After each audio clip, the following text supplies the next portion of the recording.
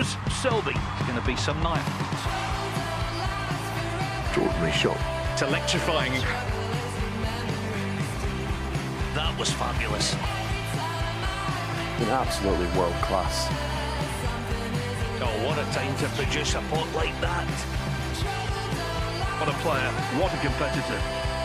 Played to perfection. There is going to be no successful title defence. Instead, Mark Selby comes good in the crunch. Last night, it was an epic encounter between two of the all-time greats of the game. But it was Mark Selby who held his nerve in front of a hometown crowd, beating defending champion Mark Williams 6-5 in the final deciding frame. Welcome back to Leicester. Day 4 of the Champion of Champions. We had two giants of snooker in action last night, two giants of punditry with me today, Ken Doherty and Alan McManus. Before we look ahead to our final group stage today, let's just look back at last night. Alan, thrilling evening of snooker off the back of a really high-quality afternoon of snooker. And all the way to a deciding frame for Mark Williams and Mark Selby. Selby gone 4-2 up, got beaten back to 5-4 by Willow. What did it say about Mark Selby that he was able to close that out? Well, it says a lot, and obviously I don't think he's quite the player he was 8 or 10 years ago. He's not finishing matches as regularly as he perhaps did back in the day, but he's still very good. It was actually a bit like follow the leader last night. The first 4 frames, they were both amazing. Then it got a bit edgy and they sort of rubbed off on one another. But it was a brilliant match. It was my kind of game. You often see that, though, in one of these tight matches where the momentum shifts back and forth. It does get a little bit fractured towards the business end of the match. Yeah, of course it does. That's only natural, you know, because, you know, it gets a little bit tighter, you know, and they get a little bit more edgy. But Selby, in the end, he showed his nerves of steel, and he was absolutely fantastic, you know. He was indeed. OK, we'll find out today who Mark Selby will play in Saturday's semi-final. Later this afternoon, Hall of Famer John Higgins faces the Wuhan Open champion Xiao Guodong. But first, it's the World Grand Prix winner Neil Robertson against shootout champion Tom Ford. Let's hear from them both. They've been speaking to Rob Walker. You've been telling us for the last couple of weeks that you've been battling back from a shoulder injury. You did your rotator cuff back in April, May. How close are you to being fully fit again? I think I'm about maybe another month away. I can start practicing again now, because whereas before I literally wasn't practicing, I was turning up at tournaments. Basically, some of the tournaments where you ranked, you do get a bit of prize money. So I was just basically turning up, collecting my prize money, getting beaten, coming home. And mentally, it's not very nice knowing you go to tournaments and you're guaranteed you're going to get beat. To the point where, as one event, I even just pulled out because I knew I couldn't win. But no, it's nice now. I can actually get back on the practice table, get myself mentally right, and get to tournaments and hopefully start sort of trying to get to the latter stages. Tom Ford will be really up for this. He won the shootout here in Leicester. He's a hometown boy, and he's got a good record against you as well. Yeah, he does. Yeah, he beat me twice last season. He played really well. So, no, he's a fantastic player, Tom. Yeah, he's someone who obviously had a great moment last year, sort of winning the shootout. Here in Leicester as well, same venue, so that's going to bring back a lot of good memories for him. And I'm sure he'll have decent crowd support. But that only makes for a better occasion. But it's a big opportunity, you against Neil Robertson. And when I checked the records, I couldn't believe it. He hasn't beaten you since 2013. Well, let's hopefully that continues then, don't we? We'll enjoy playing in front of a home crowd as well, Tom Ford. But it's a tall order for him today, given that he is coming back from that injury, Ken. Yeah, he's had a shoulder injury for a while. Knocking a wall down, apparently, in a snooker club that he's going to open soon. But I tell you, he's a class player. And, when he gets going, he's got a wonderful break-building skill. He's got wonderful touch around. And this table is conducive to that type of snooker, And if he gets going, he's great to watch and can score very, very quickly. He won the shootout. Remarkably, that was his first ranking title for somebody who's been on the scene for such a long time and been consistently, a decent player. And it was here, of course, he won that. He would love to come out and put on a good performance today. But how hard is it going to be for him? It's going to be tough. He doesn't have an awful lot of wins under his belt of late, and it'll take a bit of time getting back to fitness. But He's got a very simple way of playing, Tom Ford. He's got a lovely backswing, almost a la Ali Carter in some ways, one of the best going around, I think. So when he gets into stroke, this table's going to suit him, I think, actually. Ken was telling me earlier it's playing lovely. And I think that suits Tom because he just flicks the ball. He's that kind of lovely touch, good player. Conditions-wise, I suspect they will have improved as well. It's a beautiful day here in Leicester, isn't it? Blue sky, we've had a lot of rain here, and with the doors open, it has been quite damp in the arena, but it's a beautiful day out there.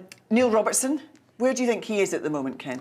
Well, I mean, he's buoyed by that wonderful win in Riyadh. I mean, that final was just exceptional. The way he played all week, you know, it gave him like 500,000, lots of ranking points. He's managed to skip a few tournaments as well, which he can afford to do. Didn't play his best last week in Nanjing, but yeah, quality player. He'd be full of confidence, you know, and it's great to see him back to somewhere near his best, if not at his best. Probably not there yet, but it's great to see him play with a lot of confidence, scoring freely, and also playing a little bit quicker as well, which is great. Yeah, because he had that sort of, I'm not going to say wilderness, but he had a couple of years where we didn't see him getting into the business end of tournaments as much as we've been used to. But he seems to have turned a bit of a corner. What would you put that down to, Al? I think being professional. I don't think he was for a year or so. I think after a lot of success, he didn't enter tournaments. That was a mistake, but that's in the past. He's learned his lesson, and when he's busy, and Joe Perry will have him busy. And Ken's right, the point Ken makes about playing a little bit quicker, when he decides to play an aggressive shot quickly and not cloud the brain, then he's going to be better. He's such a thinker as well, isn't he, of the game. Let's get a prediction then, because we're getting snooker underway very soon here. Ken, come on then. I think Robertson's going to win because Thomas being out, you know, with that injury. I think Robertson, he'd be a bit rusty. I think Tom Ford. I think Robertson's going to win quite convincingly 4-1. 4-2 Robertson. Good stuff. OK, we'll get that underway very soon. But, of course, later on today, John Higgins is in action, fresh from that run to the International Championship final. He's facing Xiao Guodong. Up in the practice room, Neil Foulds and Rob Walker are looking at how this one might play out. Thanks very much, Jill. Yes, we're all very excited about Robertson against Ford, but Higgins-Guodong, Neil, what a match in prospect. It's the 5th time they've met in 25. Now, you were commentating on the International Championship. How impressive was John's run to the final? John was good, yeah. He got better as the tournament went on. He beat Scott Donaldson, made a good break in the decider, and you thought, OK, that's John just doing what John does. But, you know, then he beat Sean Murphy comfortably. You know how well Sean had been playing. And then what he did to Stephen Maguire, I think actually Maguire still had the hangover of that yesterday. He beat him 9-2, hammered him, and it set up that intriguing final. Of course, Ruiz was a little bit, he had too much for him on the day, but, you know, John is playing well again. He's entrenched in the top flight again. He was out the 16 for just a very short period of time, and he's going to be very difficult to beat as ever. It's amazing when you think that after the English Open, he dropped out of the elite, and there he is now back up to world number 6. And he's won 2 titles this year, the World Open and the Tour Championship, live on ITV. Just like Mark Williams, he's still delivering at the highest level at the age of 50. Yeah, he is, because he knows what he's doing. He knows the game. He always plays to a certain level. His opponent, you know, Guodong did get him in Shanghai. He lost, as you say, 3 times in a row. He lost in the Players, the Tour, and by the odd frame at the Crucible. And don't forget what he did here last year. He got to the final and played brilliantly. So, you know, I think he is very much in this match. I think he likes these rest on tables as well, the way he played on the last year. So I don't think this is an easy game for John at all. Absolutely, because we remember that he came from 3-0 down to beat Ronnie O'Sullivan. He beat Selby, he beat Allen en route to the final against Williams.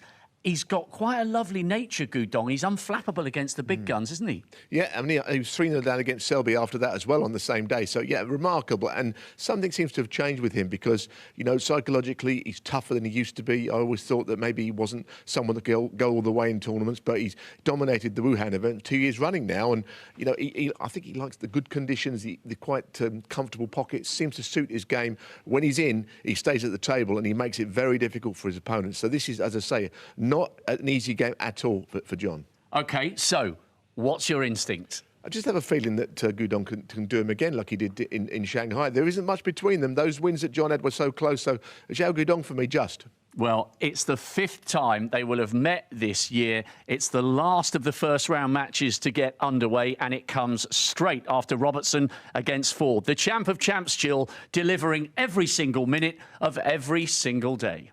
Great stuff. Thanks, chaps. OK, after the break, we begin play on day 4 of the Champion of Champions. It's Neil Robertson against Tom Ford.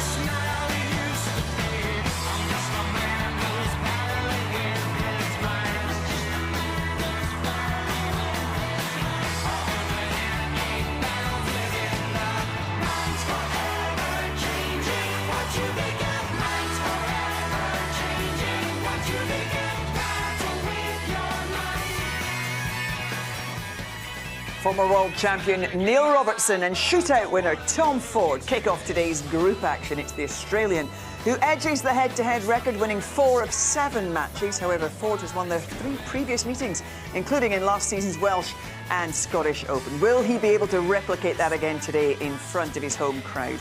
In the commentary box for this one is Neil Foulds and Phil Yates. But first, here's Tahir Hajat to welcome the players. Greetings from Leicester as Matchroom Multisport brings to you the champion of champions. Great crowd in this afternoon.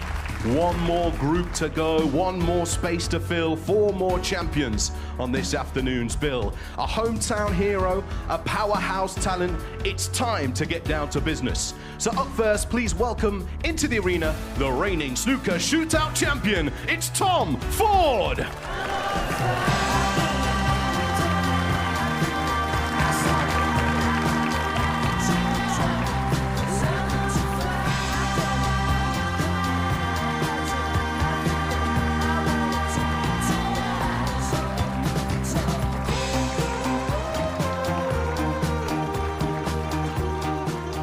And his opponent is the reigning Saudi Arabia snooker master. It's the Thunder from Down Under, Neil Robertson. You've been thunderstruck. Thunderstruck. Yeah, thunderstruck.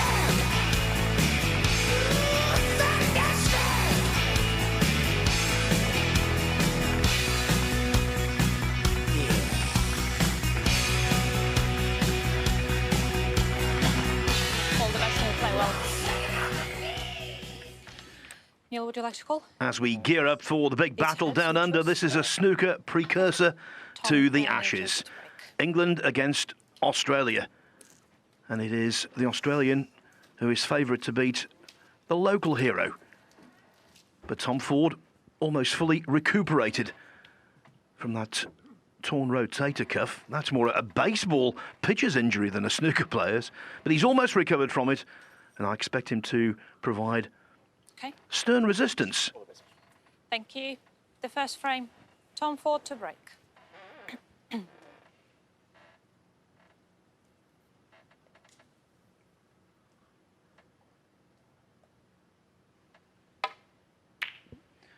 Ford in the tournament as a result of winning the shootout. All of those matches are 10 minutes in duration. This is significantly lengthier.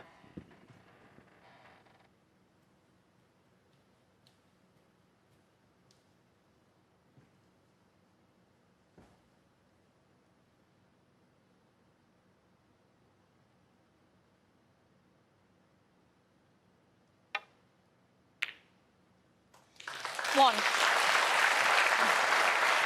Pretty much the perfect start. Immaculate long pot, and I think the cue ball just bouncing away from the cushion to the point where he wanted it exactly on the black. He couldn't go too far up because he would not have been on it.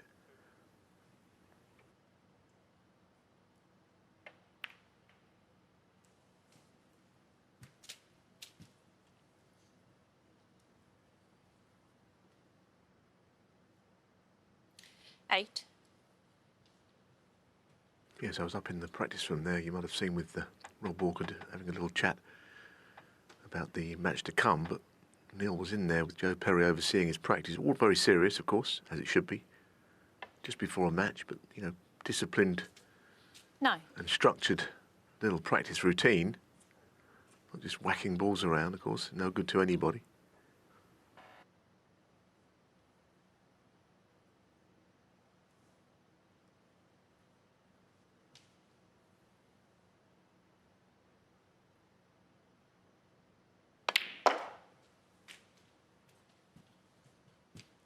I mean, winning that Saudi event really is, yeah, I was going to say the opposite of open doors, because he actually pulled out of a couple of events since for whatever reason. But clearly when you get all those points in the bank and the money, of course, $500,000, then you can be a bit more selective for the foreseeable. But he wants to be here. Yes, and to start his run to the Saudi Arabia Masters title, he defeated the referee's husband, Ben Wollaston. There's Tatiana. 16. Played beautifully in that very lucrative event, overcame Mark Selby as well, Ali Carter, Elliot Slesser, and then, of course, Ronnie O'Sullivan. Initially looked like a good split, but maybe it's not quite as good as it 21. seems. Yes, I mean, you see the red going up the table, but then you realise there's another red perhaps in its way. I'm not sure whether either of them pot. And nothing else is easy, so... I mean, if he's not on a ball here, he's landed in probably the one spot, which is that the case. I think that red will go, actually. That one that he's not looking at the moment, the middle. I think that goes. I think that one goes as well, so it's not as bad as it looked.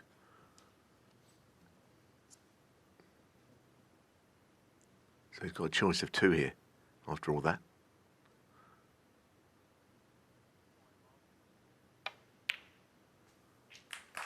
$22.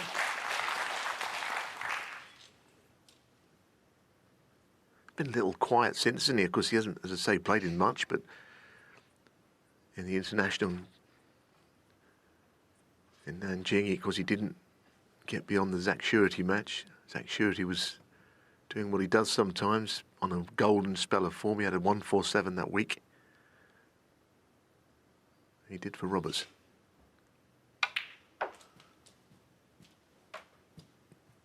But you know always with Robertson, you know, he's up there with the very best players in the world, and there are times in the last few years he's appeared that he is the best player in the world with some of his results.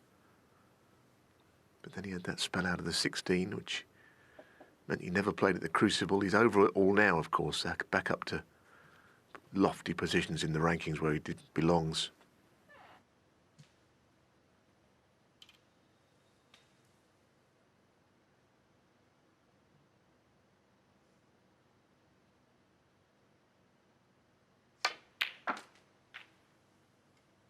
Thank you.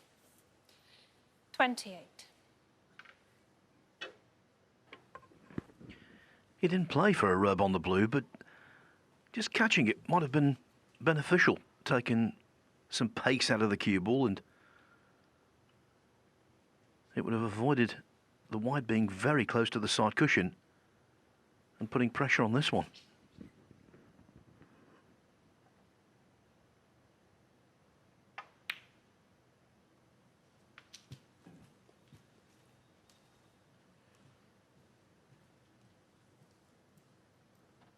$31.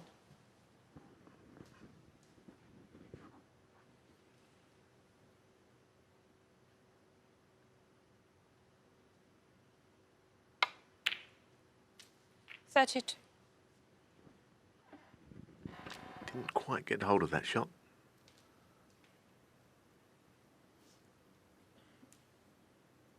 So positionally, not straightforward to get through bulk and back down for a red.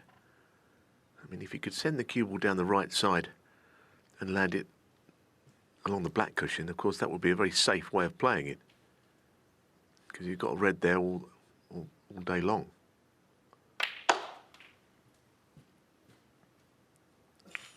That was not part of his plan, however. 37.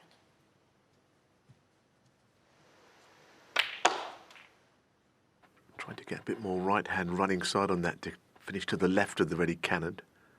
But this one now is a little trickier.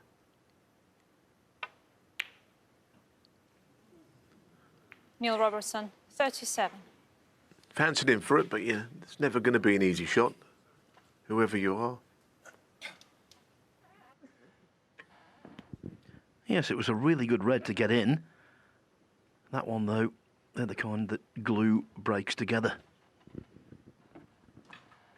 It looked like he got out, but there's a plant, but it's right jaw of the pocket as we look, and if the reds are touching, then you'd have to hit the top red thin. A squeeze plant, one that comes back. Yeah, he's got to hit this thin, this first red. Not that thin, however.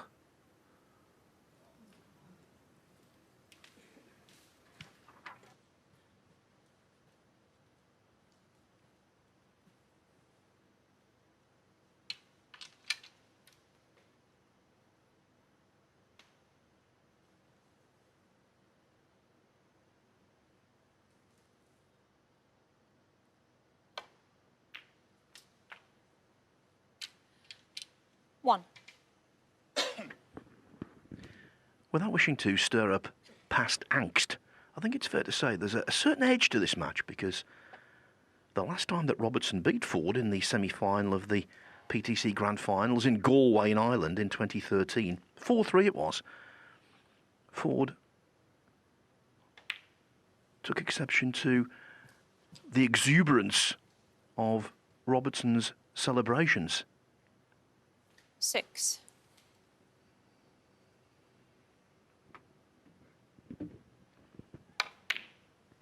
Seven.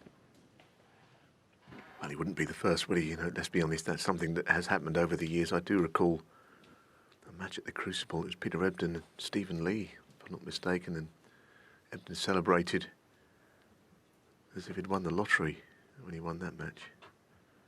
Stephen Lee wasn't overjoyed about it. I think they were due to play in the same side in the World Cup for England, and I think, if I'm not mistaken, and only as I recall it, he wasn't keen to play alongside him over it.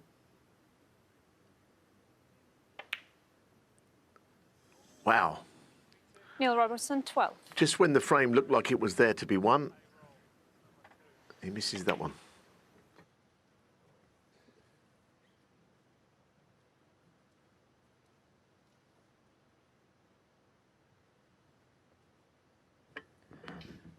The red that Robertson missed on 37, that wasn't surprising, because cue ball close to the side cushion, it could easily have gone astray. The one he's just jawed, now that was unexpected.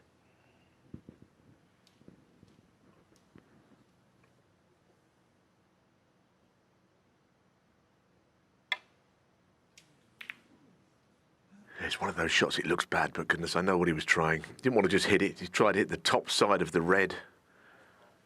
You know, it looks like he's made a very uncertain start here, but, you know, he's gone all out to pot that, and you can miss it altogether.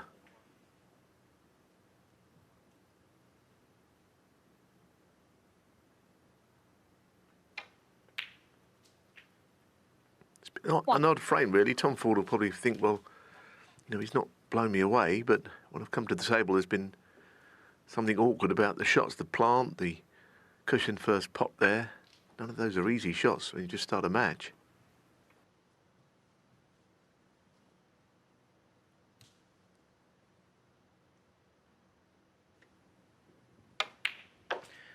In every frame they play in a tournament, these top world-class players, what they crave is a chance. 6. Well, in this frame, Robertson's had 3.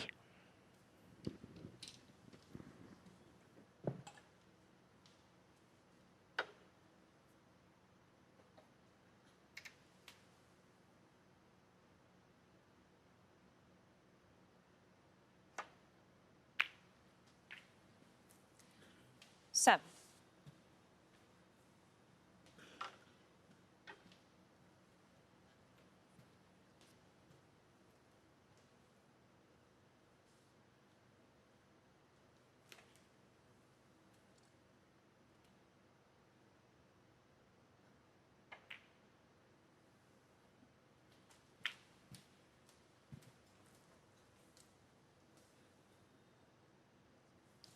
Well, this is even more of a missable shot than the one that he missed to that pocket earlier, because he's on the cushion this time.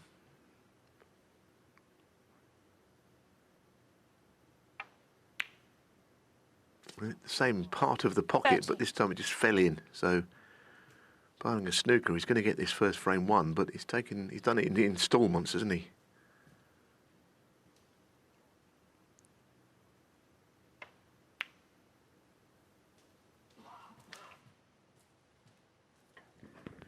Well, the pockets played tighter at the recent Northern Ireland Open, 20. without any question. And the red that Robertson's just knocked in, frame ball, 20. might have stayed out there.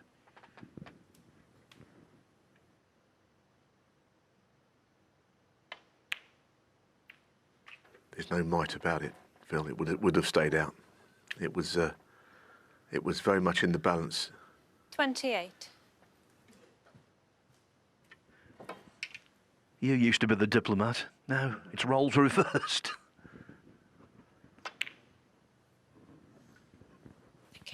Neil Robertson, 28. I think he's just coming back to the table to get his arm going. Frame considered. Well, not even Frame, bothering. Neil Robertson. Looked at the balls, decided that after that red went in, there was no way back. And so it wasn't flawless, but Neil Robertson makes an agreeable start.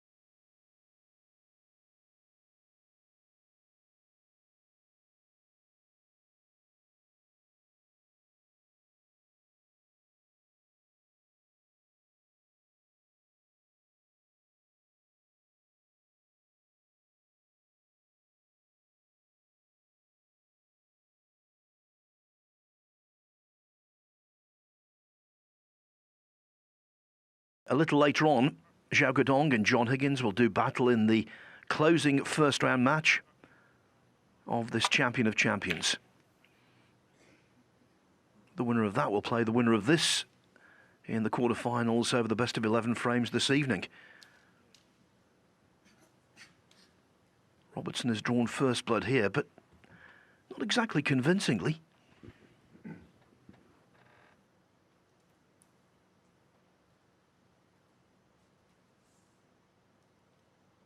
Yes, I mean, he could have been on that red to middle. He's probably already thinking that one or two little things have gone against him.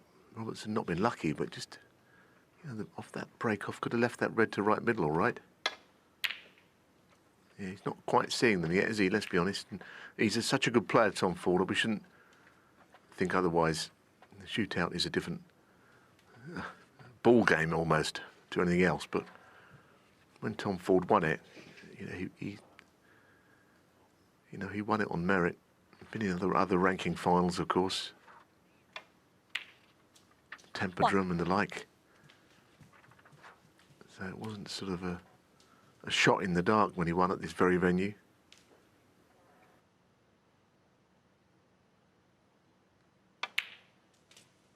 But I said this yesterday, though. This is the 8. The fun of this event, really, isn't it? Because you've got winners who... It's very different forms of snooker, aren't there? You know, from the longest to the shortest. Of course, the shootout being by some margin, the shortest.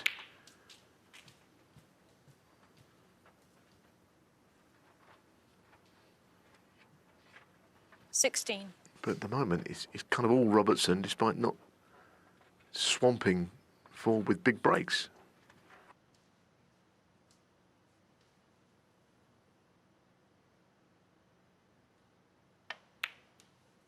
$70. We've had 6 completed first-round matches so far. The player who won the first frame has won 5 of them. Oh, as Robertson goes into the bunch with extreme power off the top cushion. If he's not on anything, 24. That is a travesty.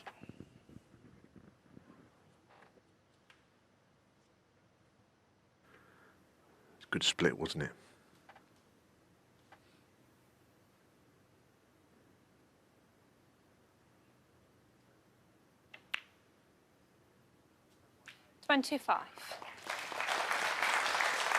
If you put explosives in the middle of that bunch, they wouldn't have gone any more spread than that. That's perfectly what you want. None went close to cushion. It's just what you need. Sometimes the high black topspin off the bottom cushion into the bunch does not see them spread like that.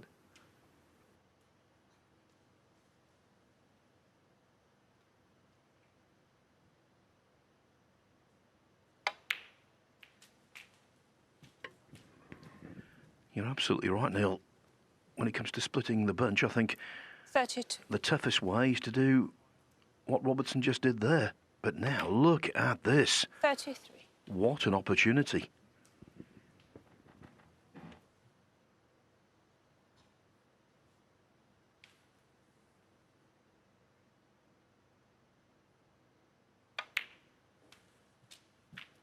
What are you saying here? An opportunity to win the frame or something bigger?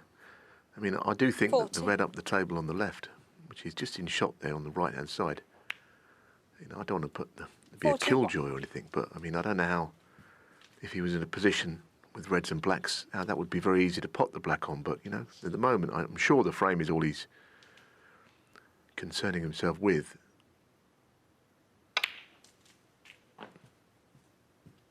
But it's almost more difficult to play on something else than blacks right now, isn't it? It's 48. It's just the way to construct this break.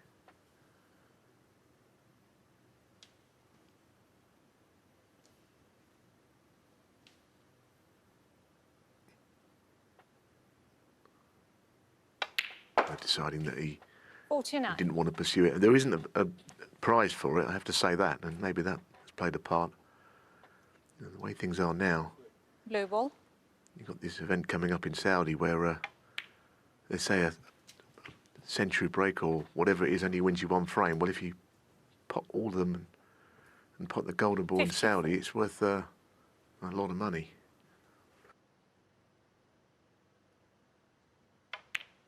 I can't even remember how much it is now, Phil, but it's going to go every year, isn't it? $1 million, which is around £700,000. So you might have seen him stay on the black a bit longer. You can't pretend otherwise.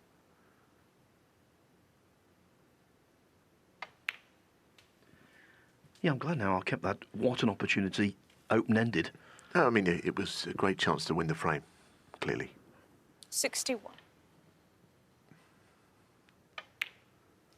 Poor old Tom Ford's waiting to pot his first ball, yet it's not the start he wanted. He's not been the most confident in this campaign. He's had an injury. When you said about sort of an appetite for the Ashes, Tom Ford coming out with an injury immediately 68. did not fill me with much pleasure. I know that Mark Woods already seems to be slightly injured 69. today, doesn't he, for England? So that's in the warm-up game. So I hope that doesn't apply to this. The shape of things to come in the cricket.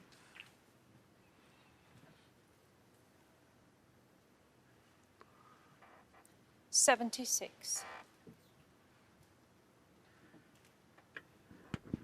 Well, this frame is in the books, but of course Robertson is one of those players who has an insatiable appetite for centuries.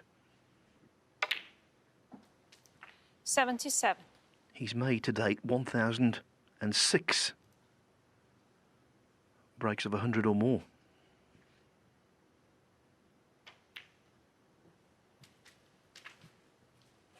Including 24 this season. He's made at least one century in every tournament in which he's 84. participated. I mean, he's a brilliant player, but he also is a numbers man, isn't he? You know, he loves all these stats. It's something he seems to really like. I've seen him at the end of a match looking at what we call the fruit machine with all the information, the average shot times, the breaks, the 92. points scored. He loves looking at all that, especially when he wins, I suppose.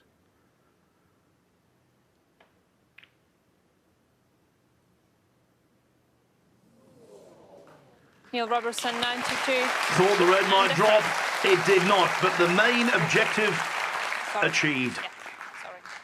A 92 break. This time, Tom Ford, with a few balls left on, does decide to try and get the cue on going. Yeah, I mean, Tatiana was just a little bit premature with that. He is fully entitled to play on. Of course, he's not poled a ball. He has now. I don't think he's going to sort of play for snookers or anything ridiculous, because he's about 20. 7.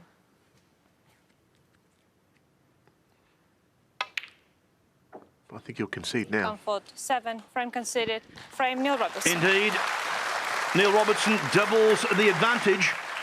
2-0 up, 2 more needed.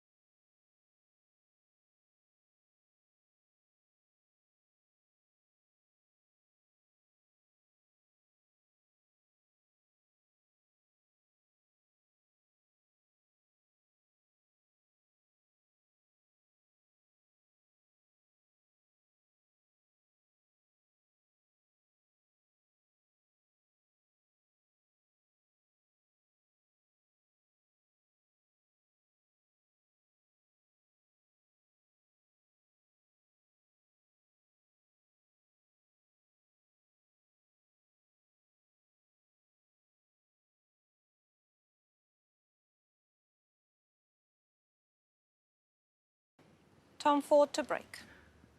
Tom Ford yet to pot a ball in live play. He was beaten to 0 in the first frame. And then the 7 points he scored in the second came when he needed a multitude of snookers.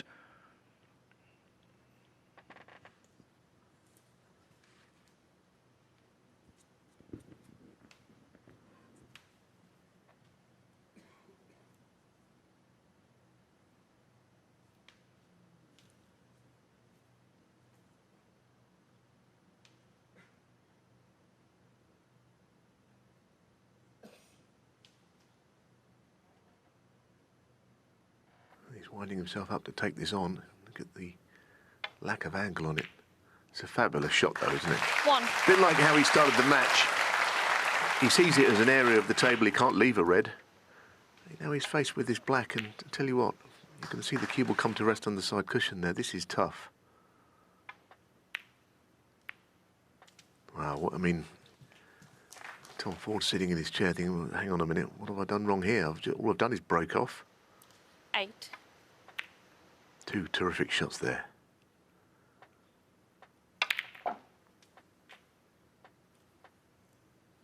Nine. And the black will pass the red, and Tom Ford sitting there, not a great deal he can do.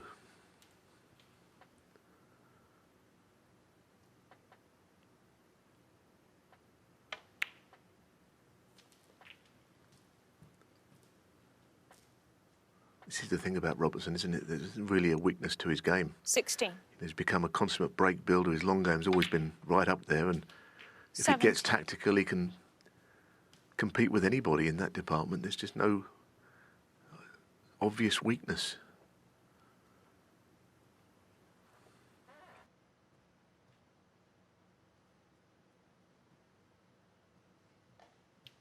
Yeah, doubly qualified for this tournament, apart from winning in Saudi. He also won the World Grand Prix in Hong Kong last season in startling fashion. Whitewashed Stuart Bingham 10-0 in the final. 22.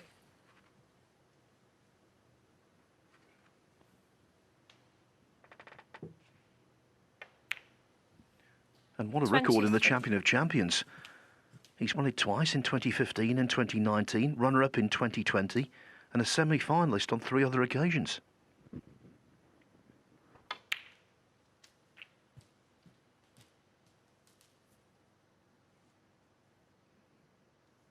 $30. 31.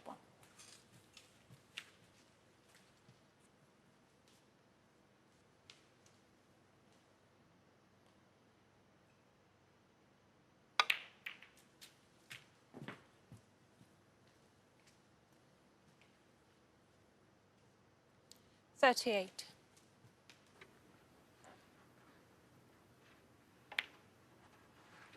39.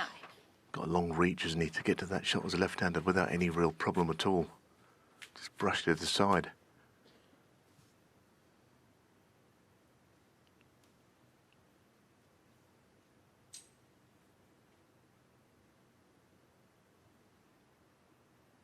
I think his worry here is he's just got the angle on the black to screw off the left cushion straight into the red that is close to his bridge hand. Of course, he doesn't want to do that. He wants to avoid that, but he's just potted it thick to avoid that happening.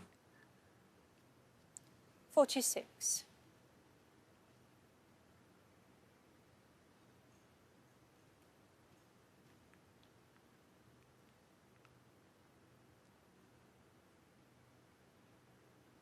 Speaking about someone without weakness, I remember even as long as I've been retired, I played Neil, and I think it was a UK Championship, something like that.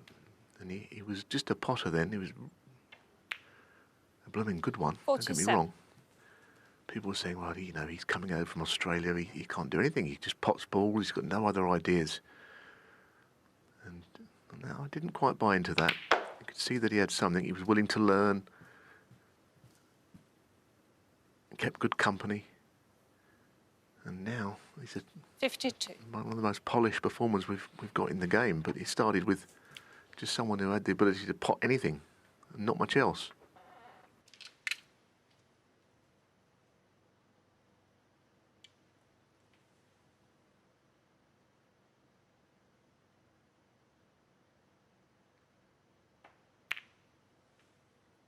$53. And worryingly for Ford, he's a monstrous front runner, is Robertson. Ruthless and relentless.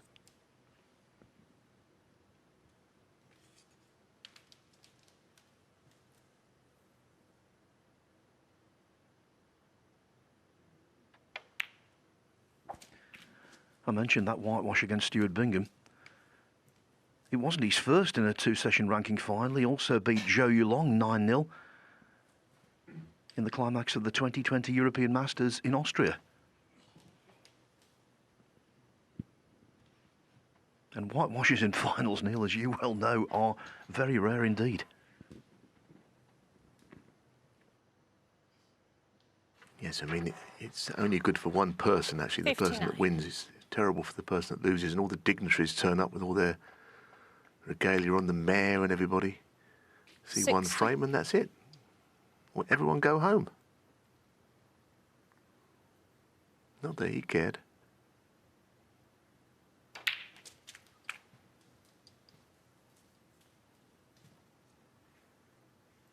$67.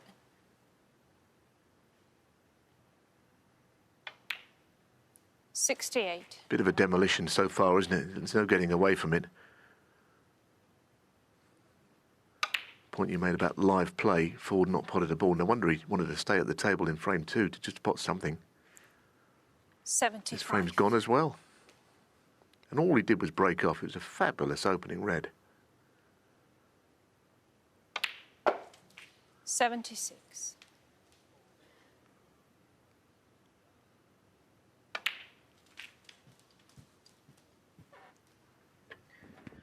The only player to win a first-round match this week after losing the first frame was Judd Trump against Bayu Lu. 84. The pattern has been, when players in the afternoon get off to a good start, they remain in front.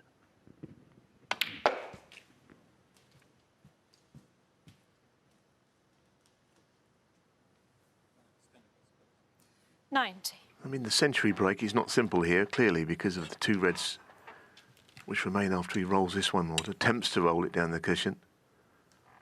Not a certainty to get to three figures.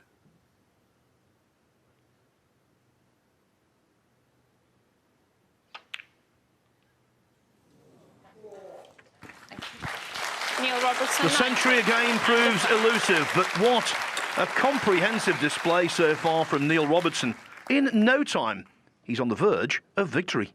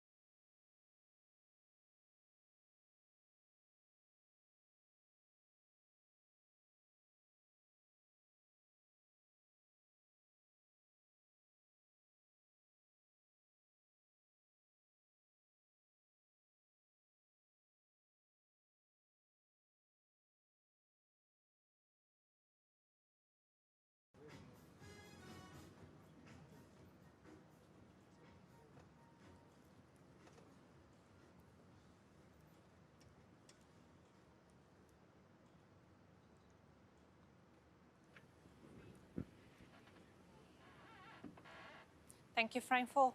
Neil Robertson to break. What a one-sided contest we are witnessing. Yesterday afternoon, we called it Whitewash Wednesday. Well, this one could be Thumping Thursday if Robertson were to win this frame easily.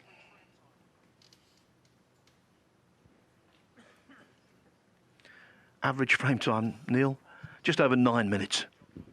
Yes, and the break-off shots have been different. Fours has not been bad, but I don't know how he's going to make 90 here like his opponent did off his last. Interesting. I was looking at the players, of course, that have competed in this, having won the shootout, and they've won the odd match here or there. Of course, the outlier would be the year that Mark Allen won the shootout, which, you know, as the #1 seed seemed unlikely, but he was already champion of champions winner at the time. And he won his group on the day. But, you know, as I say, he's a different example because Mark Allen was an established player when he won the shootout. Usually it's won by somebody who's not won much because of the nature of the event.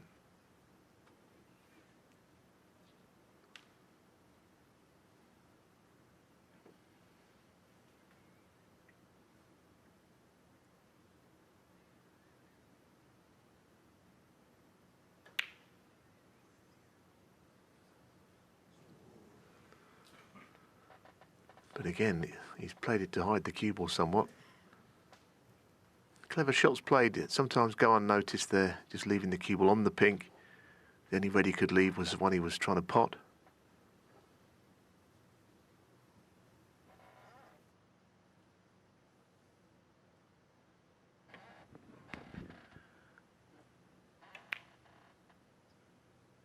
Forward must have felt like a spectator. That was his 10th shot of the match.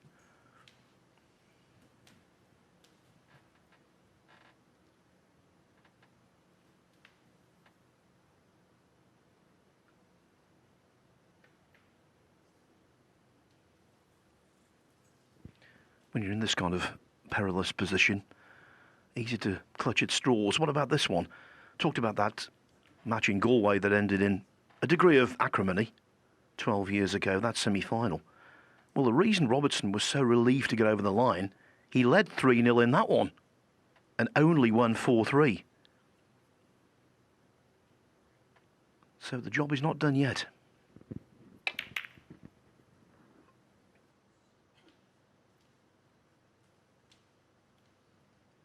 No, I mean, look, a best-of-7 match can be turned around. You know, only playing the 4, many a match over the years I've seen in this format turned around, but at the moment, on everything we've witnessed, it seems a long way off, doesn't it? And Robertson's going to have to start missing balls as well, which seems unlikely.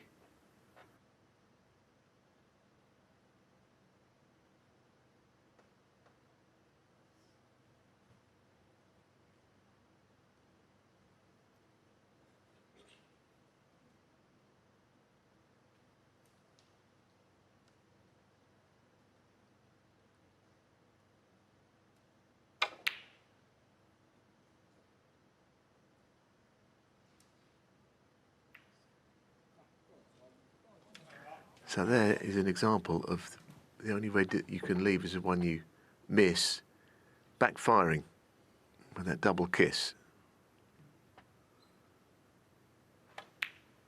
Now, how does he feel, Tom Ford? He's basically sat in that chair for all of this match. And this has come along a chance.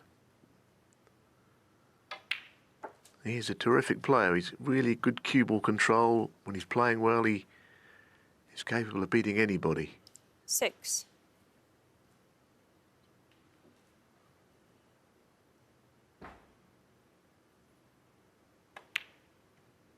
Seven.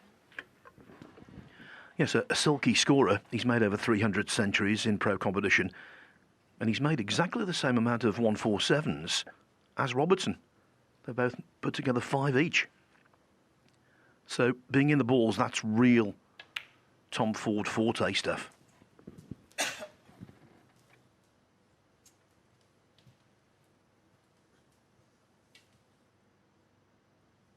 $13.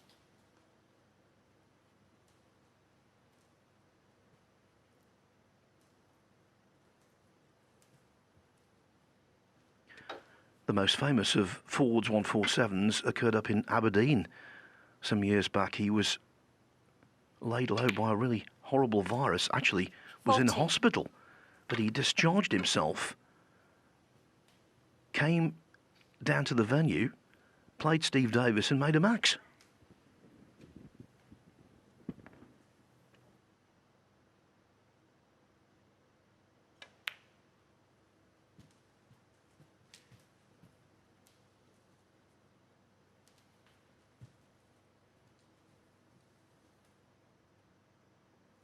$20. Yes, this red does go through the gap, actually. 21. Nice shot. Nudging a red into play.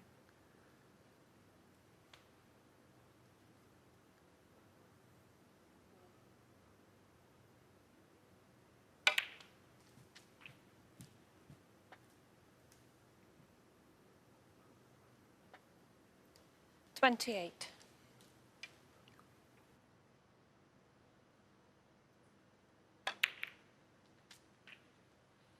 29. He got a little bit greedy there, maybe, just to get more reds into play on the shot. But he's on the pink to middle. This is going to have to go in, though. Leaving everything.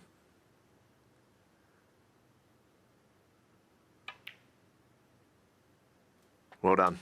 Good stuff, that. And now the shot before looked a good one to just free up other reds. 35. Staying positive.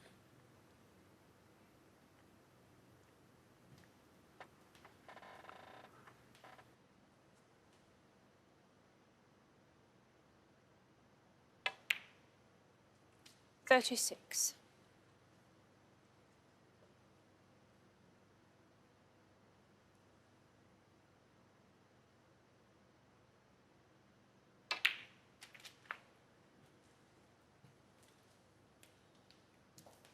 Yes, he played the cannon once again. He's trying to open everything 43. up, but this time, unless the plant is there and he's offset, he's found himself in a position he shouldn't have been in. The first red he's got to play probably about 6 inches to the left of the pocket.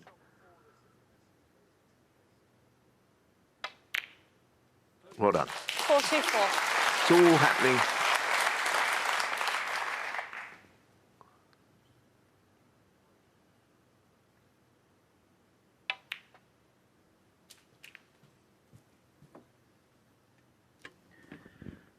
When you're 3-0 down 51. and you've had no quality table time, not an easy task to come to the table and put together something meaningful.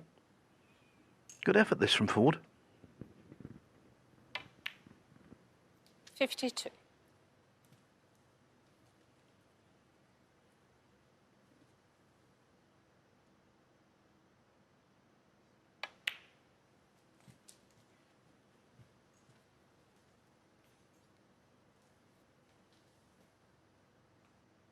$58.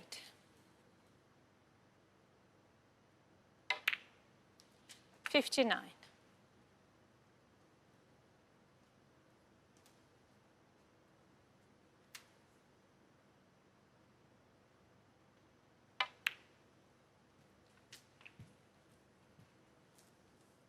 It's good stuff. The chance did come. You know, he was first in the frame, which hadn't happened 65. yet in the match. But it doesn't mean you're going to pot all the balls, which 66. he seems to have done here. Frame ball, and just to be on the safe side, the red in bulk he'll play on. And if he pots that, then he's absolutely won the frame. In style, actually. Very good. This is what he's capable of, Tom Ford. 71. And I think this is the genius of best of sevens. Regardless of how 72. bleak it might look, you're never out of it.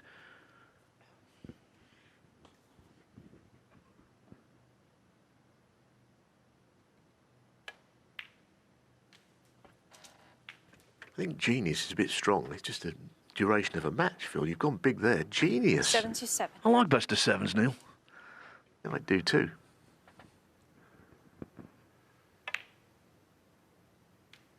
$78. I must admit, I'm a convert. When they first came in, I thought they were a little bit too short, but I've completely changed my opinion. Yeah, I mean, for ranking tournaments, it always was best of 9 or more, wasn't it? For many years. But I agree, it's kind of livened up things a little bit. Usually the best players still win anyway. 83.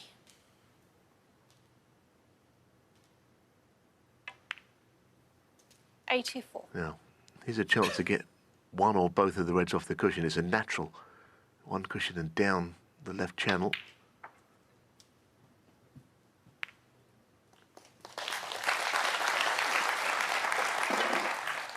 $89.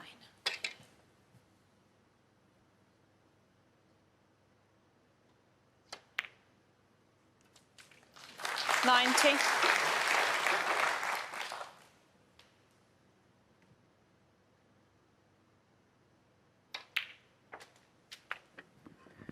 The highest break of the match, and Ford showing us exactly what he's 97. capable of.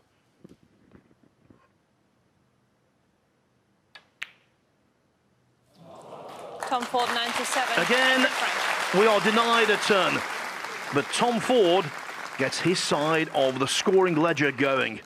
The deficit now 3-1.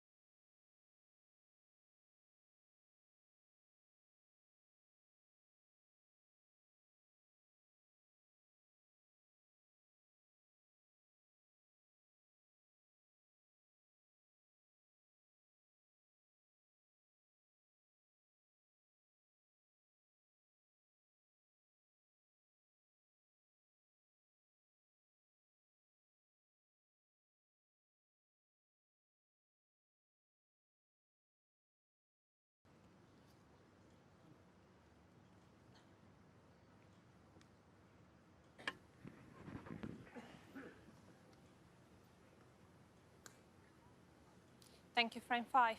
Tom Ford to break. This has been fluency at its finest. And do not completely discount a full-scale Tom Ford fight back.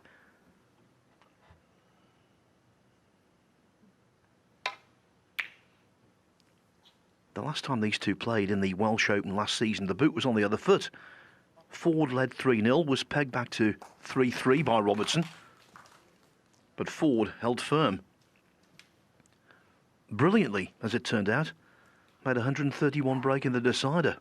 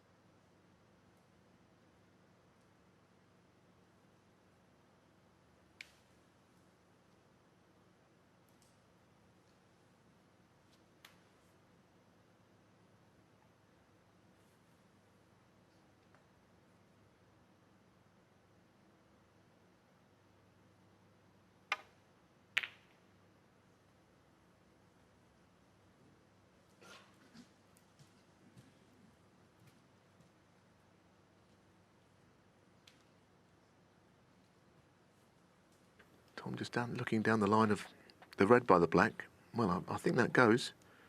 I mean, no one's saying it's easy. They're definitely pots. I mean, from where he is, he could still hit the black, but the black's not really interfering with the ball going into the pocket.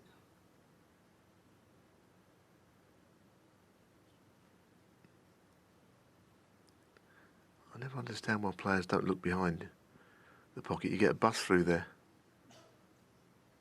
Not that you'd particularly want to. It goes. But I think the position of the cue ball might be the thing that stops him anyway, because it's not a nice shot.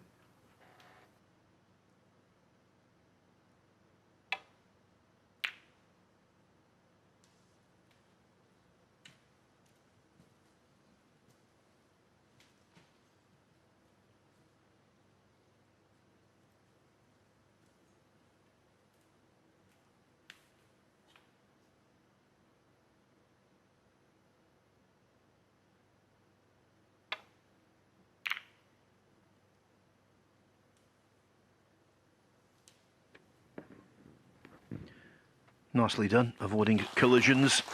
Pretty well weighted.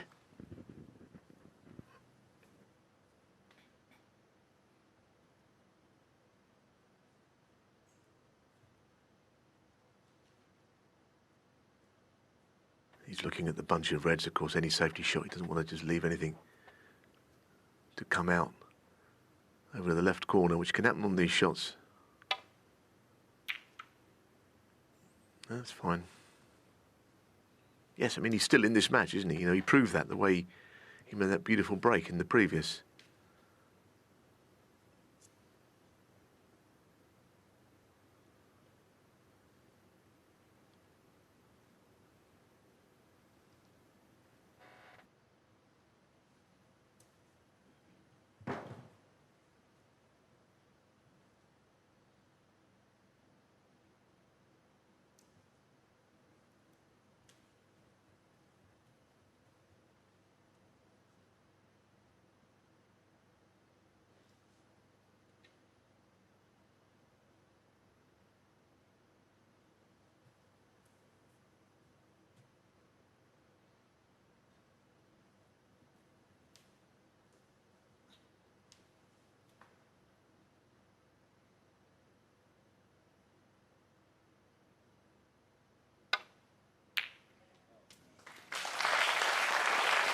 One. It is a powerful weapon, being able to knock in reds from distance repeatedly.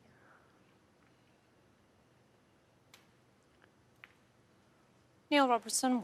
We saw last night in the Williams-Selby epic, Williams played a couple of really good roll-ups in behind the yellow. It looks a very straightforward shot, but it can go astray.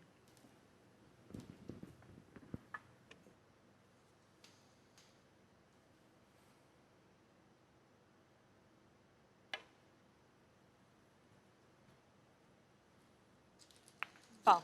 No miss. Neil Robertson 6. So easy to do that on that shot. Hit the pink on the way through. Didn't quite get enough right-hand side on.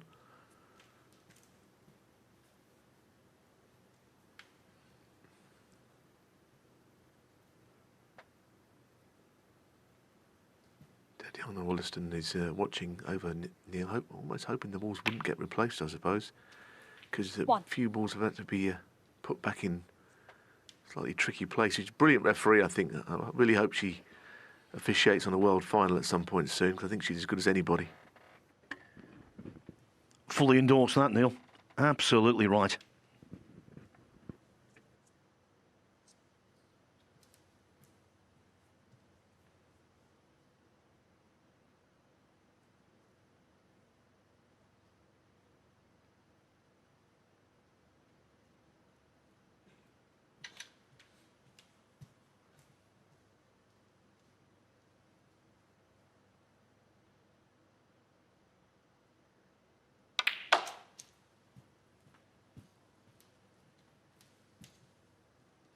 Yeah, the attacking option is to play on the red below the black. 6.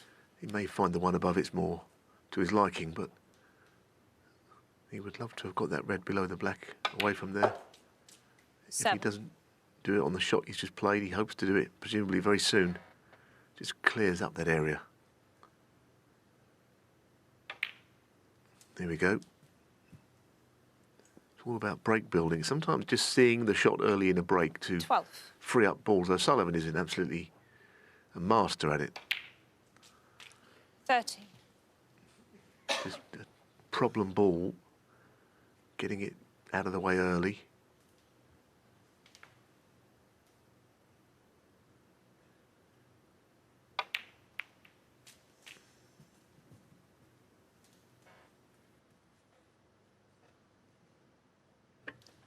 Twenty.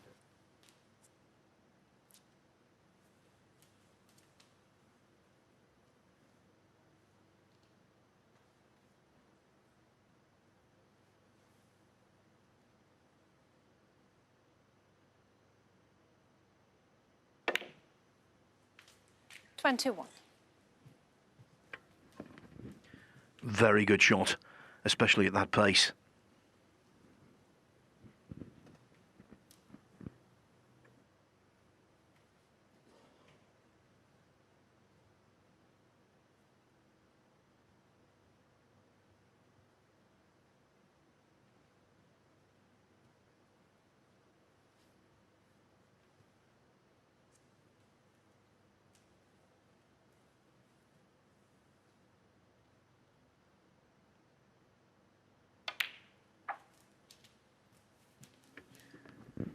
Not the first time that Ford has been on the receiving end of a Neil Robertson in full flow.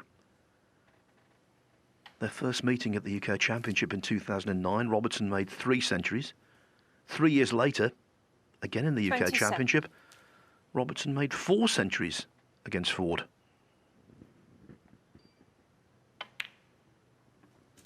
28.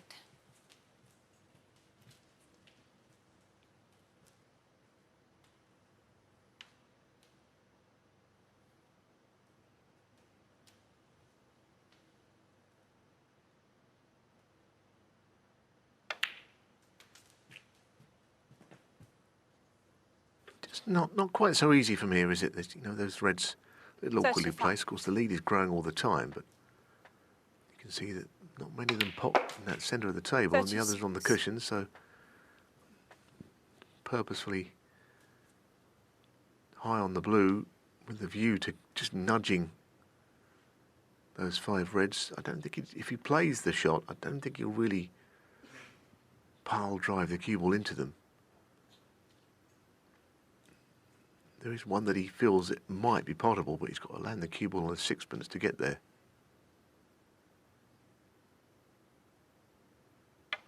So into them gently. mean, it could have been better, but he has a red to middle. 41. Yes, and you have to believe if this goes in, the end would be nigh.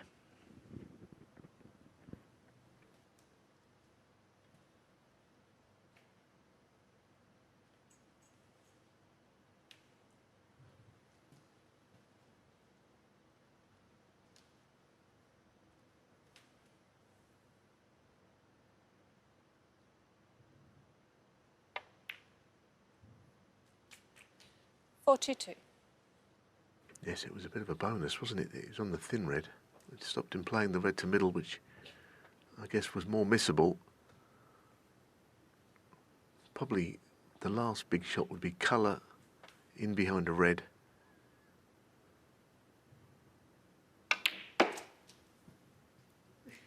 And then you feel this match might be on the brink of being over. 46. It's been a particularly enjoyable 50 minutes of match play, hasn't it, this? Really flowing game. Tom Ford at least getting to show us what he can do, and we know what he can do. But chances have been few and far between for the local boy.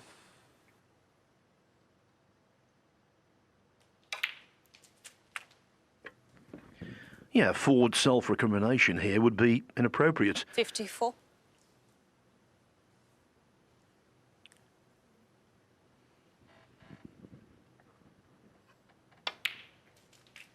55. Well, this is what these top players can do to you, Phil. They can win matches without feeling like you ever really had a match, you not really had a game. You can feel like you've done not a great deal wrong. You can be on your way home. 62. And that's what's going to happen here, because this is all done. 63. Tom just collecting his items. He's not coming back to the table, but to shake hands.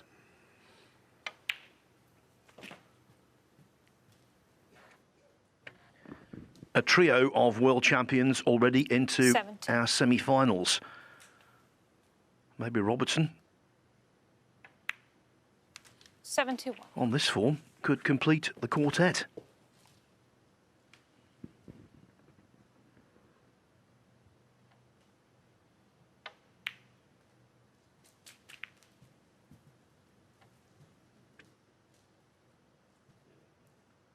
$78.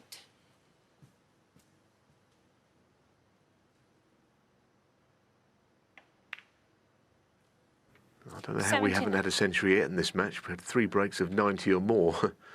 But maybe this is where it happens.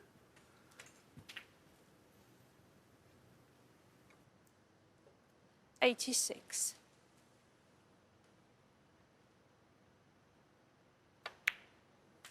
87.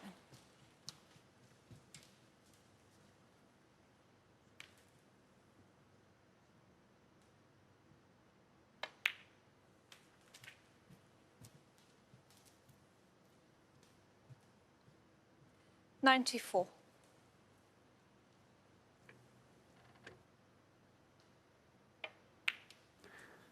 Here's another neatly played shot on the pink, putting it back on the spot and freeing up the yellow completely.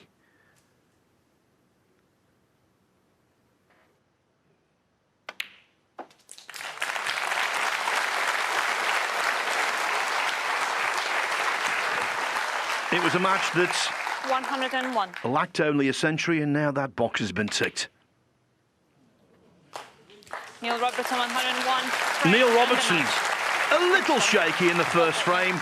Thereafter, though, extremely impressive. The man from Down Under comes out on top convincingly by 4 frames to 1.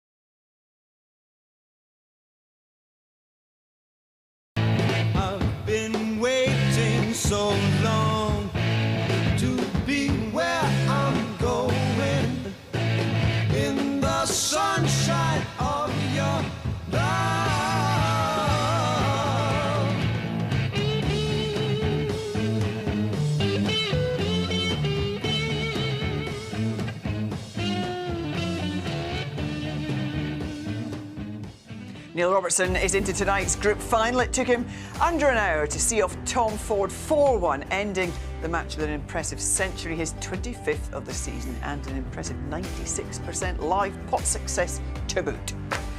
Ken and Alan, I think in commentary, Phil Yates said this was a precursor to the Ashes. It's not looking good for England in Perth next week, if that's the case. Would be rather ominous. That was a pretty dominant display, wasn't it? It was very comprehensive. He looks like a guy who's very, very confident in the way, the manner in which he took sort of Tom Ford apart there. Long pots, break building, and we spoke about the speed at which he's playing. He was down to 19 seconds. Now, Neil Robertson a couple of years ago would have been 24, 25, even as high as 28 seconds. But now he's speeded up, but he looks fantastic. He did, yeah, right off the bat, actually. This was almost like a cover drive to the boundary. In the red goes, long red. First thing he had a look at, and he absolutely middled it. And then he gets about his work. Didn't go on to win it in one hit, but I loved this little shot. That's a little marker as well. I've got a nasty green off the spot. Yes, position takes care of itself, but I fancy it. No hesitation, and it went. Then he gets his second chance, and we knew that he was going to put it away from there. And it got better and better as the day went on. Yeah, I mean, he could have had 290s to finish out with a nice century, but this is, the typical Neil Robertson. First chance, brilliant. Lots of top spin, lots of power. And even these shots, they're wriggling in, but they're tight off the cushion, and they're never easy. These long shots, just brilliant. Look at that, queuing. The first 4 shots of this break actually were what you want to see from Neil. There you are, behind the shot, no hesitation again, in it goes, and then he plays a little split, and then another lovely black off the spot. Then he gets into them again. Incidentally, the table's now settled and lovely. We're on day 4. Day 1 it was a bit sticky. Now the players are able to express themselves when they're in top form, which Neil is, Kenny. Yeah, absolutely. And there's this little shot coming up here. It's just this Tom Ford. This is a little bit careless, you'd have to say. Watch this. He's got a big pack to try and play into. He hits the pink full ball. But worse than that, he leaves the red. And that was actually his last shot. Now, a little bit more care and attention there. And he would have been still in the match, because when he got a chance, he made a nice break himself, Tom Ford. But Neil Robertson's just too strong in the end. And to be fair, Tom Ford's not had a lot of snooker. He's coming back from injury. He's just taking little steps to get himself back to what he was. Yeah, and he looked great. When he got in amongst the ball, made a lovely break. Could have made a century himself. But he's lacking that little bit of sharpness. OK, time to turn our attention to our second match of the afternoon. And ahead of this one, John Higgins has been speaking to Rob Walker. And what is it about you and Xiao Guodong? I mean, you are drawn together like magnets. I think it's your 4th, maybe even your 5th match of 2025. It's kind of crazy how it goes sometimes. I know, it just so happened at the end of last season, we were drawn to play each other in, I think, the last 3 tournaments, which was the Players' Championship, the Tour Championship, and then the World Championship.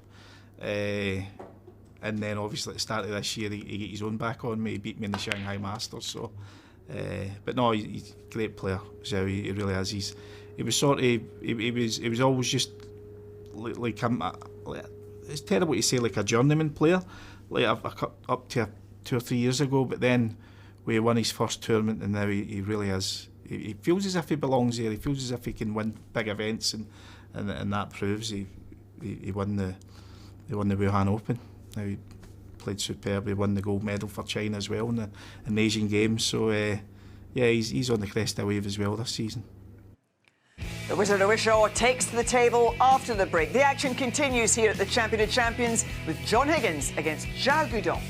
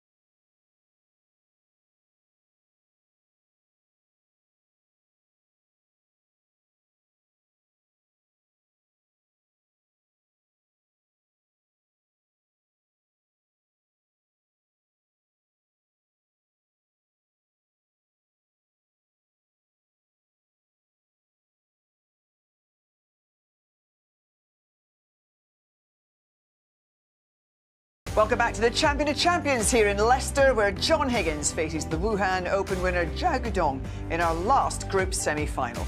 The Scotsman has a formidable record against his opponent, winning 6 of their 8 meetings. The last of those victories came en route to claiming his 33rd ranking title at the Tour Championship. Guiding you through the action from the commentary box is Stephen Hendry and David Hendon. But first, here's Tahir Hadjat to introduce the players.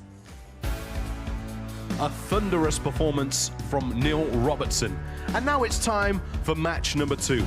Up first, please welcome back-to-back Wuhan Open champion, it's Xiao Guodong.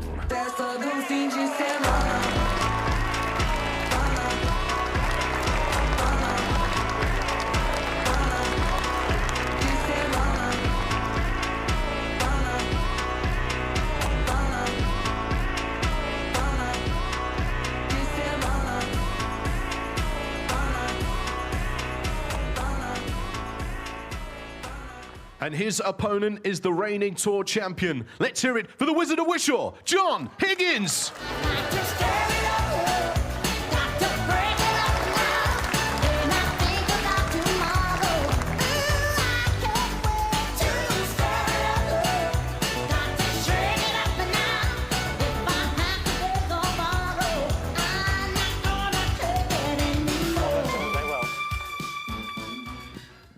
Well, they've not had long to wait, have they? Sometimes when it's roll on, roll off, you can be sort of kicking your heels, but that first match, not even an hour. So, John Higgins and Xiao Guodong You are, guys. Thank you. up next. Yep.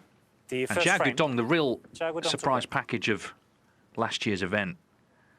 On his debut, he was 3-0 down to Ronnie O'Sullivan, beat him 4-3. He was 3-0 down to Mark Selby, beat him 6-5. He beat Mark Allen in the semis. In the final, he was 5-0 down to Mark Williams, got back to 7-5.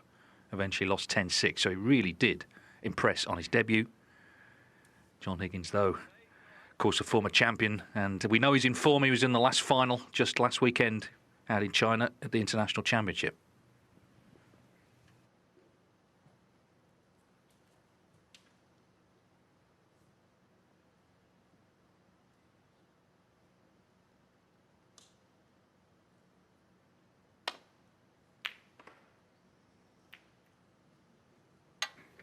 There's a rarity. Badly played, very badly played safety shot from John Higgins. Let's let Xiao Guodong in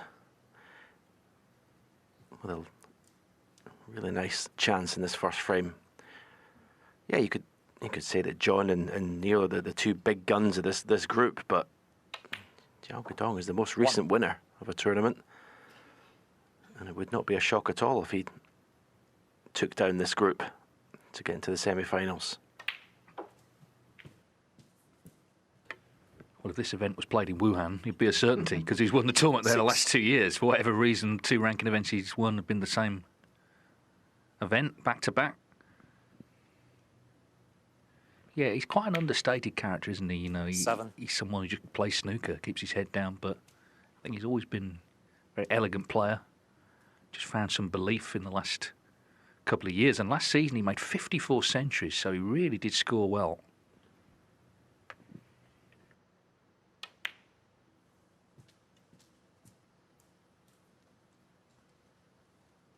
Yeah, he's a type of player that does everything well. Nothing sort of stand out. You would never sort of remember a match that he's played from maybe a few months ago and say, I remember Xiao Guodong, he was played these shots, it was incredible, but he just does everything so solidly well, and say with that confidence from winning, he's established himself as one of the best players in the world.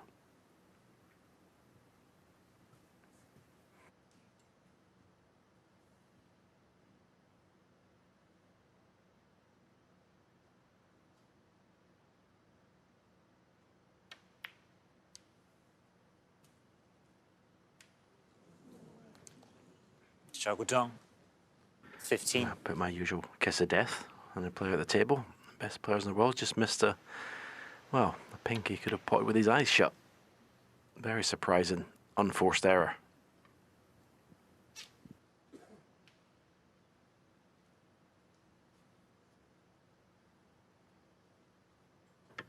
Well, it's an unexpected opening for John Higgins. Of course, had to get back from China. He left for the airport, I believe, at 2 in the morning, got the flight at 7, was back in the UK by 6 at night, and then went to watch his son Oliver, who's an actor, in a theatre show.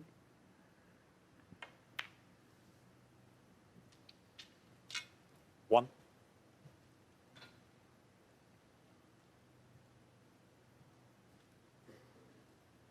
Happy to be in this event. Of course, he was never present until last year. That was the first time he missed the Champion of Champions.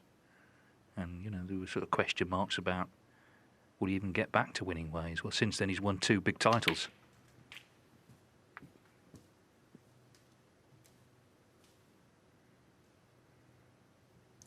Eight. And also, of course, amongst all the wins against Xiao Guodong, the Crucible, 13-12, second round of the World Championship. He made a 75 break there in the deciding frame.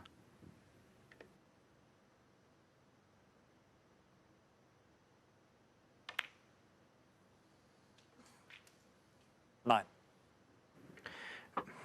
You got a chance to see the slightly unusual playing style of John Higgins. You see when he's down playing the shot, the tip of the cue is a long way from the cue ball, which is, I'd say he's pretty much the only one that does it now. The late, great Paul Hunter used to be similar. But it's quite unique. Every other player in this tournament, you'll see them when they address the cue ball, the tip will go pretty much all the way to the cue ball.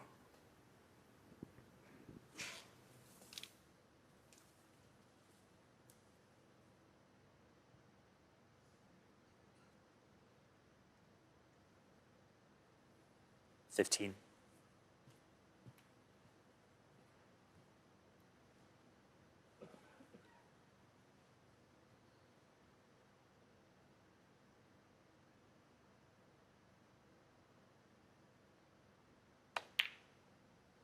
$16.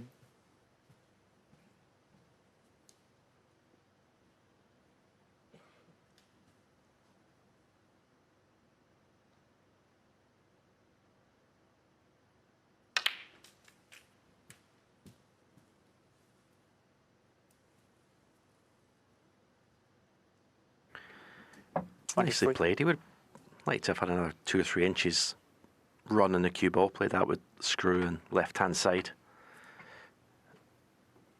No more loose reds to play for, I don't think. So looking for an angle in the blue here to go into the bunch. 24. It's not the perfect angle, but it's good enough. Try and get the red that's directly below the blue full in the face. Red is pretty much on the pink spot.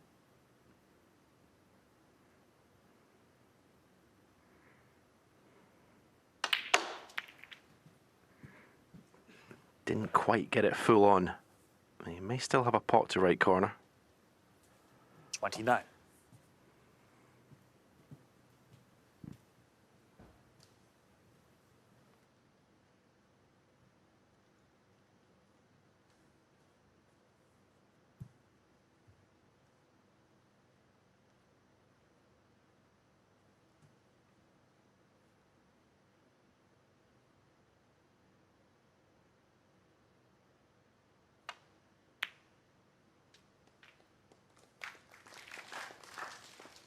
$30.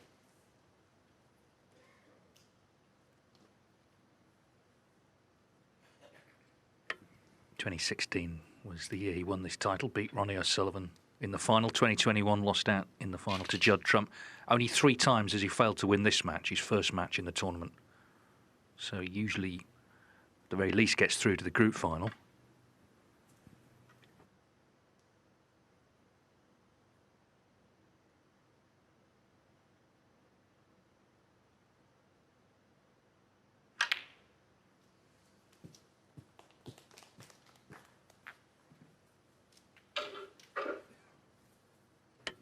Thought he played well last week at the International. He seemed to improve round by round. I guess 2 big wins really against Sean Murphy, who'd been playing so well in the quarterfinals, 6-2. Then in the semis, he was 6-0 up against Stephen Maguire. Eventually beat him 9-2. But Wu Yize was just outstanding in the final. And John, really, he did well to win 6 frames. Wu Yizi was inspired.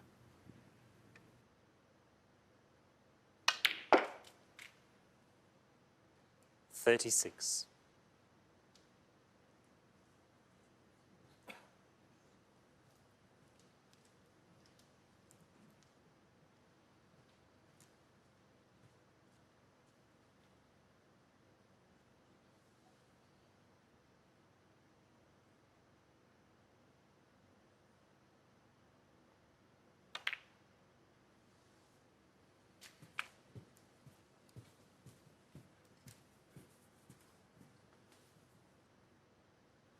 $41.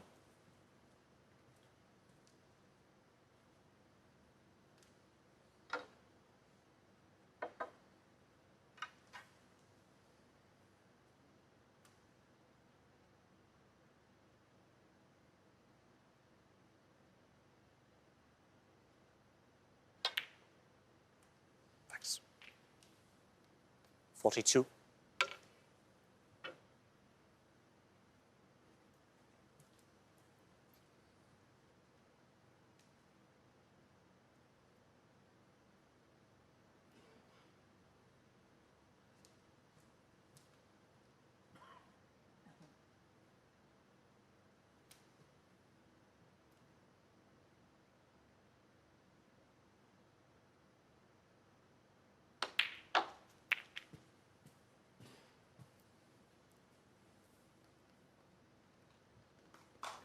That's nice. He's opened up 3 reds, so 32 the lead. Poised to punish that very unexpected missed pink from Xiao Guodong. Maybe he just wasn't quite concentrating as he should have been on it.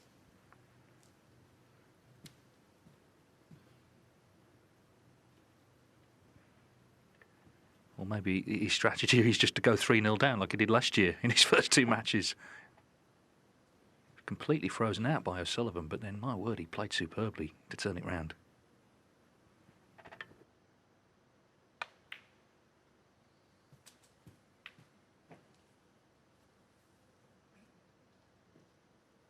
$53.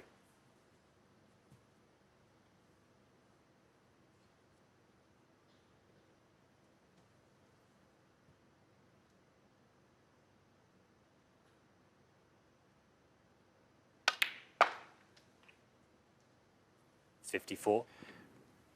He's had to play this break without pink and black being in play at any stage. Still a couple of pots away from securing the first frame, John. And yeah, that easy pink that Xiao Guodong missed, it's in this sort of company, in a best of 7, you can't afford unforced errors like that. 59. I said a couple of pots. He's mathematically 1 away now from securing this first frame. Always a little bit awkward when using the extension. The cue feels slightly different. The weight distribution is not the same. But he won't be trying to do anything too outrageous with the cue ball here. Just make sure the pot.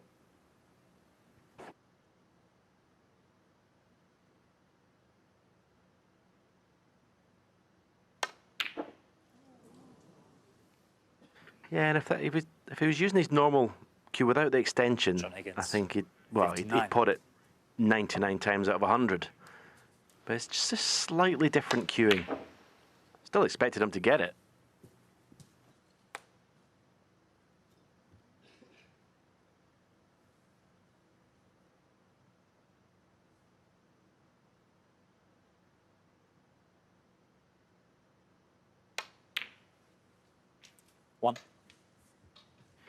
John will be annoyed he hasn't won the frame, but he'll be still pretty confident just with the fact where the pink and black is.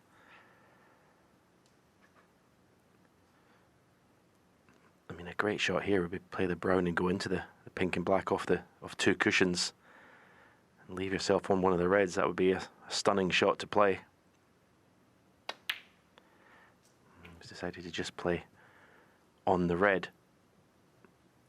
Decent shot. 5.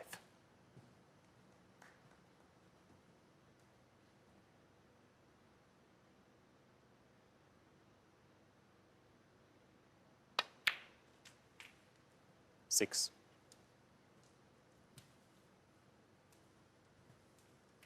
Now he'll have second prize here. If he doesn't get position on the red to pot it, it's an easy snooker to lay. Send the red up the table, leave the cue ball in behind pink and black.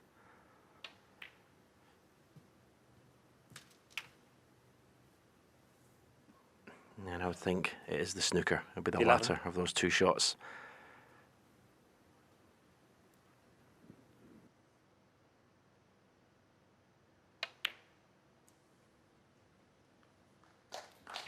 Xiao Dong, 11.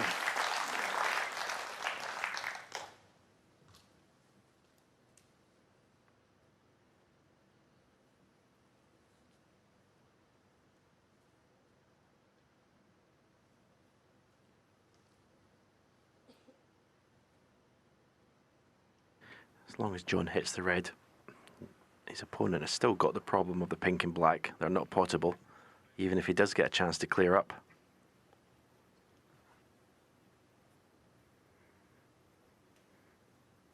I expect John to hit the red, but can he keep it safe?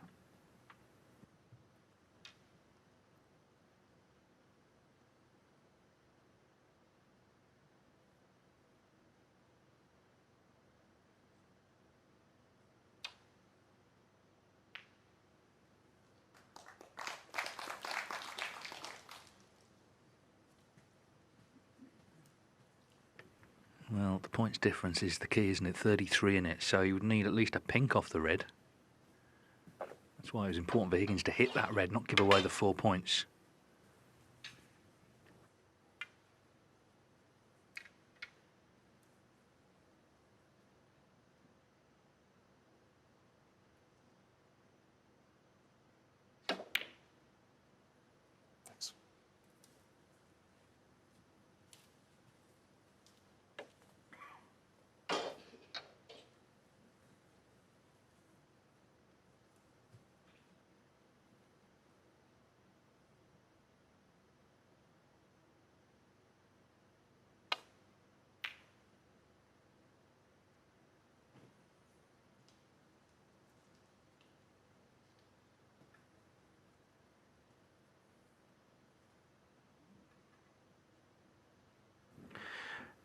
There was a shot to send the red up kind of the left-hand side of the table and drop the cue ball in behind pink and black, but it's fraught with danger. If you get the double kiss, you can easily leave the red on.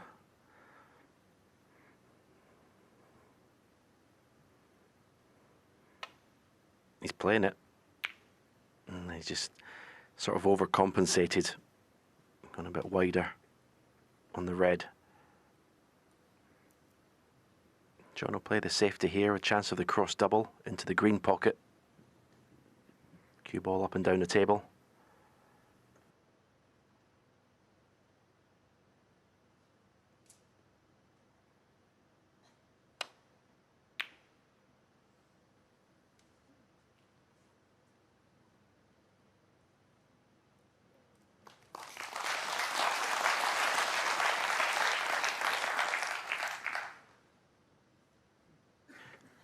He'll be happy enough that he's snookered Xiao Guodong, but he's just moved the pink into a possible position now.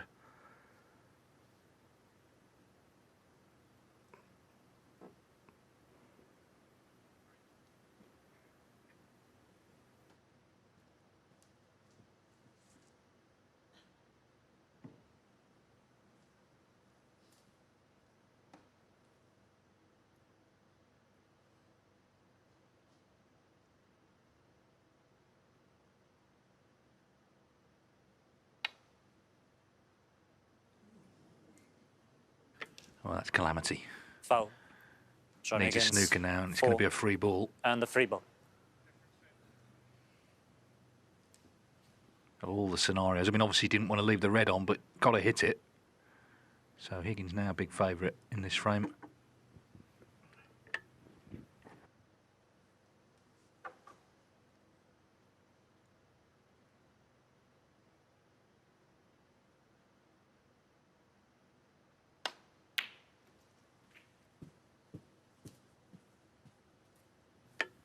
So Xiao Guodong was in first, but missed that pink to right middle. 1.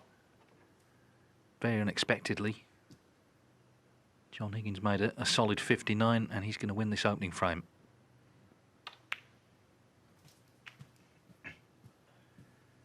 Yeah, I'm sure he missed not being here last year in this event because he played in every one.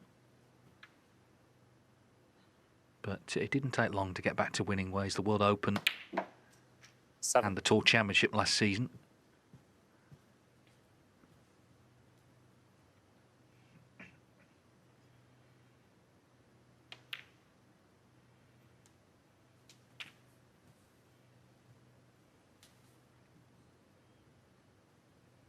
Nine.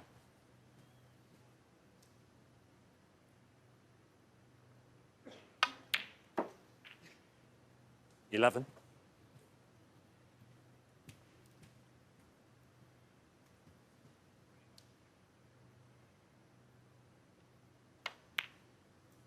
14. It was never really Xiao Guodong in control, it felt, of that safety exchange either. He never really had Higgins in serious bother.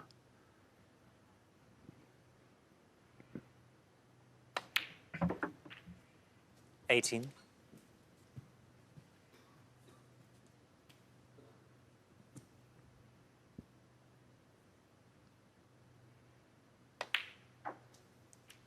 23.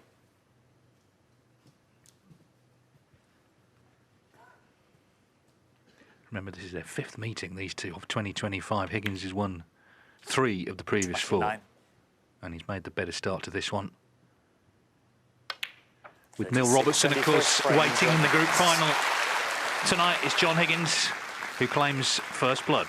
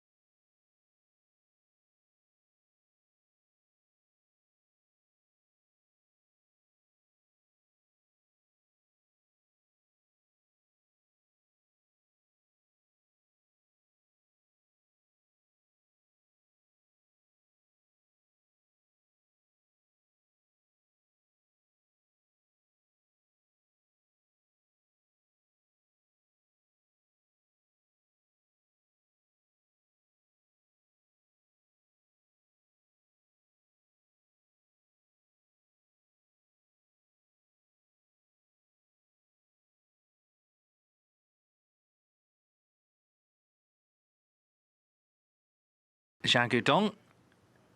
It's already a fantastic lineup. Of course, in the semi-finals tomorrow night, Judd Trump against Xiao Xingtong. Mark Selby will play the winner of this group.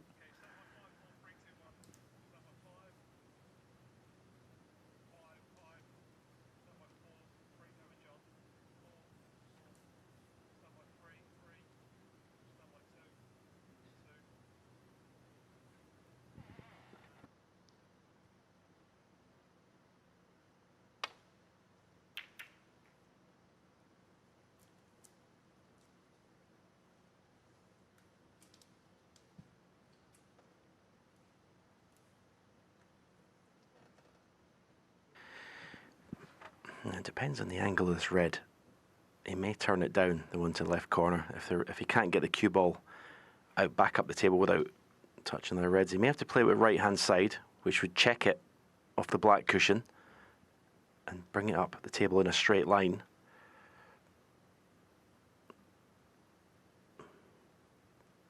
Oh, he's going low, so he's going the other way around the black.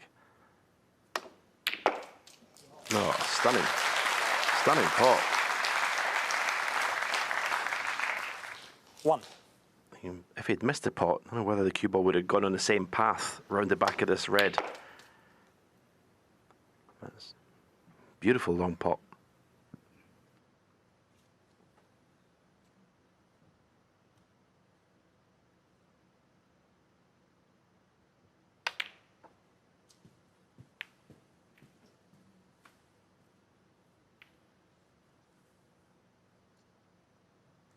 Six.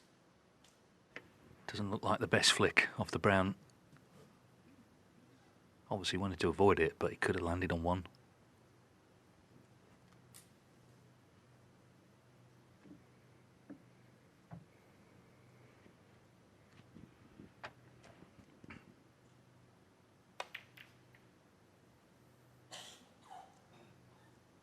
John Higgins, 6.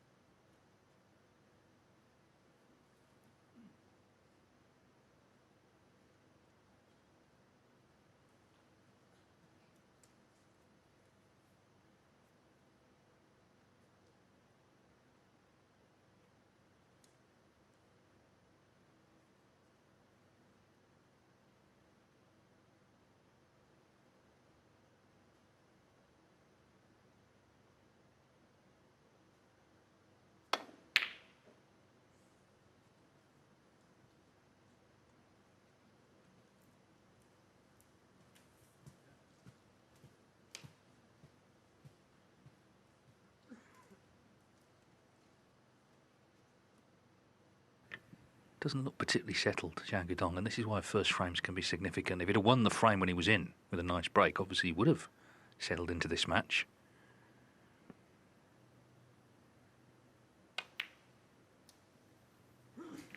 Not going to get many gifts either, is he, from John Higgins?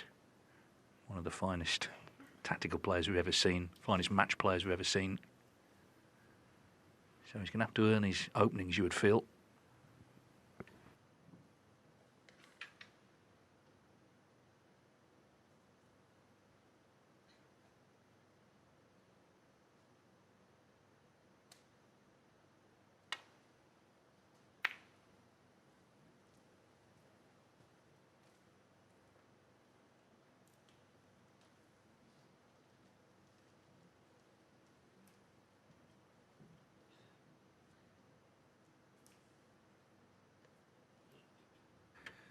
Well, we didn't get much safety in the first match of the afternoon. In fact, already in this one, we've had more safety shots played than in the Robertson-Ford encounter.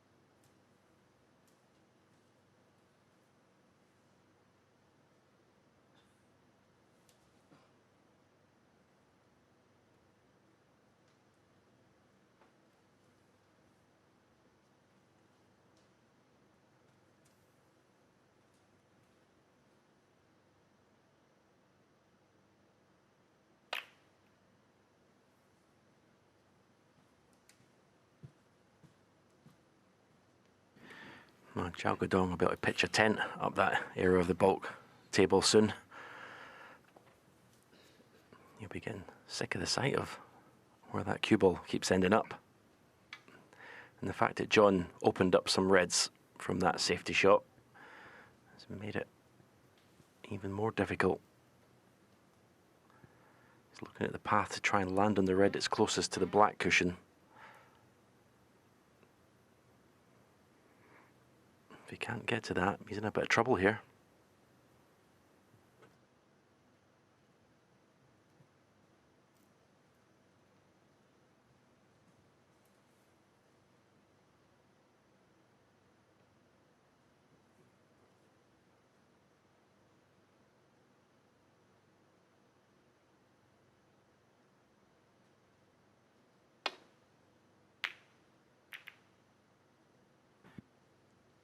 Oh, I didn't know he could get to that red. And he's taken full advantage. John Higgins' turn to be in trouble behind that green and brown. What a shot.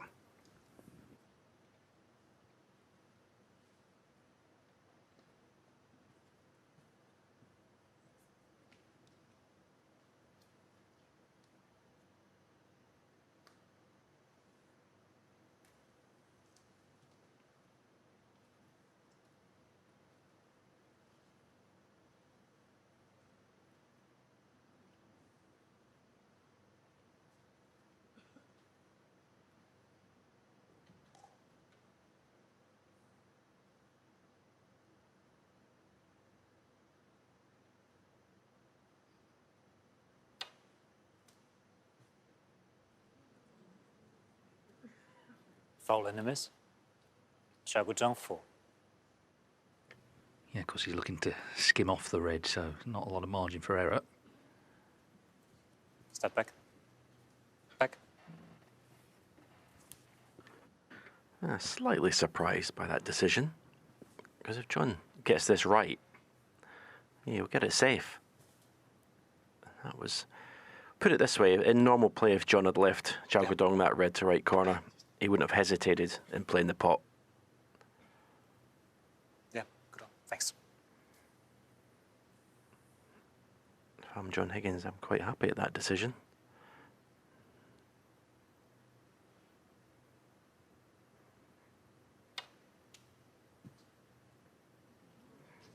Nice. Got another Foul and a look miss. at it, but if he's not going to play it the first time, you wouldn't think he's going to play it the second time.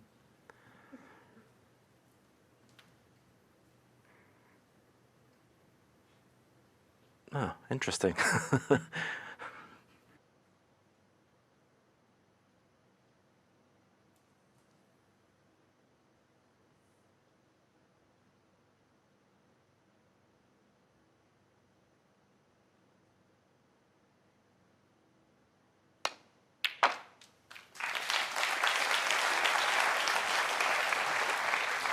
Maybe he's waiting for the perfect angle to play the double cannon, stay on the black.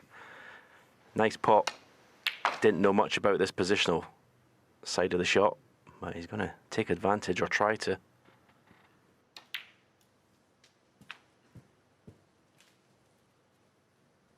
So you've just seen the benefits of a real world-class safety shot, and that's what Xiao Guodong played to force the mistake out of his opponent. 9.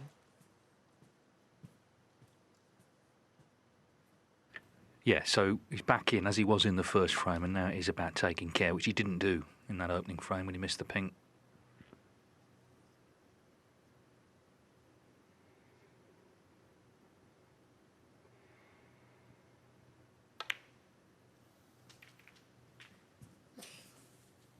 He's amongst the players who've made maximums this season. That was in fact in the Wuhan Open that he won. 16 touching ball.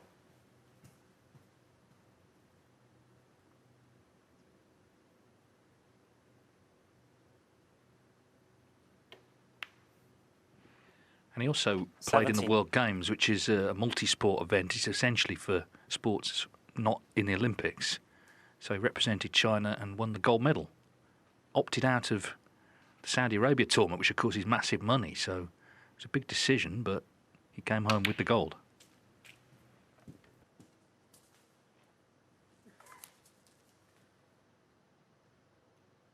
24.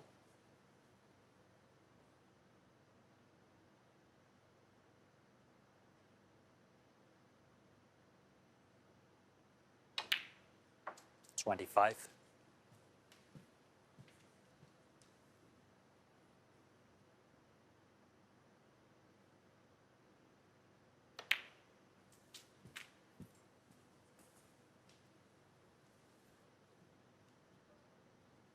32.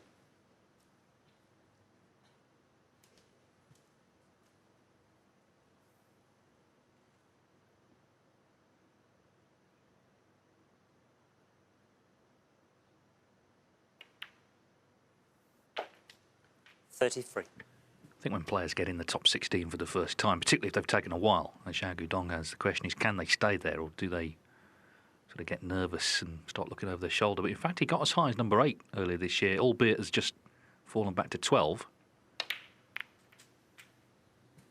So the signs are, you know, he's not going anywhere for now. 40.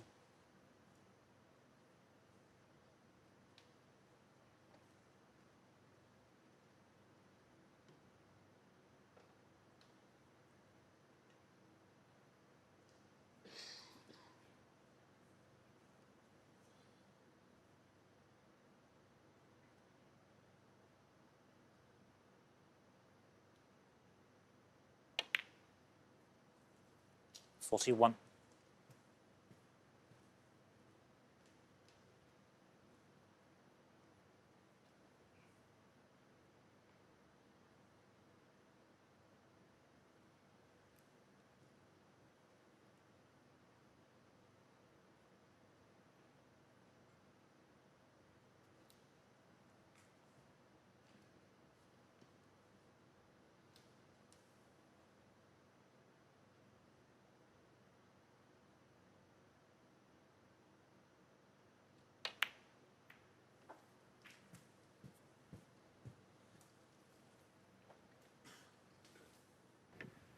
Some nice stuff here from Xiao Guodong. As I said earlier, he's not going to get gifts from 47. Higgins. He had to force his way in with a really good safety.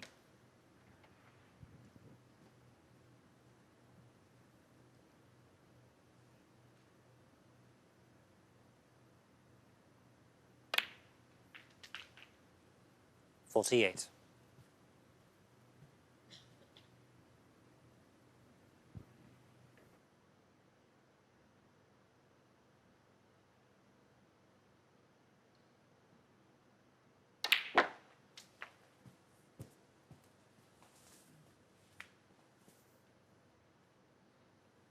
55.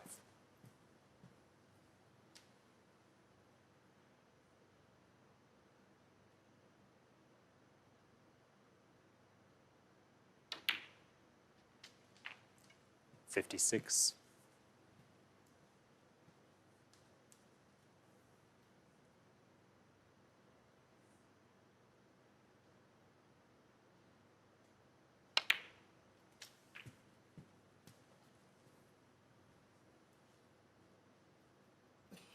63.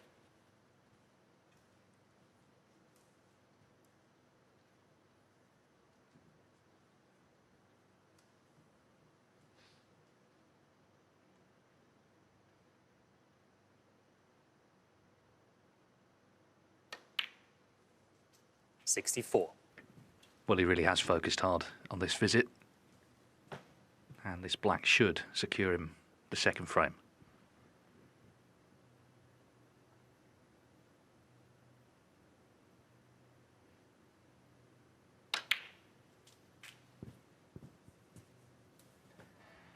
And this was how it all began with this safety shot. He'd been, of course, in trouble himself up behind brown and green, but he returned the favour. Little tap on the table from Higgins.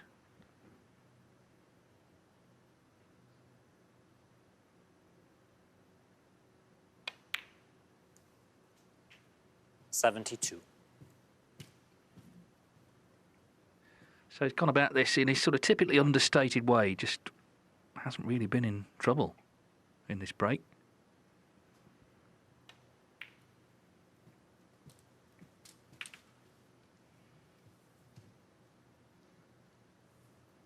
77. Yeah, in a way that, although he wouldn't have wanted to do it, that easy pink miss in the first frame would have sort of helped his cause in this break, because it would have just sharpened his concentration up, make sure he doesn't do the same thing again. He would have given this visit to the table just 100% focus.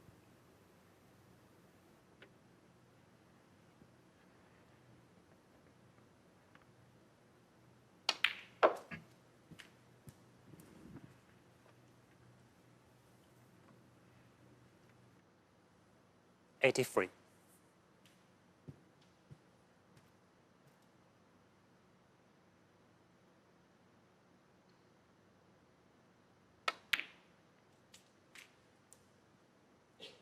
'84.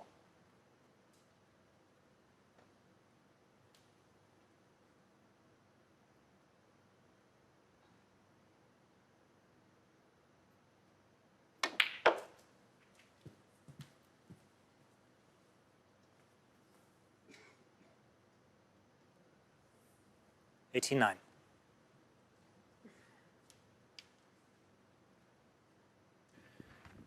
He made 4 centuries in this event on his debut last year. Can he continue here towards one in this second frame? Oh, not quite, but it was a fine break that. As I say, really good safety to set up the chance. 89 the break from Xiao Guodong, and he draws level with John Higgins at 1 each.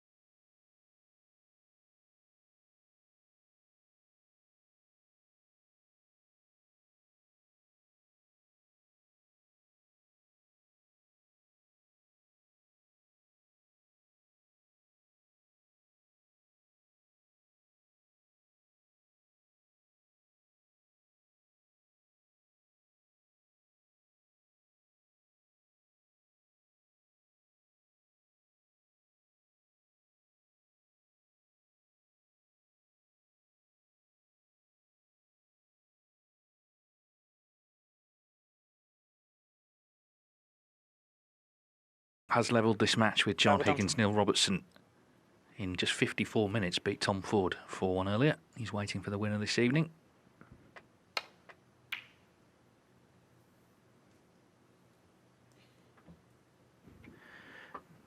Yeah, with all the matches that these two players have played over the last season or two, you kind of want to just give them 3-3 now, don't you? And let's just have the decider. Already it's got that kind of feel.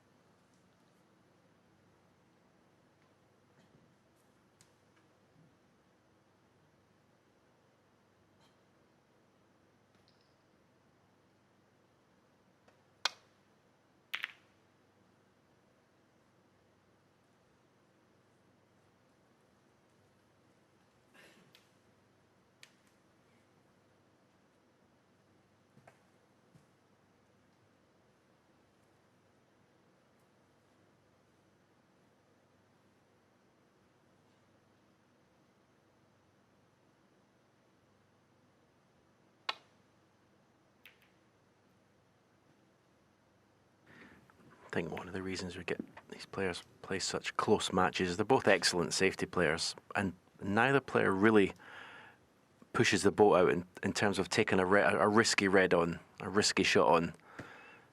They tend to only go for a pot when all the calculations are done and they can sort of play it without risk, without leaving anything else on. So that kind of cancels each other out.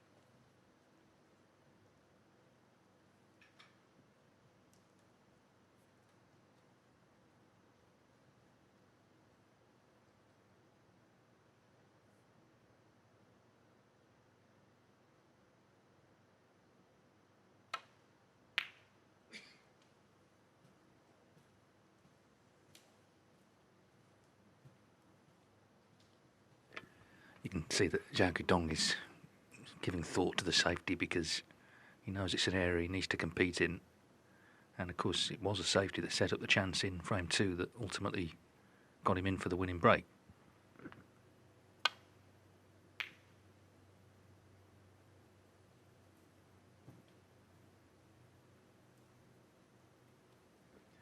John Higgins, of course, is always going to be looking to play the right shot at any point.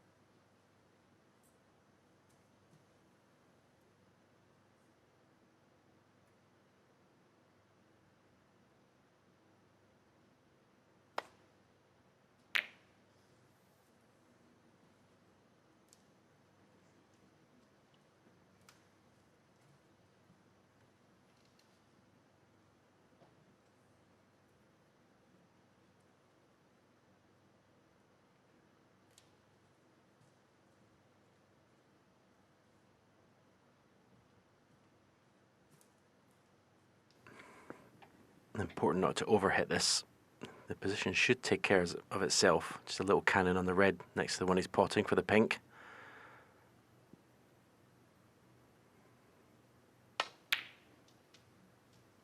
No, in fact, he played this. Did he play that shot to screw across for pink to right middle? He could have given benefit of the doubt. I thought the cannon was the easier play to leave the pink to left middle.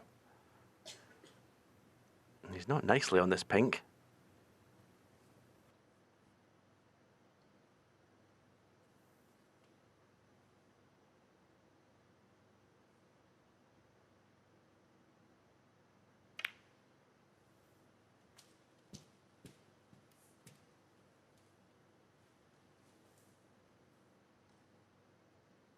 Seven.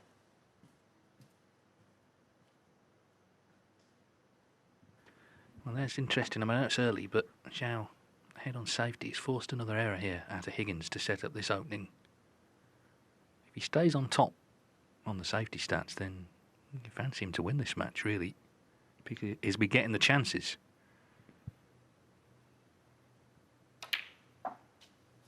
Eight. And he showed in that last frame, he's more than capable of taking them.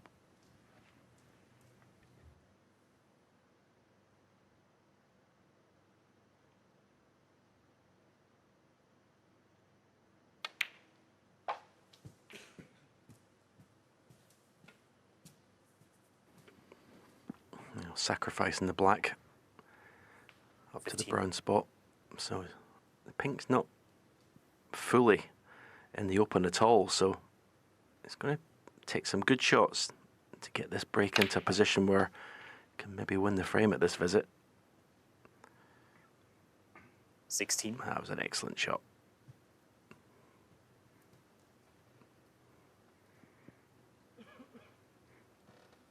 The table has picked up a bit of pace since the opening day or two. Cue ball's travelling a little bit further, which the players will appreciate.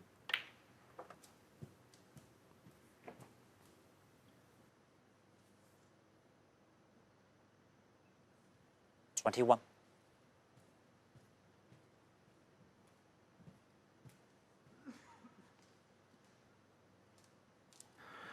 Could risk playing for the black here off this red to left corner.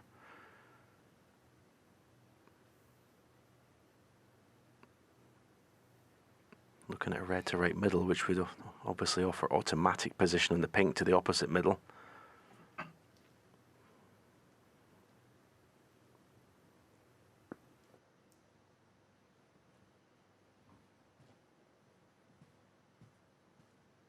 So choosing the slightly more difficult pot, but the easier positional shot.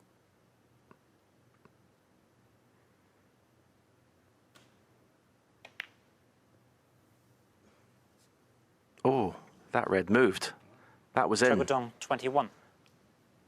Which makes me think, did the pink move in the first frame? Watch this. That's in there, definitely.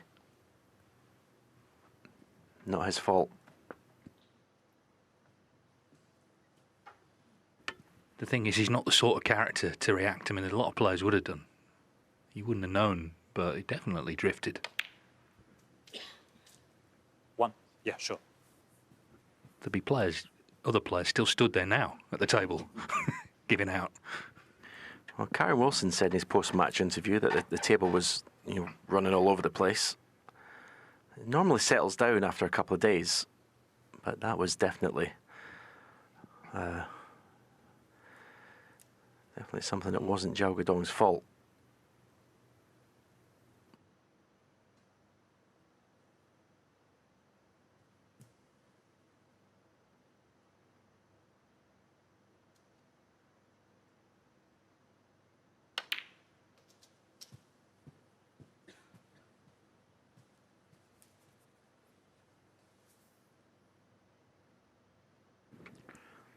And that was a mystery, that from John Higgins, why he's left the cue ball there. Complete misjudgment. He's slightly fortunate the brown's off its spot, which makes getting the cue ball in and out of bulk a lot easier. This could have been a tricky shot.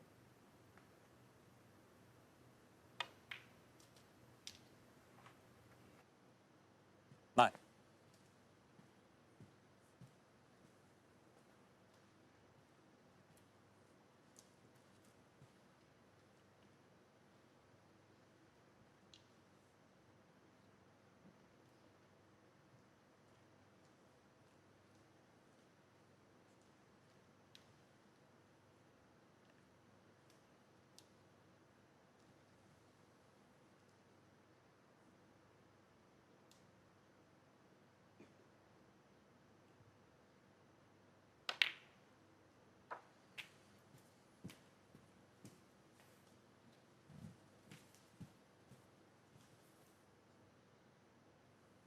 $14.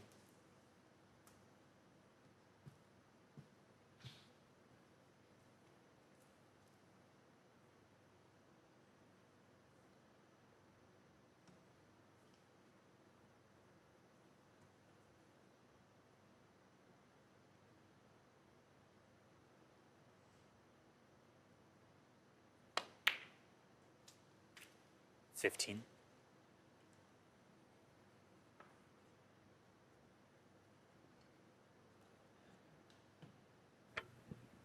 Well, the red drifting offline and not finding its target, of course, is made more significant if Xiao Guodong loses the frame off it. Higgins looks to get the reds into play. And what a split this is.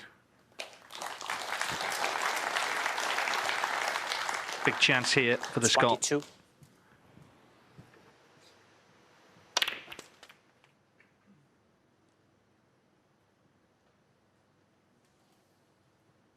Yeah, the secret to that shot was the right-hand side on the cue ball.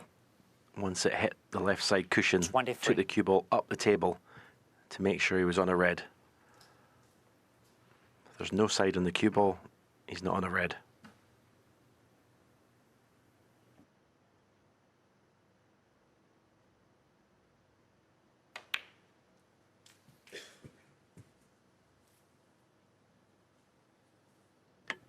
John Higgins has won 59 professional 30. titles of various stripes, of course, World Championships and majors in there, team events, all sorts of other tournaments down the decades. But he wouldn't be here if he didn't want to win more. 31. Just a great competitor who has rediscovered his touch in the last year. That business of dropping out the top 16, it's like it never happened. He was out for a week. Having been there for 29 years. Dropped out for a week, got back in again immediately. 38.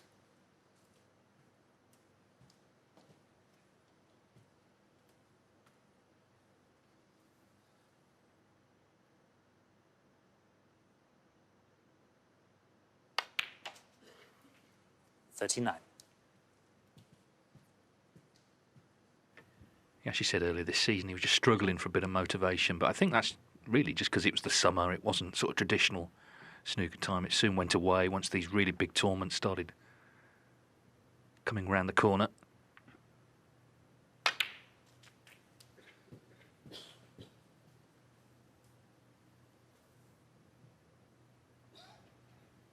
.46.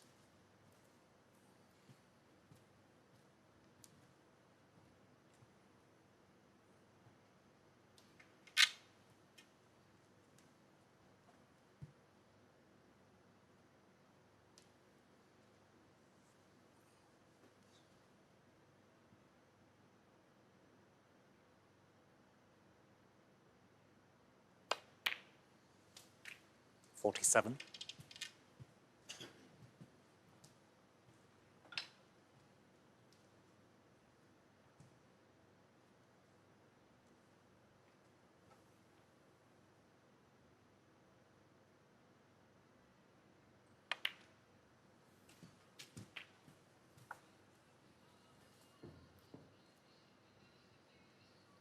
.54.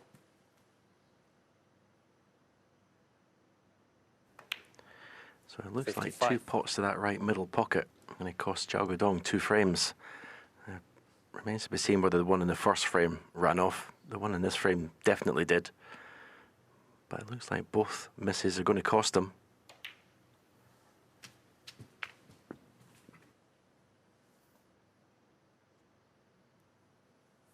.62.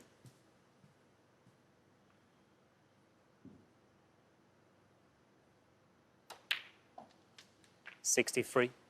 Yeah, he was looking good, wasn't he? He'd made 89, he was nicely in, and then this was the moment. See the red turning left. It's cost him. I guess he didn't want he looked up at the monitor, that's the last thing he wanted to see.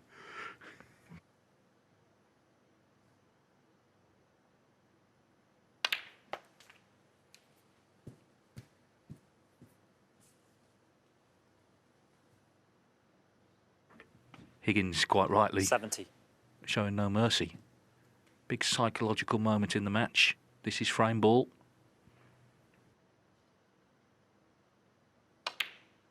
.71.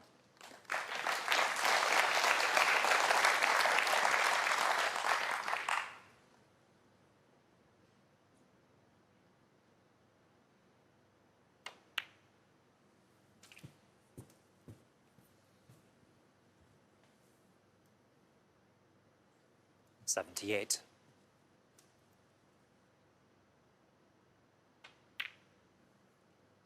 .79.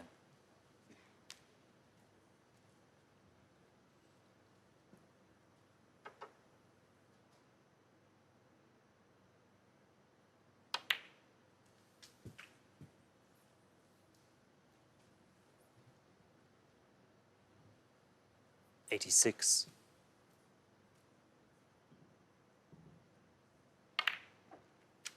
87. He's taken them really well as John Higgins and has a chance to make what would be a 9th century in this tournament in the years he's been playing in it. We've had 11 so far this year. 94. Going to come down to potting this brown along the ball cushion.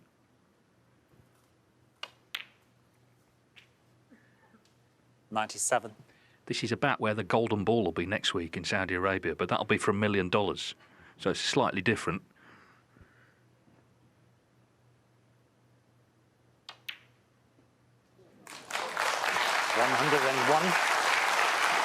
But that pot has given him a century, and it's just rubbed it in from Xiao Guodong's point of view. He's had to sit and take this.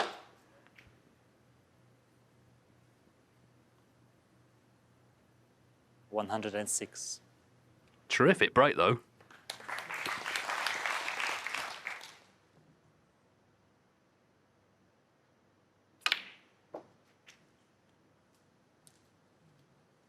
$112.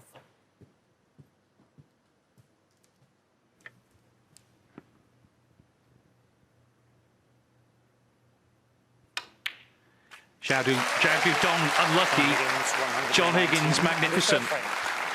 He makes the century clearance to lead 2-1.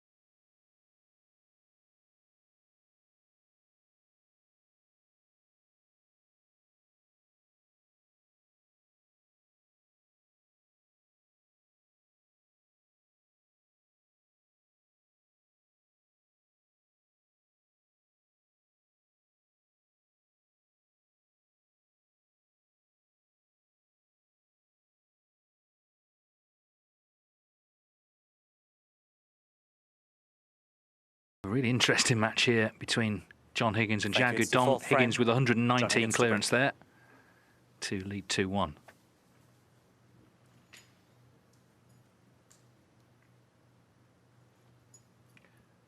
Just a reminder, Neil Robertson has won the first match of the day against Tom Ford, so he'll play the winner of this match this evening. And then we will have our semi-final lineup confirmed.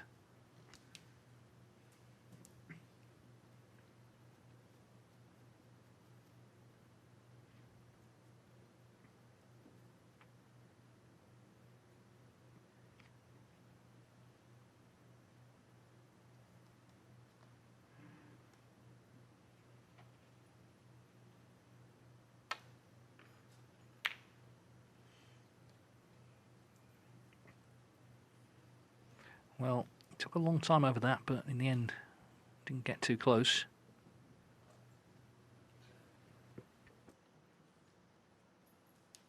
Jiggling quite a bit.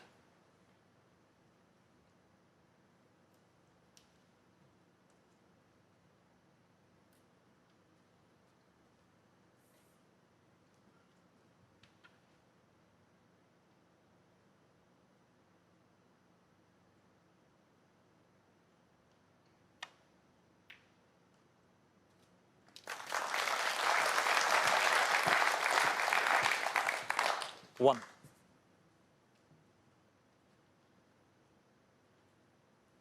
Lovely pop, blind pocket. Controlled the cue ball nicely. Knew it was a natural angle to get on the blue, but had to play at the right pace to be right side of the blue. So that was very well played. And the last thing Xiao Guodong wanted to see after John Higgins making a century in the previous frame was him right back on the business end of the table straight away.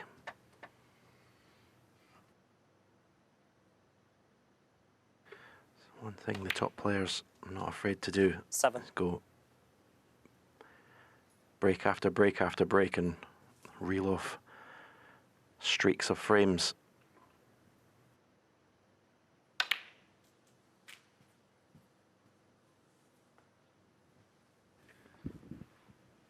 Well, there's the pot success. 14. John Higgins at 98%. He's missed one pot. It was that red, wasn't it, to right corner in frame 1, which was frame ball, but he went on to win the frame anyway.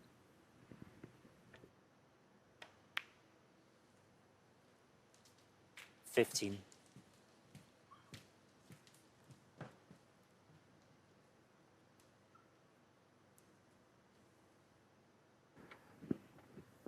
Just a little bit careless there to leave himself awkward, bridging over this other red. Shouldn't be a problem. It just makes the positional side of it a little bit trickier. I played that beautifully. 22.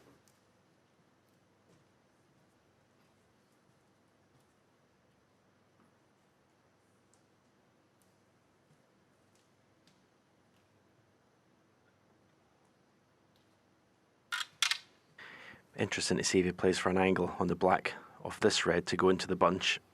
They're a great bunch to go in to when you're on the black to the right corner, not so much to the left corner. Yeah, that's perfect. 23. Because the red directly above the black, he wants to just screw into the left of that. And just try and bring the cue ball towards the left side of the table.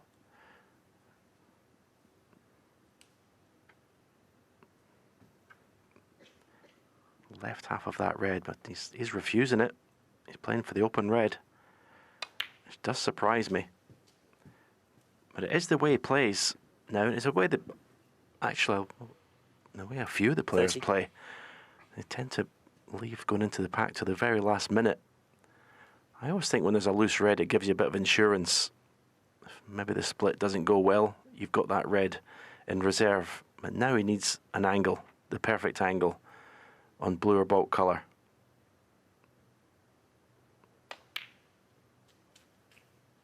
He's decided 31. on bulk colour. And it's never as easy to generate the speed on the cue ball, the momentum on it to take it through the reds.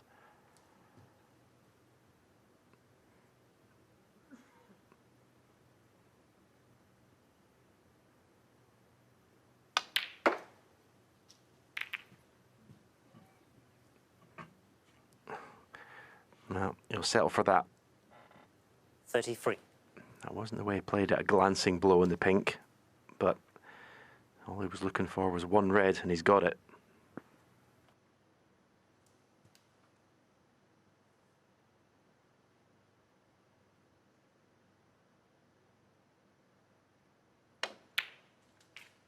$34.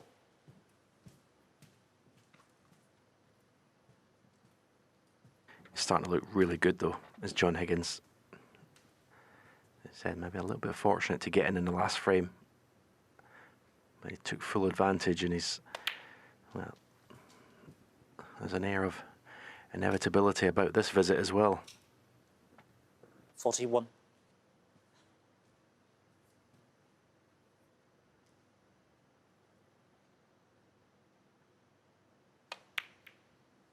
$42.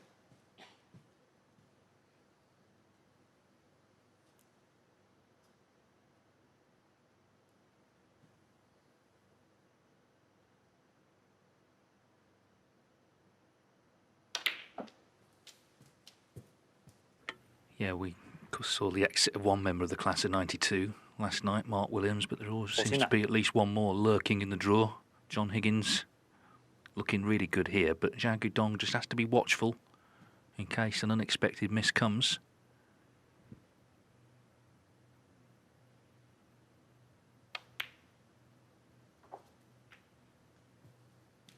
$50.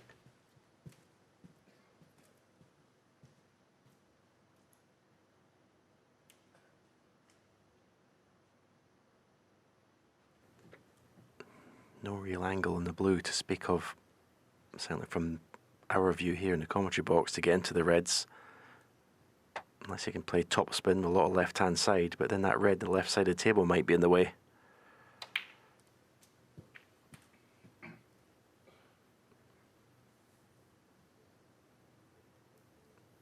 $55.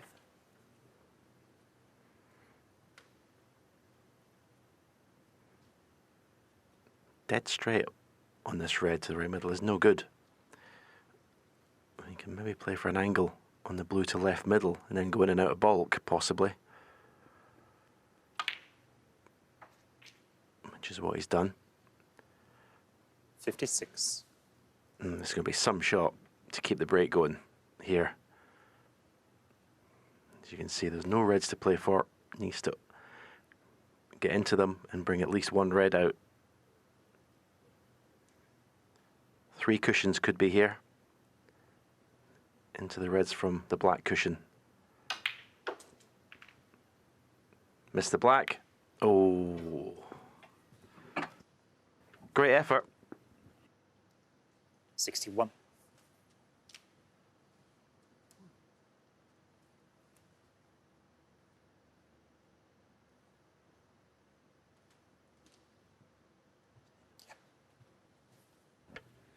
Well, again, he hasn't missed, just didn't get into the reds as intended. So 61 in front, 75 on.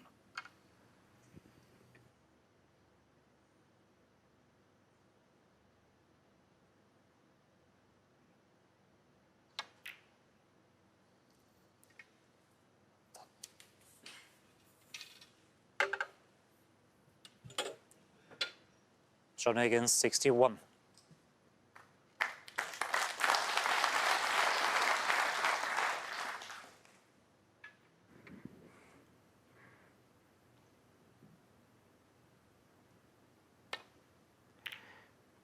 That sort of emphasises what I was saying earlier on about these two players. There was a red available to go for in the middle of those reds to right corner. And okay, it was risky. But Xiao Guodong didn't even look at it. Both these players won't go for these types of balls that are sort of just more risk than not.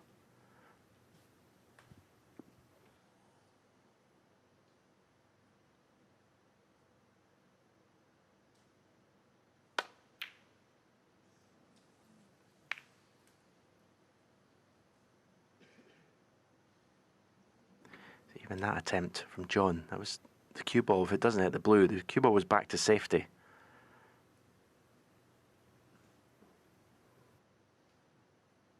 Yeah, I think it's one of the things that makes snooker so interesting, because tomorrow night we'll have Judd Trump against Xiao Tong, where I suspect a few more will be taken on.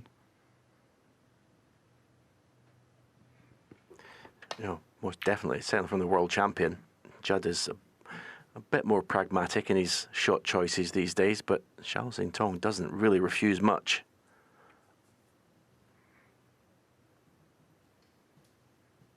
Doesn't really think of the consequences of missing, and that's the mindset you need.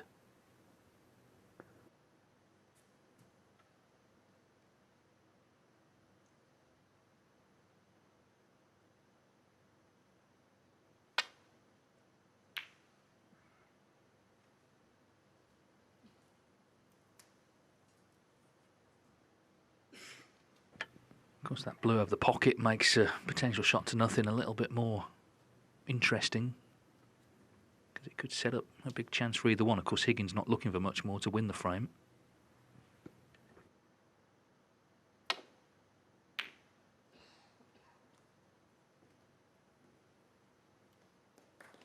Very good shot. That's the second best safety shot he's played today. The one in the second frame helped him win it. That was equally as clever and equally as well played.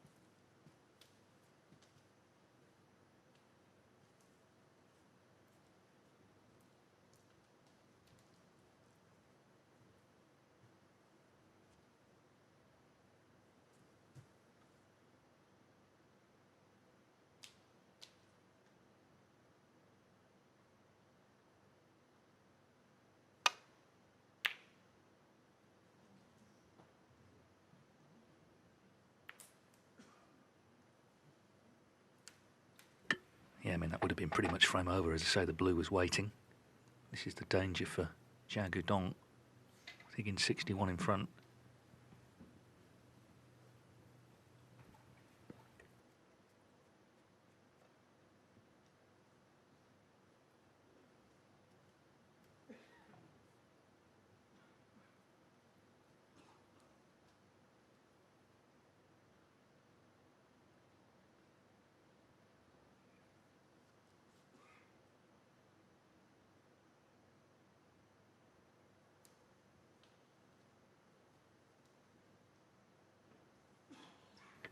Having a look at the plant, potential plant.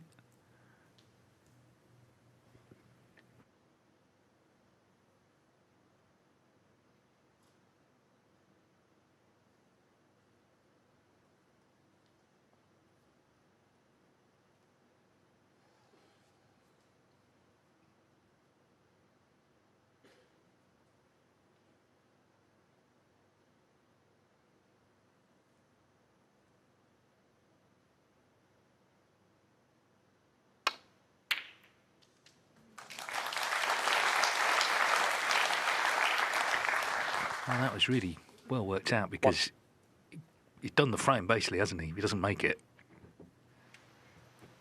Seen a red run safe-ish, which doesn't help him.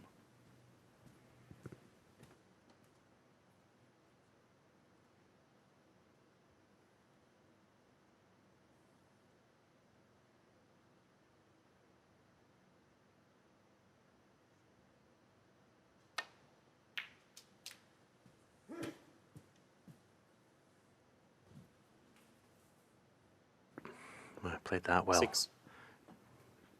Sometimes they can go wrong positionally, those shots, when the object ball is right in the jaws of the pocket. But that's landed perfectly. If this red is straight, you'd be tempted to play for the black here. No, he's not done. Just don't get the black back in its spot. He doesn't need to, of course. He's got enough points in the bag.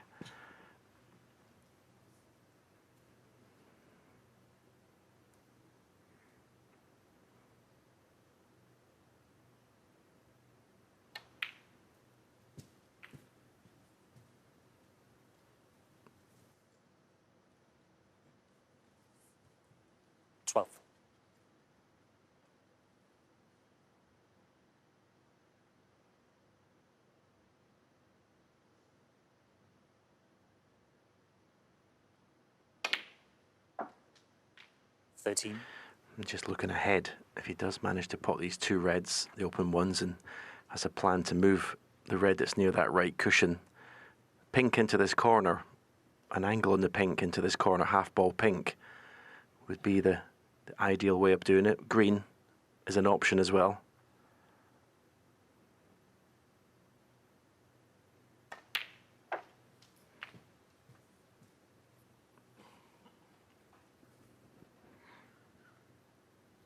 $19.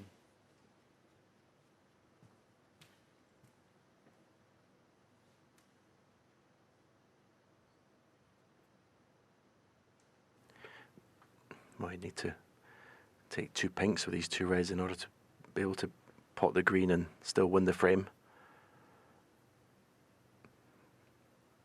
That's why the red and the easy red in the middle before, I thought the chance to get the black back on its spot, it just gives you more points to play with in terms of making the clearance, more options.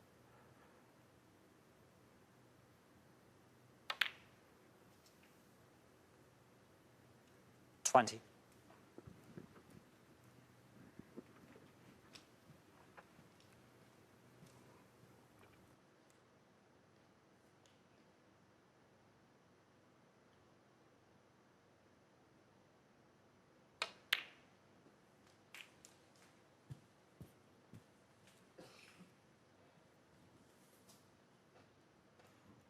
$26.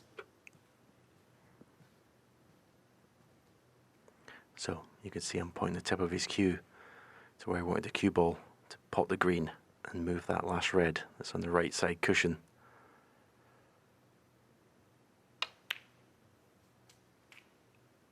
$27. Looks pretty good. Has he gone far enough? I think so. He's walking around the table. Doesn't look negative at all. So this is the big shot in this frame.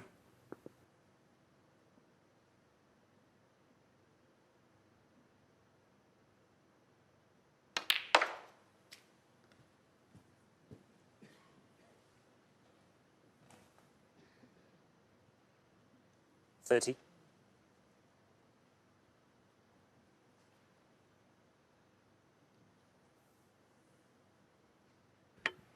So, must get it safe. Jesus. Guys, I think we just had something up there. Just want to make sure nothing comes down here. Do you want to just move over? Just not sure what's happening. Oh, there's a wire that's sort of come loose from the ceiling. So, Marcel Eckhart just... Get someone from transport, please. Guiding John Higgins away. We sometimes say the match is going to come down to the wire, but we don't mean literally. Marcel spotted that. I don't think there's any real danger, but obviously it's got to be sorted out. What's that? Fold in? Yeah, well, I hope not. There's always something in this game, isn't there? Yeah, I suppose the only fear is the wires come loose. There's one of these big, huge lights come crashing down after it. That's a good point, Stephen. I think that's the reason they're not playing. Well, there it is. There'll be some experts on their way to sort it out. Probably a ladder, I guess, has got to come into play here, hasn't it? I would have thought. Right, you think you don't want us to, no one wants to check that? Well, I'll just It's come at a very important time in the match, hasn't it? Right. On the last red here in the 4th frame, 2-1 to Higgins. They say it's fine. It won't come down. Yeah. Okay. Oh, well, we're being told all is well. Let's hope they're right.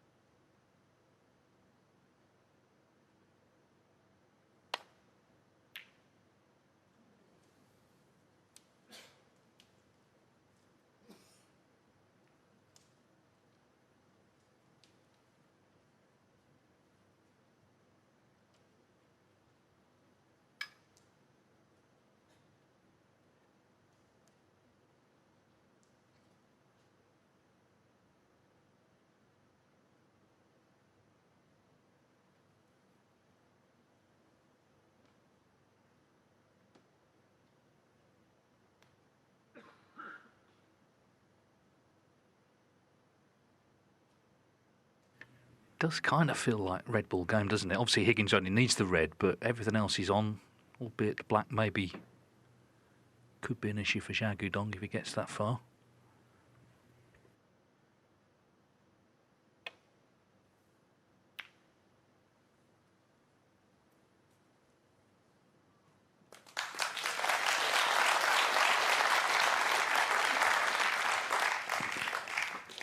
Yeah, another brilliant safety shot from Xiao Guodong, and John's looking at it. I was wondering if he could get to the one cushion escape from the black cushion. Looks like he can. Maybe just need a touch of swerve here, raising the butt of the cue in the air, aiming down on the right side of the cue ball. Just be careful not to put too much pace into this. Yeah, well played.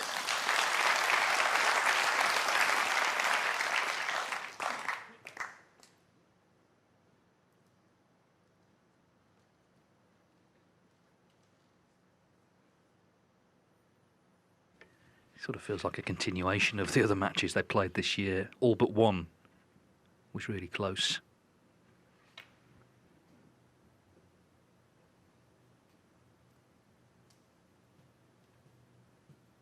Didn't quite get the cover this time.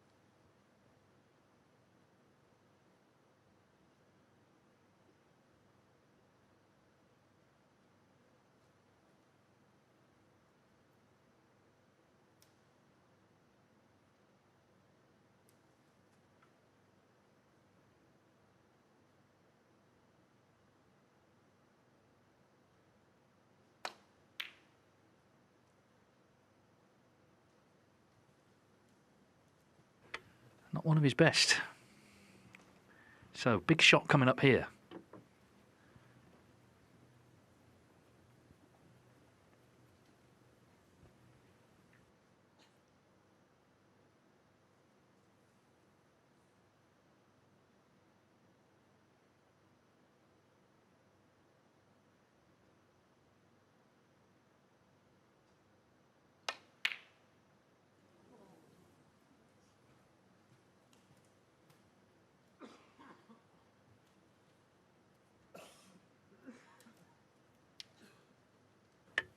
Didn't leave it, but Higgins relieved to see him miss it.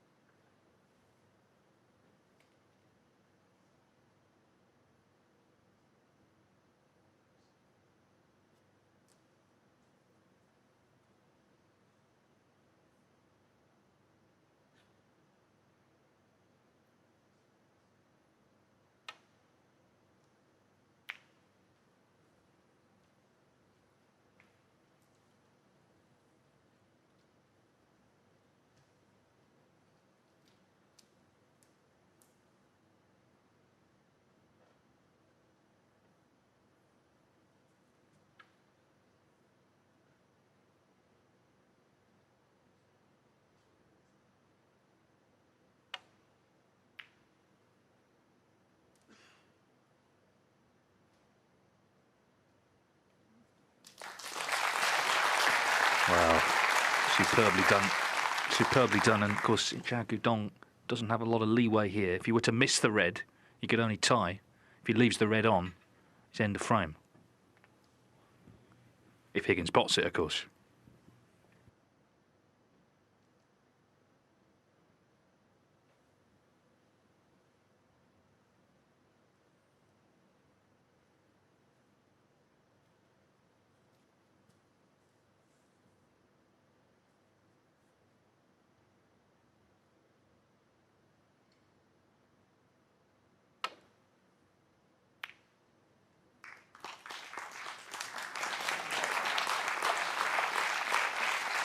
Well, he's held his hand up, but what a result. What a result. Good hit.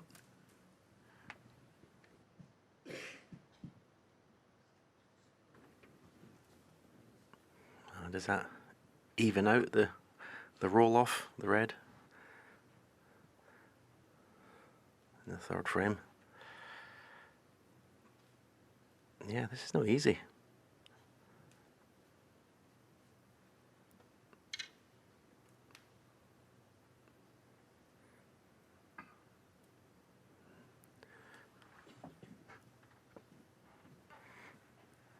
I mean, one cushion, got to come in between brown and blue. Got to judge, you probably play with a touch of trace of right hand side. Could get a few points back here, Xiao Guodong.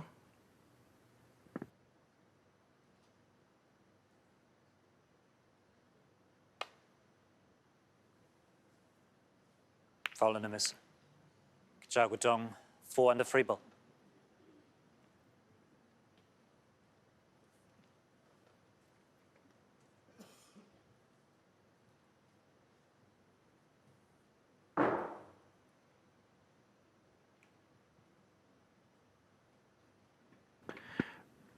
Well, I don't know what Xiao Guodong's thinking about. He's got a free ball, obviously, but greens and the last red is pretty nasty position.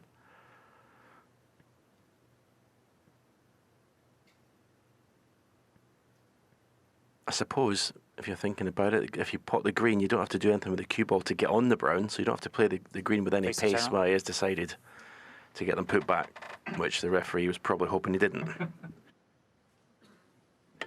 Oh, Marcel Eckhart will get some help from Tatiana Williston on the marker's desk.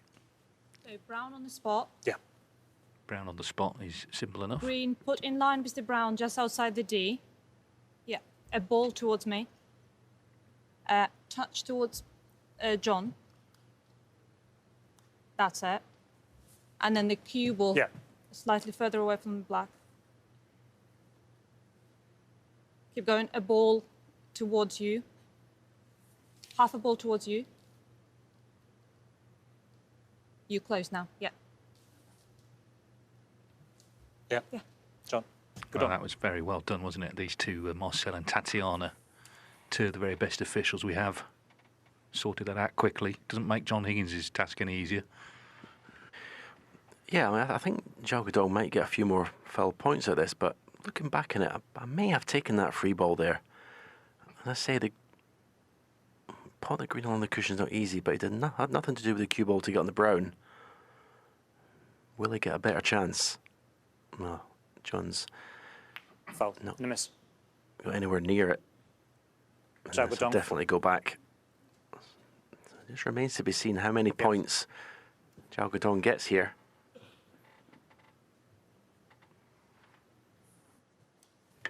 And remember, he fluked this snooker.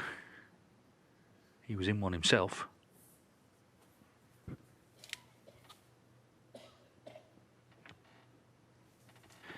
And also playing at the pace that John's playing it at, if he does hit the red, just catches it sort of quarter ball, he's probably going to leave it on. Looks perfect. Yeah. Yeah. Thanks. John, good on. Obviously, he doesn't want to play it much harder because he doesn't want to leave a free ball with a red there. He seems to be playing it plain ball. Just needs a little dab of right hand side.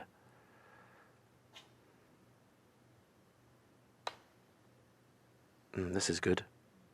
Oh, miss. So close. Xiao Guodong. It's another free ball. It's another decision. I think he'll take this one. 4 and a free ball.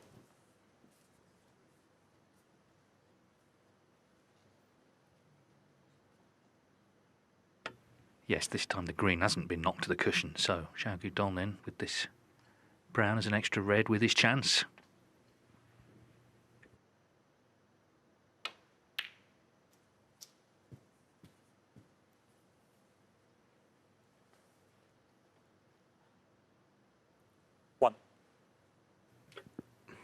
Not a good shot.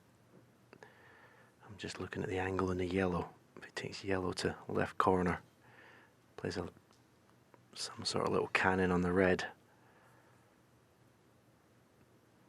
Green looks a little bit thin to get any sort of cannon.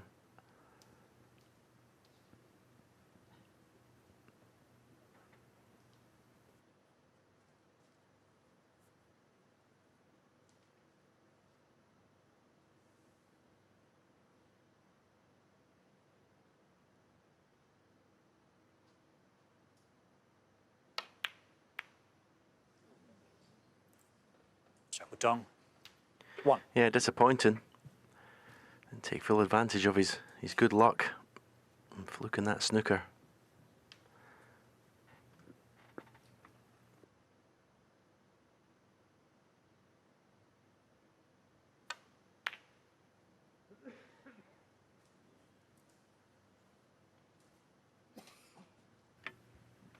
So a 31-minute frame.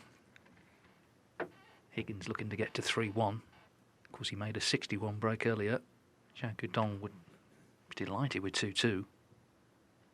Very different feel to this match than the first one, which was all free-flowing and over in under an hour. Robertson beating Ford 4-1, of course.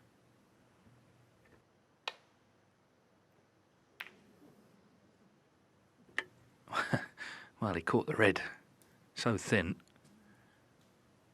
It's okay, he's not left anything, and the pink could have run safe, but it hasn't.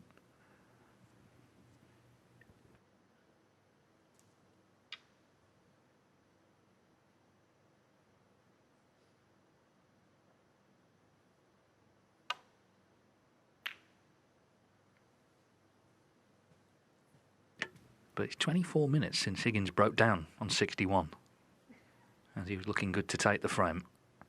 So he's been put through his paces here.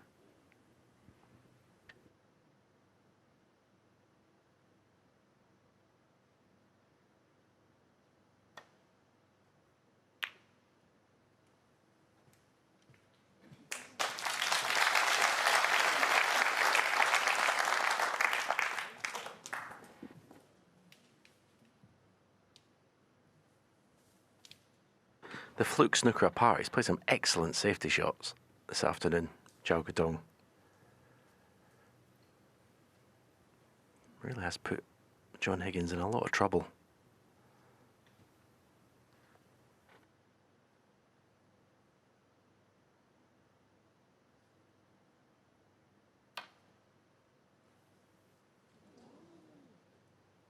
Foul and a miss.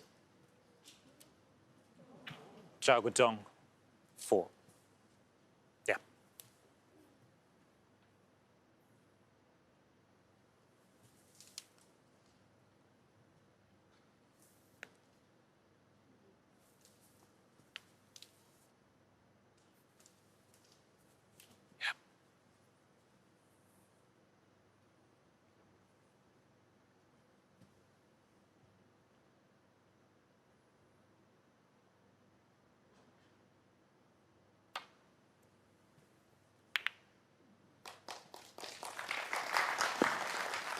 Was 31 points behind at one stage.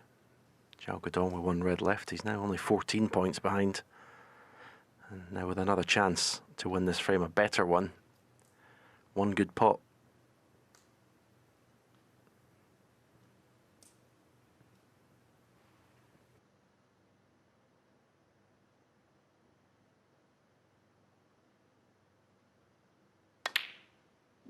One.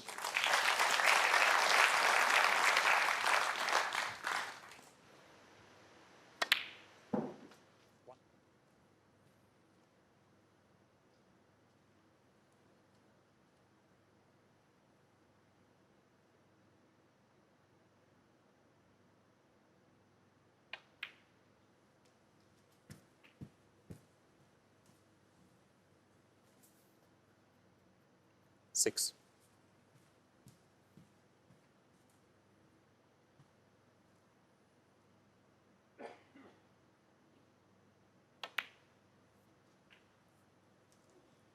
Eight.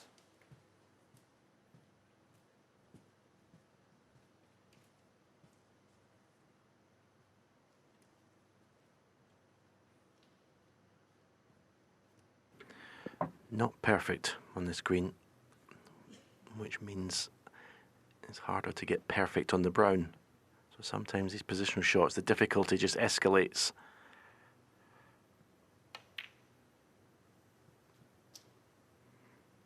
Did that quite nicely. A little bit of left-hand side, but a check side to stay close to the brown.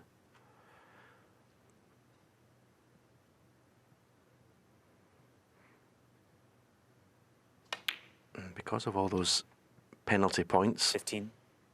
He's got in this frame. He's not going to need to play the difficult positional shot from pink to black.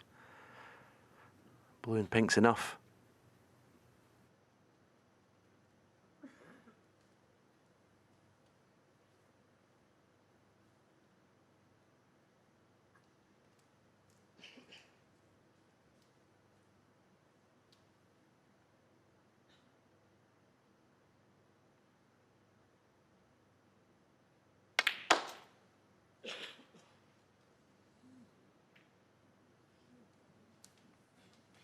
Well, nearly went badly wrong. Still on the pink. John Higgins' pot success is at 98%.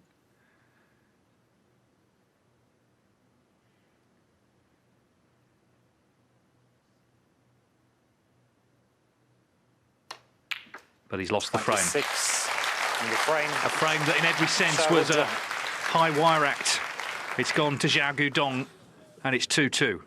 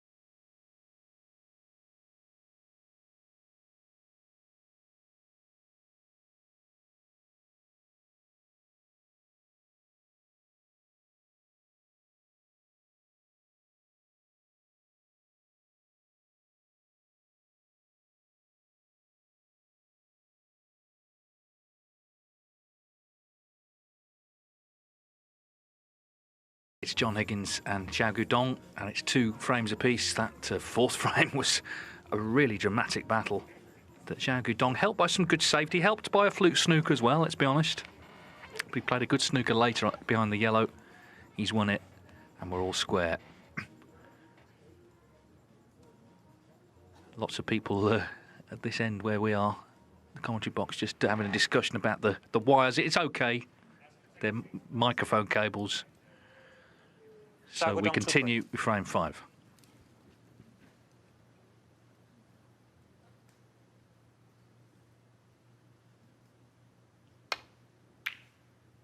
Before now, Rayner stopped play at the snooker. There was a famous match in the 70s at the World Championship. There was a hole in the roof. And the water dropped onto the table. They had to go off, get the covers on.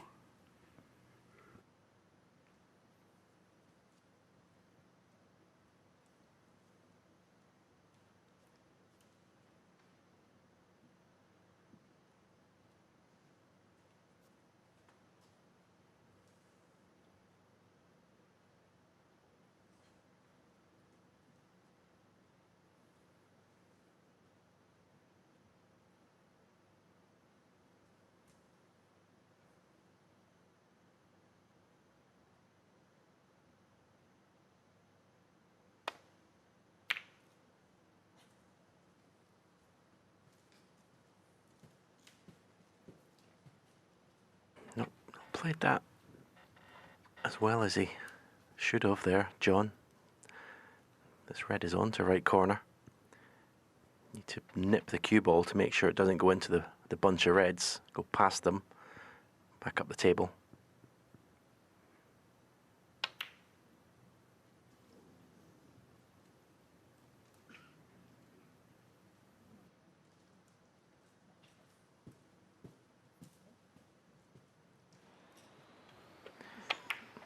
It's a shot he would have expected to get. Now one nice bit of cueing from John, mid-distance red, looks pretty straight to bag one. Automatic position on the black. Again, extension on the cue, makes it feel slightly different.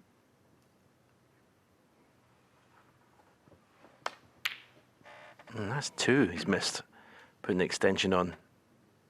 Or has he missed it? Yeah, he has.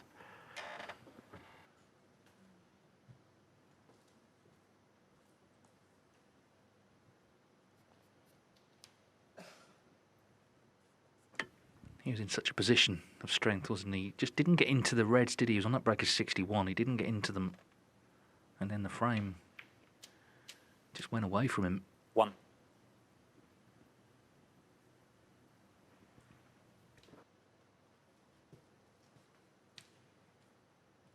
Yeah, going back to that break, I know I said during it, I was surprised he didn't go into the bunch at a perfect angle in the black. Chose not to. And I know when he went into them on the yellow, he ended up on a red, and you think you're still going to win the frame. But just sometimes, I think maybe some of the players just leave it a bit late going into the bunch.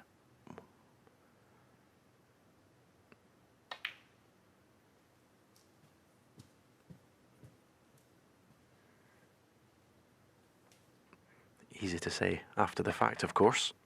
6.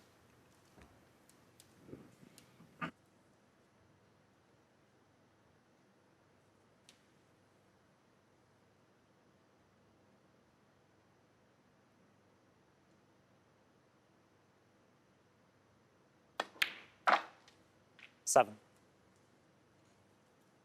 Well, Xiao Dong must be feeling really good after that steal in the last frame.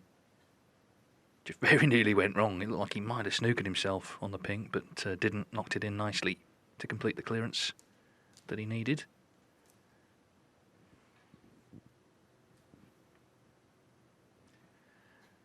And he was a bit of a master of brinkmanship here last year, as I mentioned, with those two deciding frame wins in the same day against Ronnie O'Sullivan and Mark Selby, 3-0 down in both. As I say, he's kind of an understated character, not that demonstrative, but clearly inside, very steely. Indeed, to win the Wuhan Open, to retain it, he had to win a decider against Gary Wilson in the final.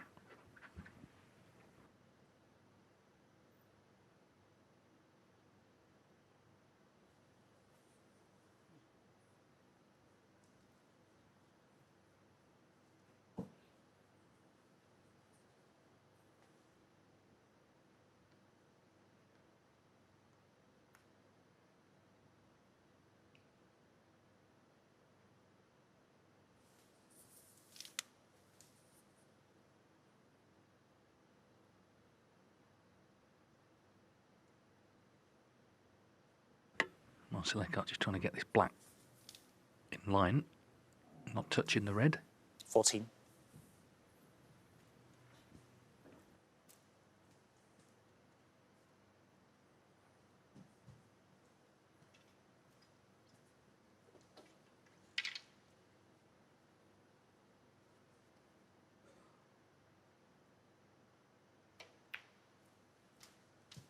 Thanks. 15.22.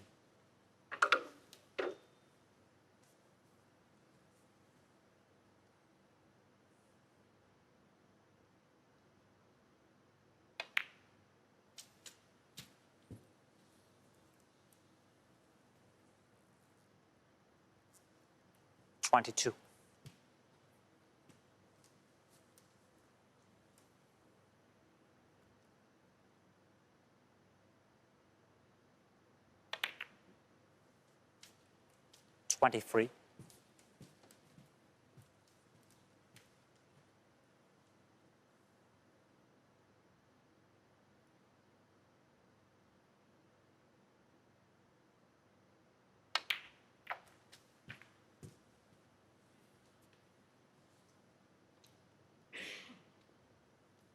30.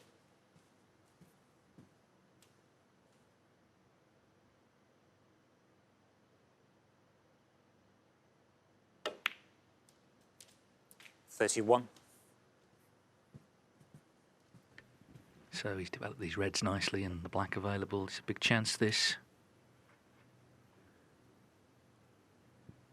But I guess it's similar to the last frame and the other way around. It was Higgins who was building a nice lead. He couldn't quite kill the frame off. The difference then, though, the reds he hadn't developed.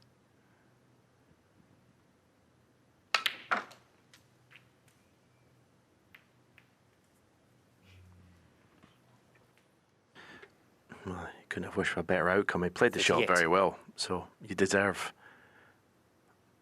the nice position.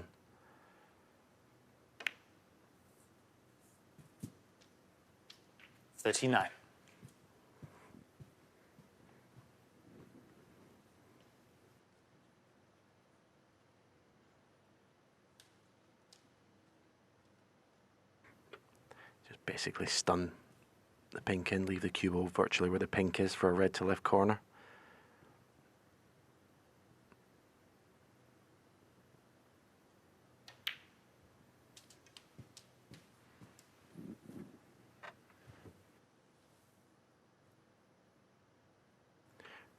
This really is a brilliant opportunity now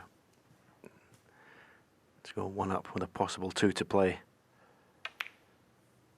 46. I mean, it's one of the easiest situations you can get. All the reds are round about the pink. Just a series of little stuns, screw shots. The cue ball shouldn't even be going near cushions really at this stage. These top players have such good control of the cue ball.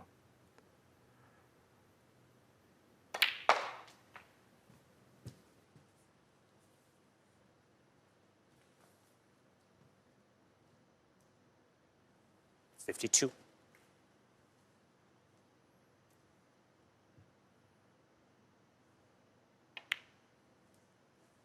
53. It was a huge break on. First things first, win the frame. Of course, there's no actual high break prize in this tournament. But even so, he wants to keep John Higgins in that seat.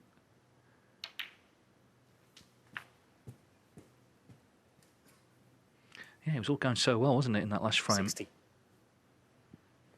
Got to say, the flute snooker did kind of turn it, or was certainly the start 61. of it turning. Xiao Guodong was snooking himself on the last red. He flute one back. It was a nasty one. Didn't win the frame from that, but it contributed. And now, as you can see, he needs this red, and he's 3-2 up.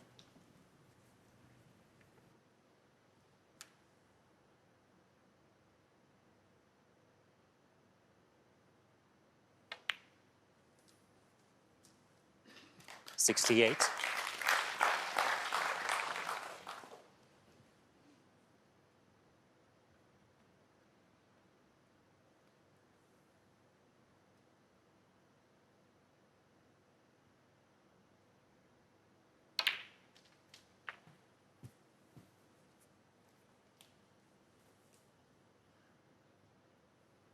$75.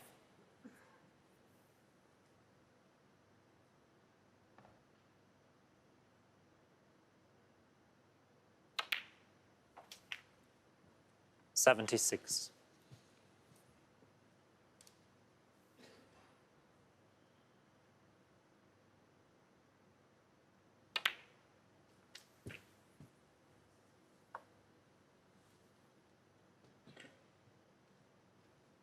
$83.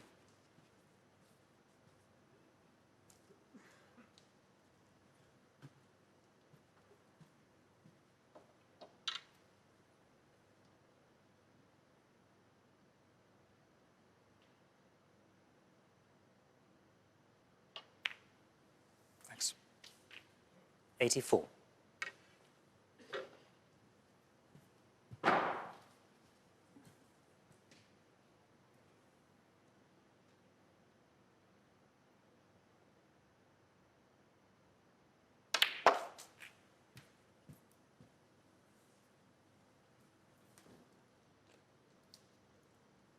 $91.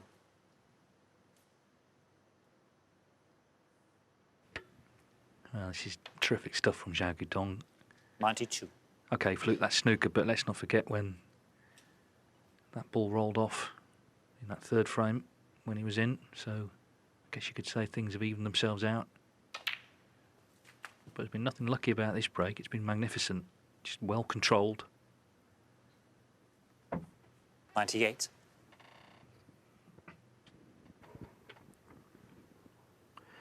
Yeah, he's had the cue ball pretty much on a string. 99. The entire break. Okay, he's not had to really play any splits on the pack at any stage, but still got to do it. Still got to keep control of that cue ball. And he's done it magnificently. It's the 13th century break of this year's Champion of Champions. Unlucky for John Higgins. So he needs to find something, but it's been 41 minutes since Higgins potted a ball in this match. He's been completely shut out.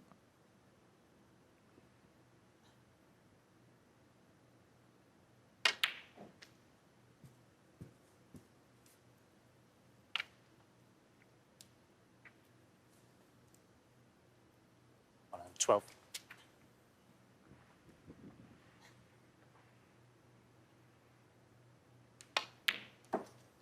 $114.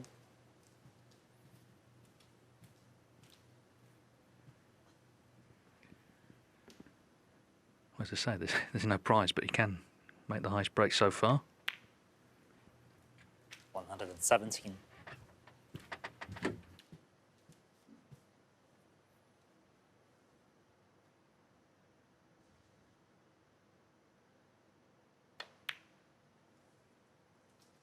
$121.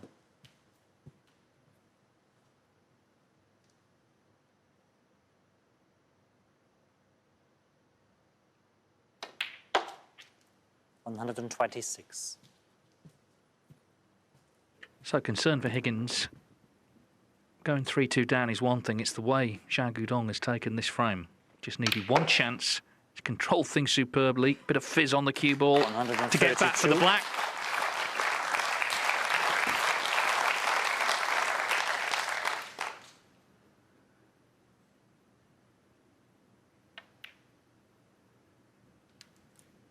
Xiao Guodong, 132. Terrific break from Xiao Guodong.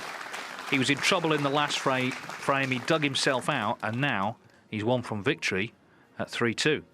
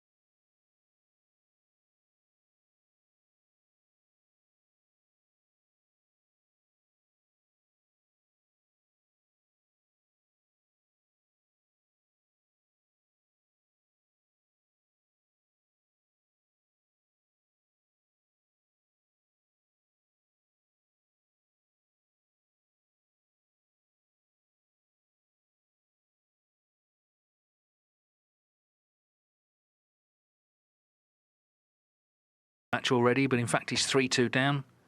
Xiao Guodong with that 1-3-2 has taken the lead and needs one more to take on Neil Robertson tonight in the group final.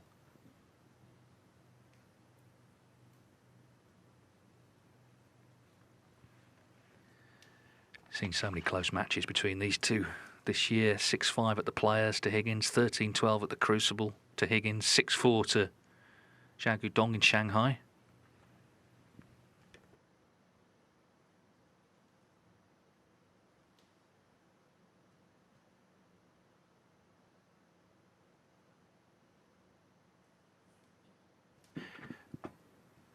Yes, there's a chance at this red to left corner. I think it's one that his fellow countryman, the world champion, of no hesitation in taking on. Xiao Guodong's had a good think about it.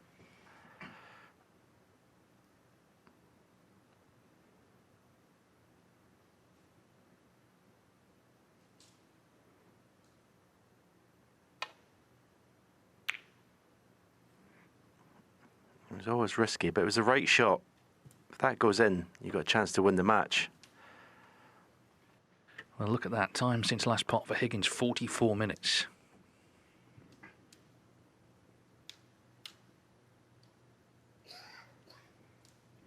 But how many pots has he had to go at in that time?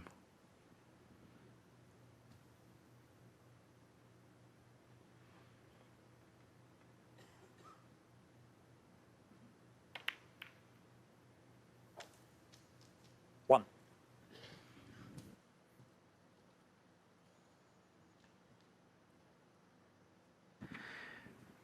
Didn't really judge the cannon off the pack properly there. As black as potable, but the positional side of the shot is not guaranteed.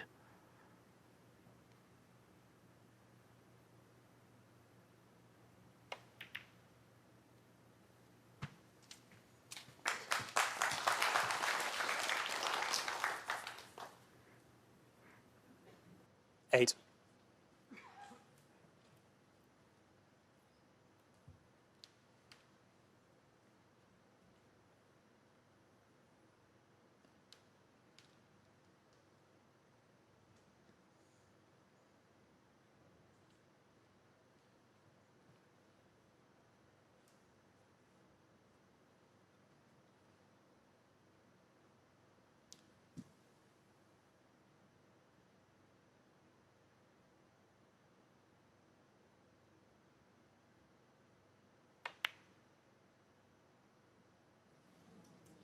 John Higgins, 8.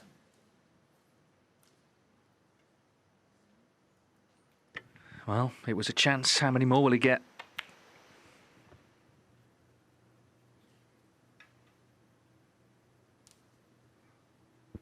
We know Xiao Guodong's feeling good after that 1-3-2.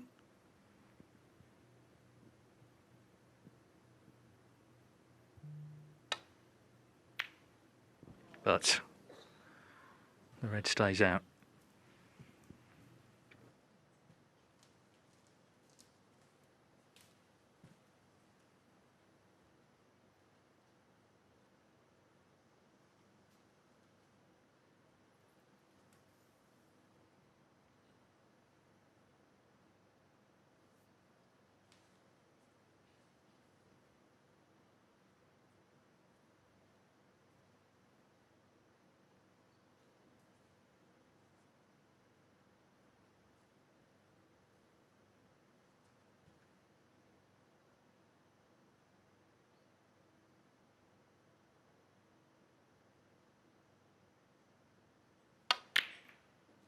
One. Well, he's back in with a plan. Had to be made.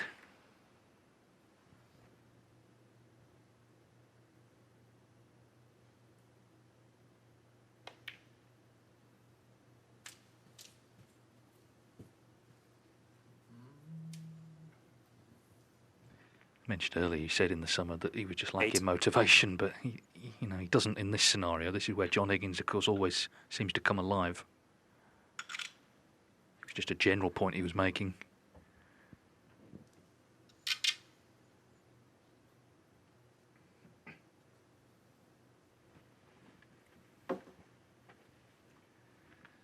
Still a bit of a stretch, this.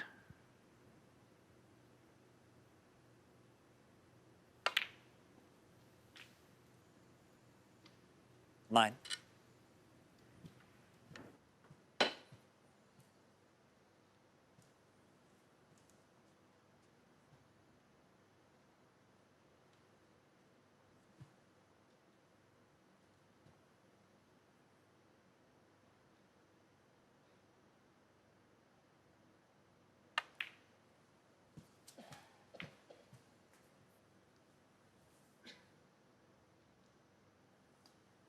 $14.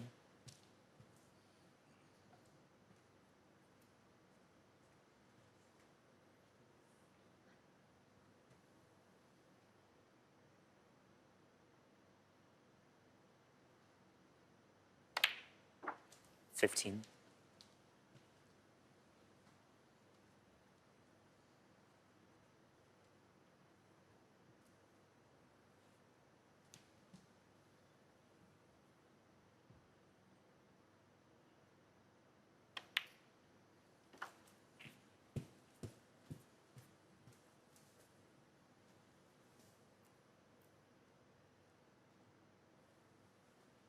$21.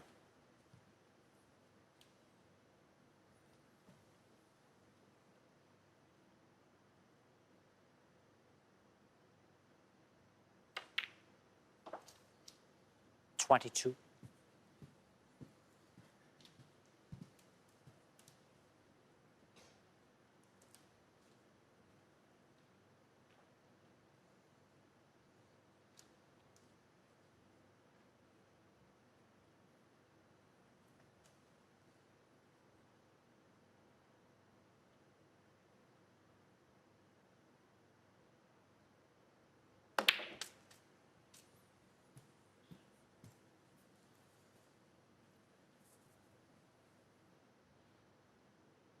$29.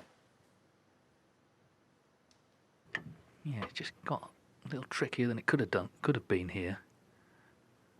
And of course, at all times, he knows his next shot could be his last. This pocket hasn't been too kind to Xiao Guodong this afternoon.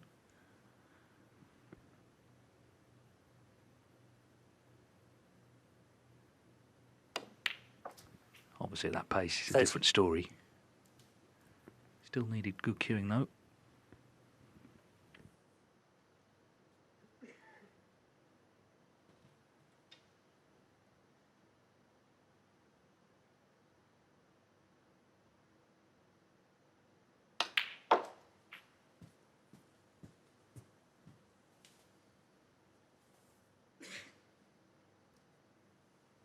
$35.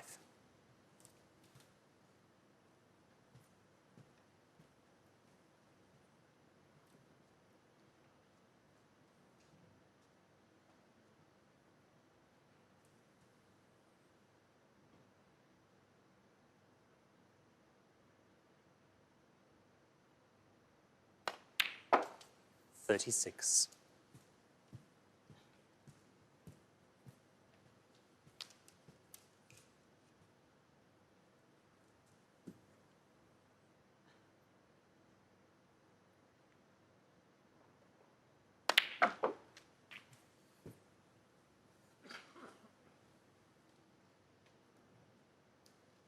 $43. Did look really good. Higgins, that 119, then 61, and then lost that frame with the 61, obviously, but he did look really good when he was in. I've already said his pot success, his live pot success is 95%, which is extremely high standard. He's looking good again here.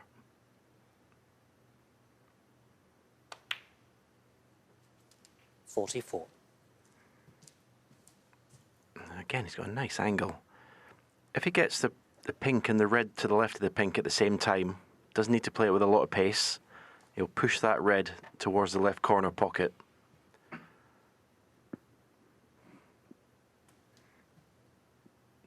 Maybe just the pink more than the red, but just a little gentle cannon here. Played it more pace than I thought he would. Foul. And that's end of break. John Higgins, 44. Decided to go in at pace. 6. Thought we would have played the more gentle cannon, which guaranteed position on a red. Of course, he's unlucky for the pink to go in.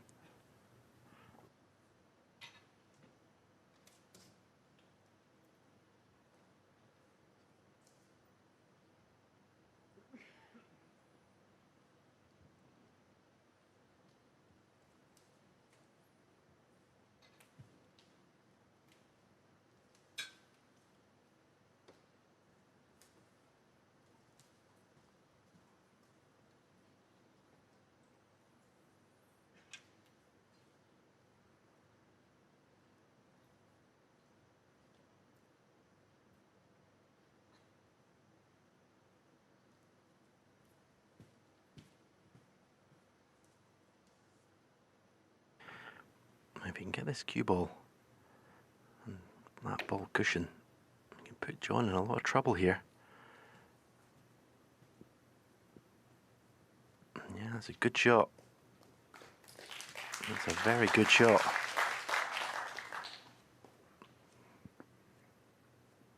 Again, granite safety from the Chinese player.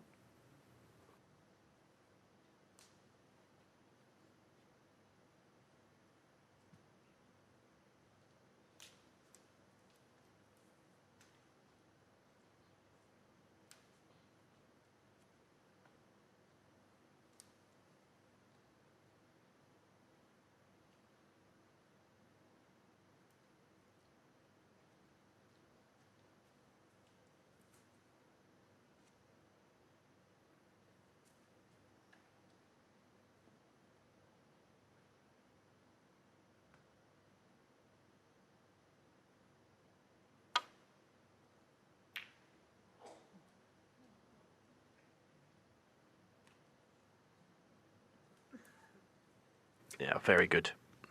Very, very good reply from John Higgins. He knew if he messed up that safety shot, it could have been his last shot in the match. Xiao Guodong may have to pop himself out of trouble here. He could play a similar shot, the two reds below the pink, try and get the cue ball back again to near where it is now. Suppose that's the percentage shot. But when you know you're just a frame away from winning the match, these are tempting.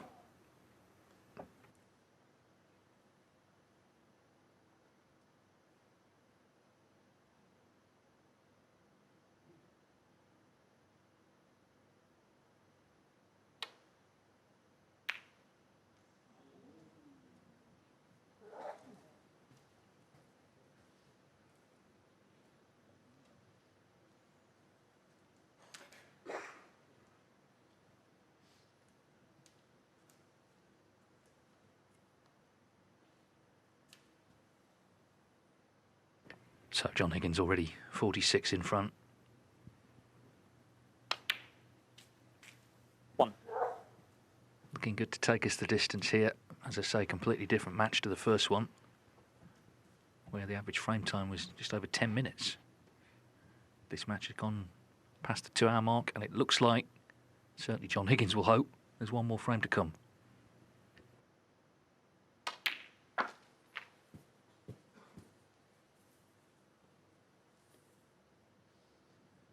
Seven.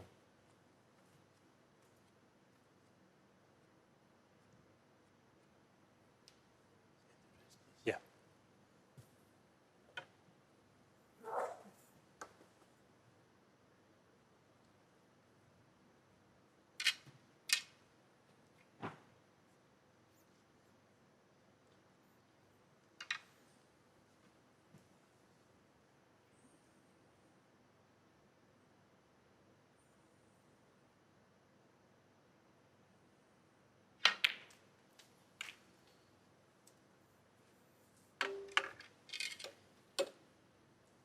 Eight.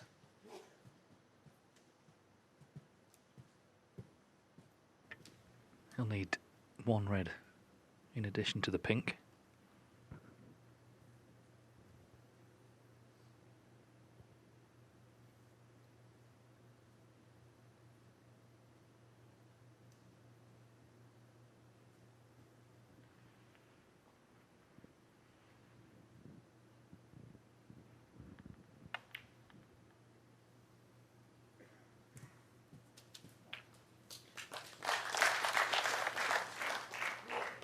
It's a big shot. Xiao 14. played the long red.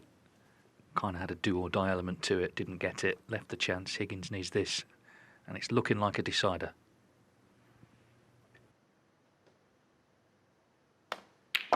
$15.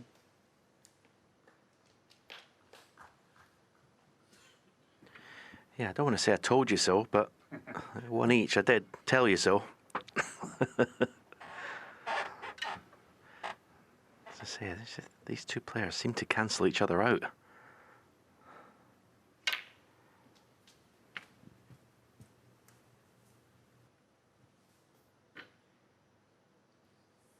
$21.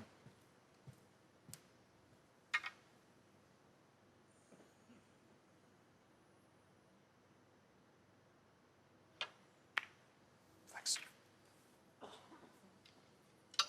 22.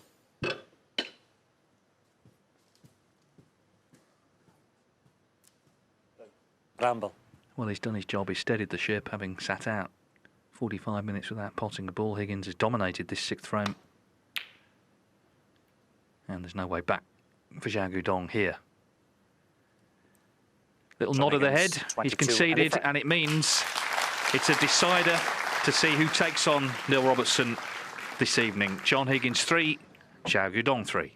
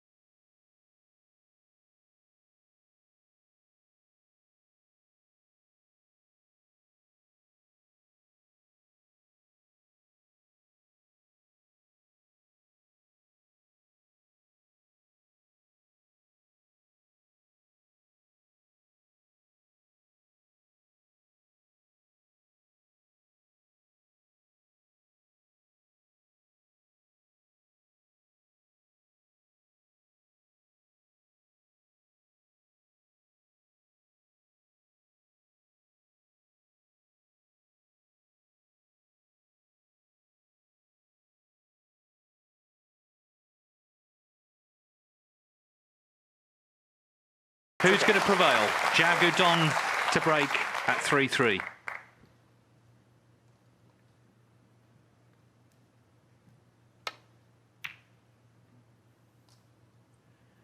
There's only 4 points between them on the aggregate, so it's been closely fought.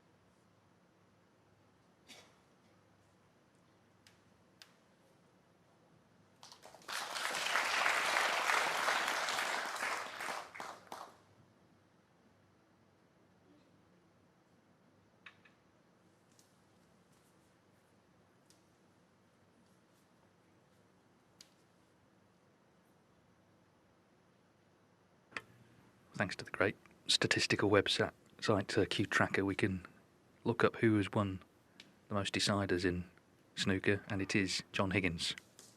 Mark Selby second, Mark Williams third. So it bodes well for him here, but let's see.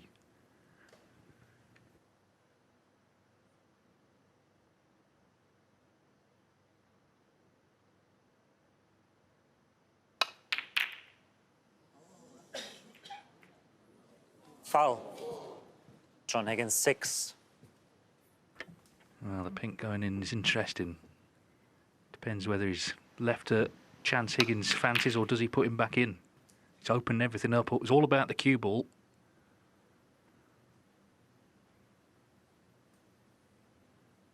Yeah, so he's put him back in, which was, of course, the choice after the foul.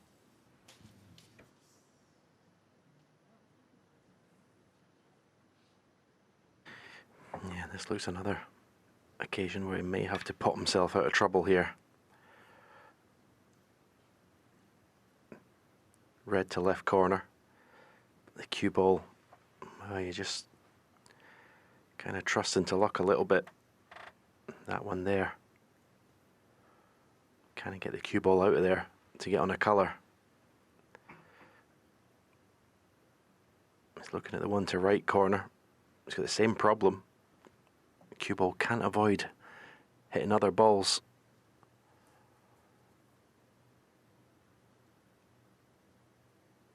I suppose as you play the thinner one of these two to the right corner, you could play it with check side, take the cue ball back up the table, but it looks like he's decided on this one. Now you just got to fully commit. If you miss it, you miss it.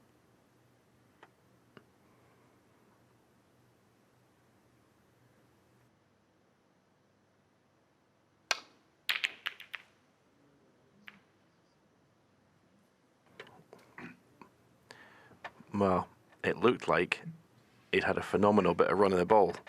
I mean, it's not the worst. Okay, he's left John a red to left corner, but you can see he's bridging over the black. How does he get on a colour?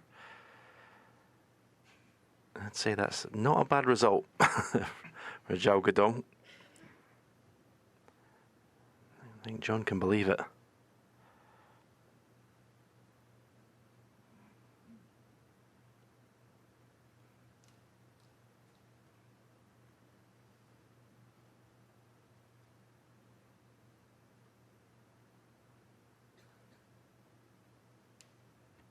This pot is difficult enough, but how does he get on a colour?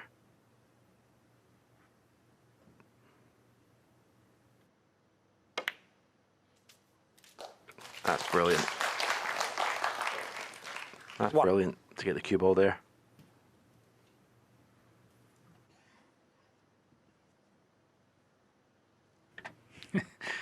Great shot. I'd have loved the blue on its spot, wouldn't he? Just look at the reds, invitingly placed.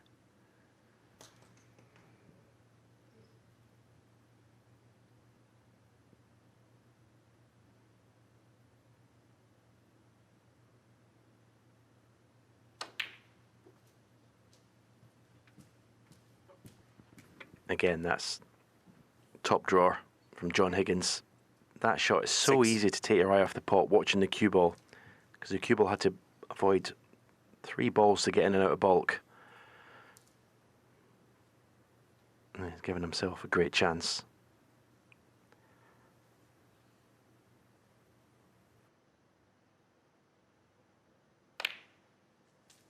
Seven. He'll be devastated if he doesn't win the match from this visit. Okay, looks like pink and black are out of commission at the moment. Pink's on to left middle. That looks just about it. Can you play for the red next to the black here?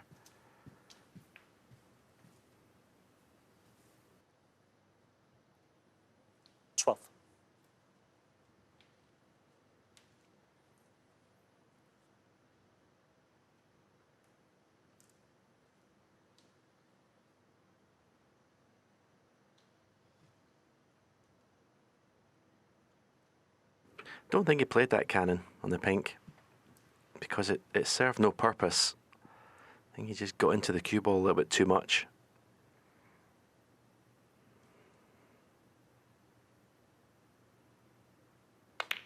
Now that red touching the black, if that pots the left corner, I'd love to get on that.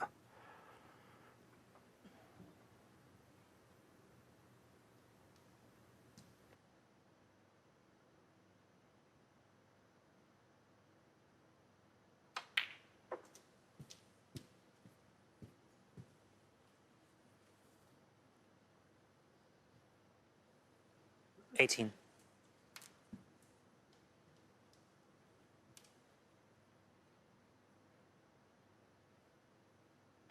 And that's the problem when the pink and black's out of commission.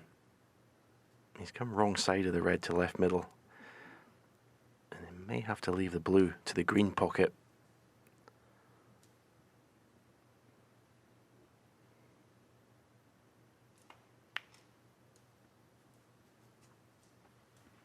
$19.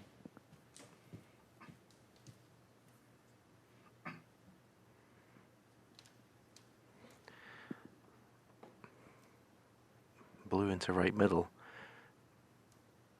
is a tough pot, but avoiding the cue ball cannon into any of the balls that's in the bulk area is even more difficult. This could easily go wrong.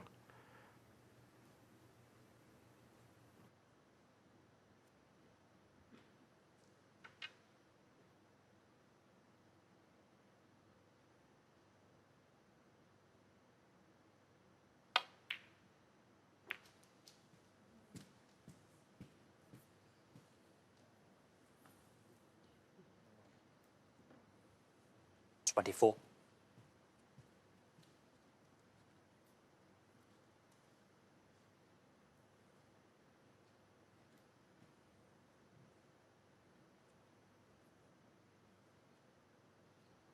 Well, there's been some high stakes stuff already. He's only made 24. He's caught the brown. Now he's seeing, does this red still pot? It's still a big shot with all the reds there waiting for Xiao Guodong if he misses it.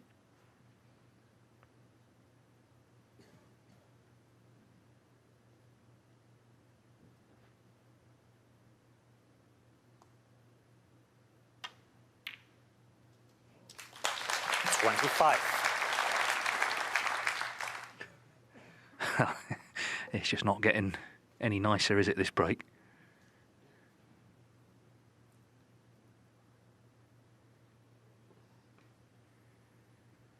I mean, Mark Williams, he potted a blue like this yesterday. I don't think John Higgins will be contemplating that shot.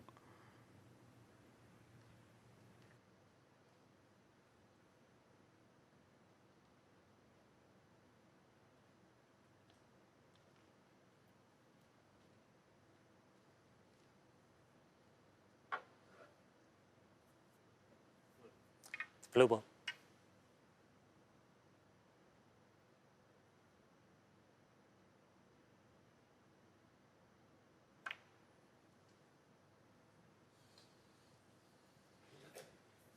John Higgins, 25.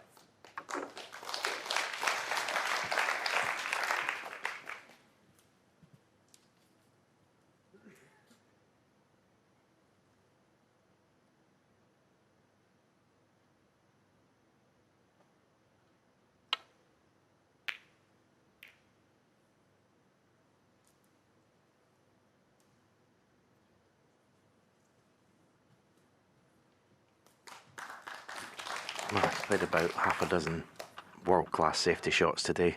Xiao Guodong, that's another one.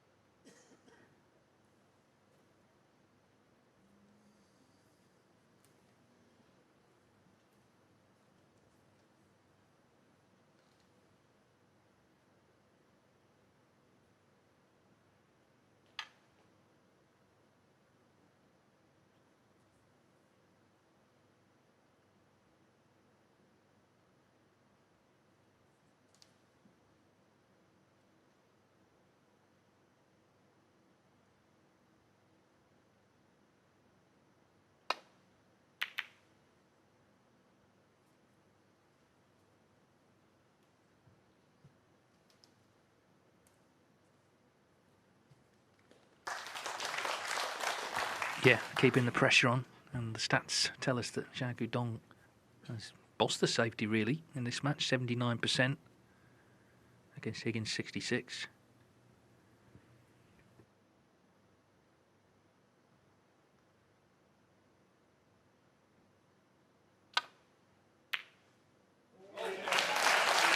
But despite all of that, he knocks that one in to take back control of the frame. 1. Bravo. John Higgins, 1. Thanks.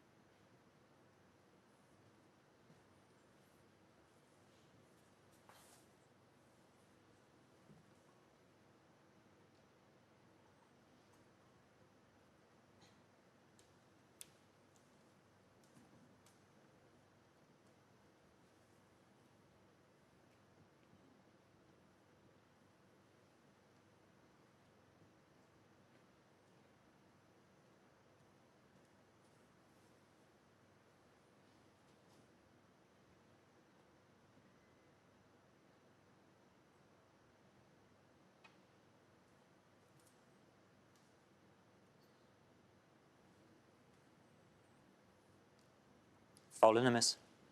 John Higgins, 4.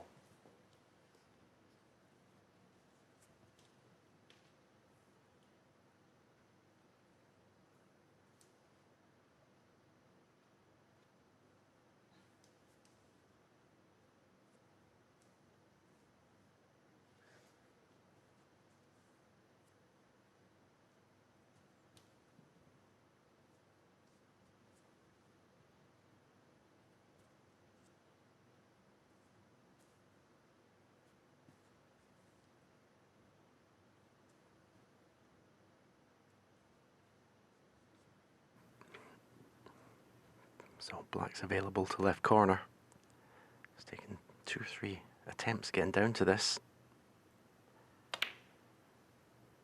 1. And if this goes in, you'd have to think it's the beginning of the end of this match. The way the Reds are situated, Black's going to be back on its spot, Pink's in the open. So one good pot here, and you would think it's John Higgins that wins this match.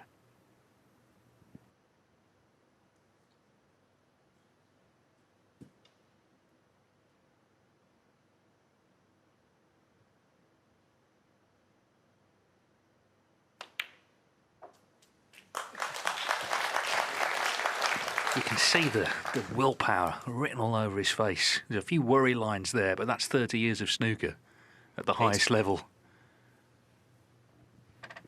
Yeah, there was a time 5 or 6 years ago, maybe like 3 or 4 years ago, they didn't seem to be potting the sort of clutch shots in matches, but that's all gone. Now, he's back. You just fancy him getting the big shots again.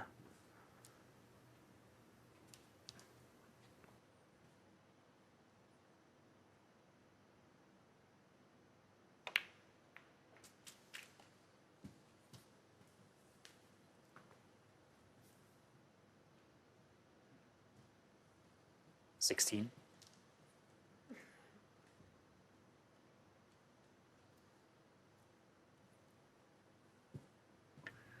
Phil Xiao Guodong's not done much wrong in this decider. I mean, he seemed to have played a good safety. He had the white nail to the baulk cushion, but Higgins knocked the long red in. He was then able to play that shot behind the brown that has yielded this chance. It's now about just staying in for the next few minutes.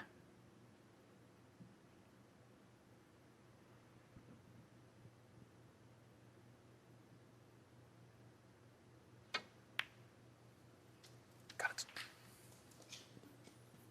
17. Still pressure on though. He's played well. It will be a very disappointing match to lose now because he's in the position to win it.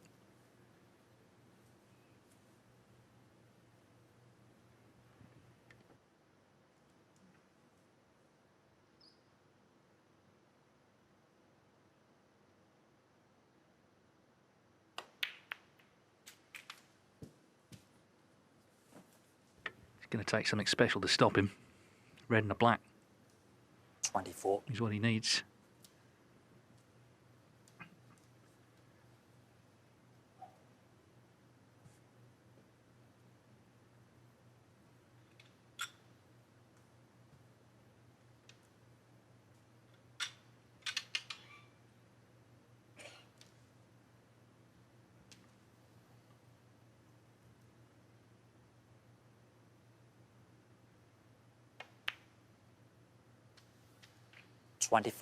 What an effort this has been.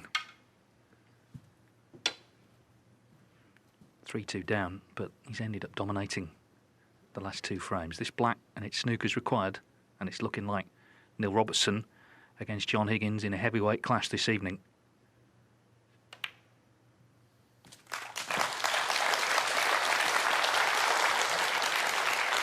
He turned 50, Higgins, 32. earlier this year, and he's a big fan of the old US soap Dallas. His wife Denise took him out and they stayed in the South Fork Ranch. But in the great soap opera that is snooker, 32. the unpredictable can still happen. He's missed that, and that is just a little glimmer, isn't it? You know, if that goes in, it's over for sure. No real reason to miss it, but he has. So 1 snooker needed. Is there still a couple of twists in the tail? 1.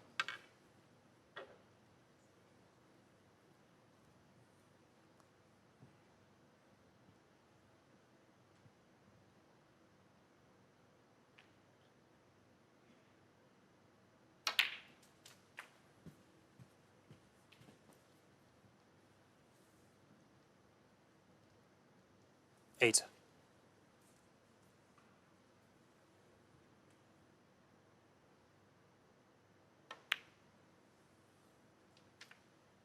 9.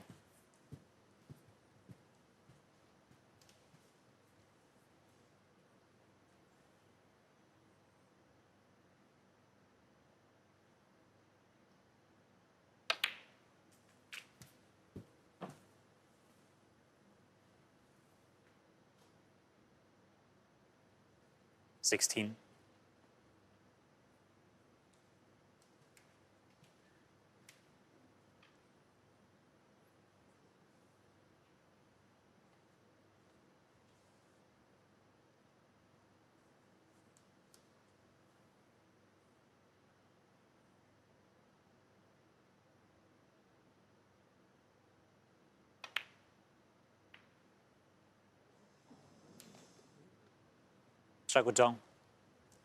16.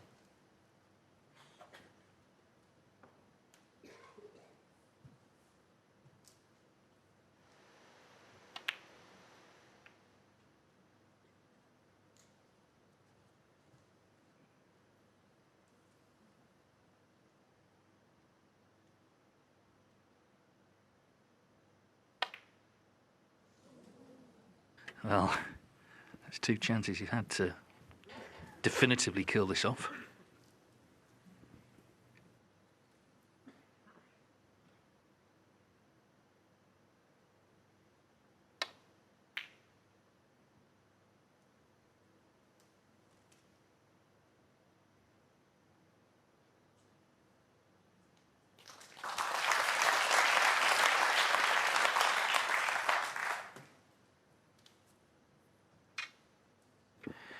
He'll be fuming inside, John Higgins, because he knows this. He should already be out the arena doing his post-match interview, celebrating this win, getting ready for the final of the group tonight. But he's just a little bit of carelessness prolonged this deciding frame. Still a heavy favourite, but it should be done and dusted by now.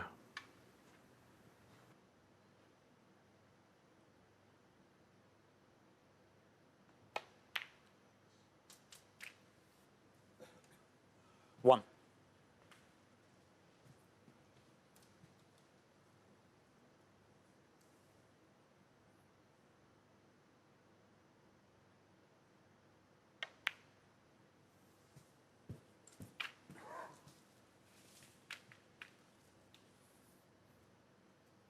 8.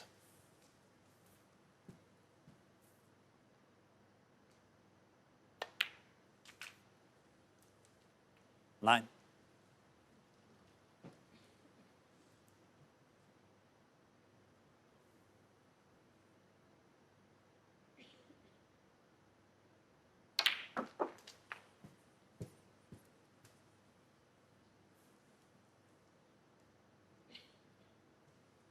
Sixteen.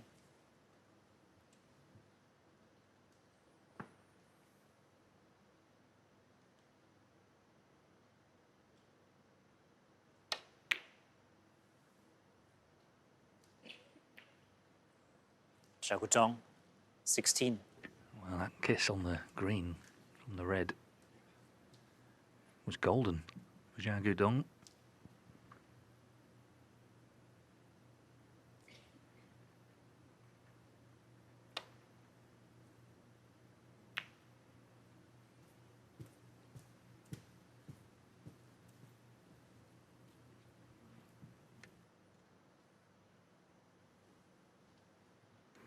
It is one snooker, so it could elect to pot the red and black. Well, this is obviously not an easy pot. You tend to only do that when the pot's guaranteed. It's a risk to take it on, but it is a possibility with them only needing one snooker.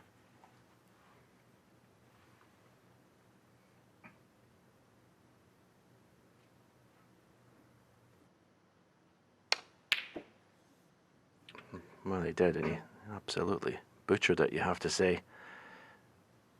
Well, he's got away with it, barring a double, which John Higgins is one of the best there's ever been at.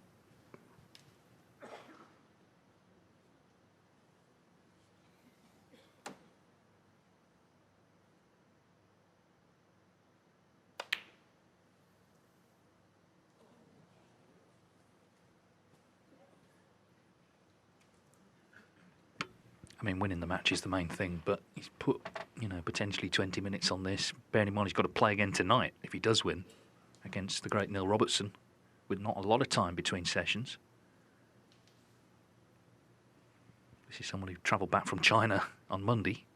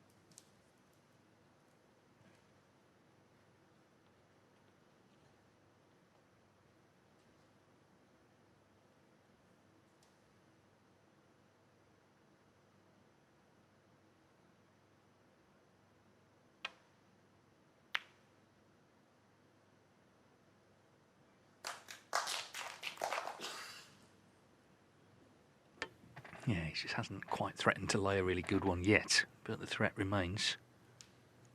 Remember, Higgins has had, of course, the initial chance to pop the extra red. He had another chance after that to the right middle.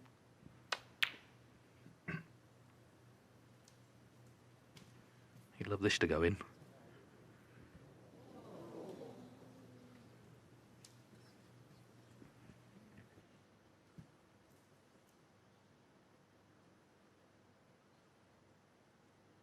Well, the wry smile because the in-off is, well, It's right there. If you come off the left cushion, it's an easy hit.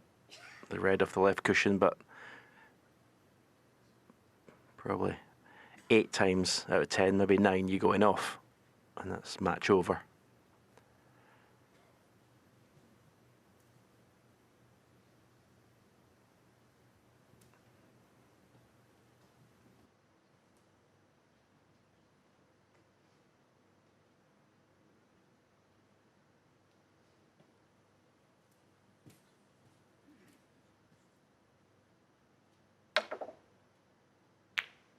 Foul. John Higgins. Yeah, he kind of knew. I think that was coming. Frank And conceded he's left the man red John on and Higgins. he's conceded. What a battle it was. Xiao Dong played very, very well. John Higgins, though, from 3-2 down, has dug himself out of trouble, and he will play Neil Robertson in the group final tonight. He's the winner by 4 frames to 3.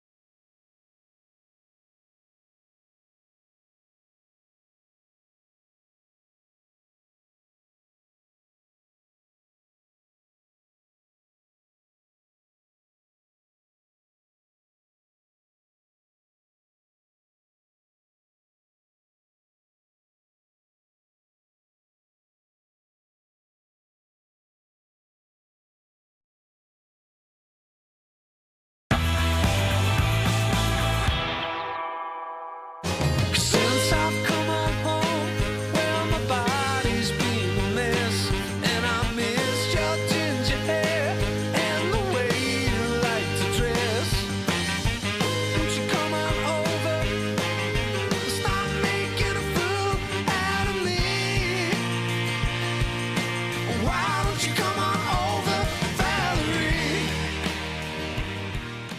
John Higgins will play Neil Robertson in tonight's group final after defeating Xiao Guodong in a final frame decider here in Leicester. Quality stuff from Higgins, who took an early lead before his opponent produced the goods to go 3-2 up. But the wily 4-times world champion got over the line. Look at that, 92% pot success. He wins it 4-3, and he's talking to Rob Walker. John, congratulations. It turned into a bit of an epic in the end. It was a decent game, yeah. A couple of misses in that last frame there. My head was just all over the place, really. A couple of terrible positional shots. And then I missed that red when I was safe. But no, delighted to win. 3-2 behind. I was looking really strong, and so yeah, great win. And you were so close to a 3-1 lead, and he pegged you back. That fourth looked like it could be quite significant, but being the champion you are, you managed to put it behind you quite quickly. Yeah, no, it was there was, listen, in the best of sevens, the little wee rubs here and there is crucial, sort of thing. So I got it in the last frame, a couple of wee rubs. So now take that. The small break and then the small matter of Neil Robertson. You two have had some absolutely epic matches and great finals that have gone all the way to deciders. It's going to be a wonderful evening tonight. Yeah, well, no, listen, Neil's played as well as anybody can play the game. Now, snooker, the standard he can produce is up there with the best that's ever been. So he looked as if he played great against Tom today. So I'm obviously going to go in and have to raise my game. Great, get some food. See you soon. Well done, John. Cheers, Rob. Thank you. Cheers. It will be a fascinating group final. Ken, impressive stuff there from John Higgins. Yeah. I called him wily. Yeah. You know, he's got that great temperament. And somebody's just told me that was his 240th final frame decider that he's secured. Yeah. That tells you a little bit about what he's like. Of course, yeah. I mean, you know, he's an incredible record in that department. He just never gives up. And, you know, all the great champions have that quality. And when it looked like Guodong was taking control of the match there, going 3-2 up, but it was a really tough match for him, you know, and he had to compete with him in every facet of the game. Some brilliant safety from Guodong and also some fiendish snookers as well that he had to get out of, but he came through with flying colours in the end. Yeah, Guodong kind of won the safety battle, didn't he? But John just was good enough, and you know, he was putting the balls well, building those little breaks that were all important. You just feel like with John, even that interview, he's been there, he's seen it all, done it all, he knows what to expect, he's got a world of experience, and nothing fazes him, you know. I mean, Guodong is turning into a version of John, actually. They've played so many times recently. I think he's learning a lot from him. You know, he's a really tough match player himself, but, you know, John, like, revels in that kind of a game, doesn't he, you know, and he's just going to play to a level all the time, and you've just got to somehow play better to beat him. He could have killed off that final frame a little bit earlier. It didn't drag on a little bit. Let's take a look at the key moments there. Yeah, there was some great pots. I mean, and, you know, he sort of broke down. I mean, Guodong was forced into taking this on. We thought he'd actually got away with it, but have a look at this red coming all the way back down the table and just bounces off this top cushion, leaves John Higgins a chance. And by any stretch of the imagination, this wasn't an easy chance. Look, he's bridging over the black. He's got to put a bit of pace. That's easily missed. And that was a wonderful shot to start off the break. Yeah, it was. And as he said in that interview, you know, he fell out of position a couple of times. But in the end, you know, he just got there. It was a terrific red that, you know, and the cue ball's at the other end of the table. Nothing can go wrong. And, of course, he puts his opponent bang in trouble. This was never going to reach. He needed to sprout wings, didn't it, to get to the red this one. And now, you know, he's got the red to middle. And John's just one step ahead all the way through that frame, wasn't he? You know, and I know that he ended up missing. But this was a shot that could have gone wrong. You know, he's got to play it because it's the right shot. But had he missed it, he's given away all the advantage of the frame. And then we find ourselves here, don't we, where he's chasing the snooker, which, of course, we know he can do. And eventually, somehow had to give, and it was Guodong who was beaten. He's a tactical genius, you know. He knows, you know, every angle there on the table, but also he's got an amazing, you know, confidence to be out. When it comes to the last frame deciders, you know, his temperament is unquestionable. You ought to talk about his confidence as well. He's coming off the back of a good run in China, and this will have helped with that no end, surely, as well. Yeah, although I would say that you wouldn't have been sure how he would have played because, you know, it's easy to have played. I mean, he only played on Sunday. you know, in Nanjing, and he could have come here a little bit flat, as one or two others have done. But with John, you know, he doesn't do that. He's going to play to a good level. He's probably only been home back in Glasgow a day or two. So, you know, the match tonight is tough for him, but it's going to be an interesting one. Well, he'll be up against Neil Robertson, because earlier we saw Robbo in action against Tom Ford.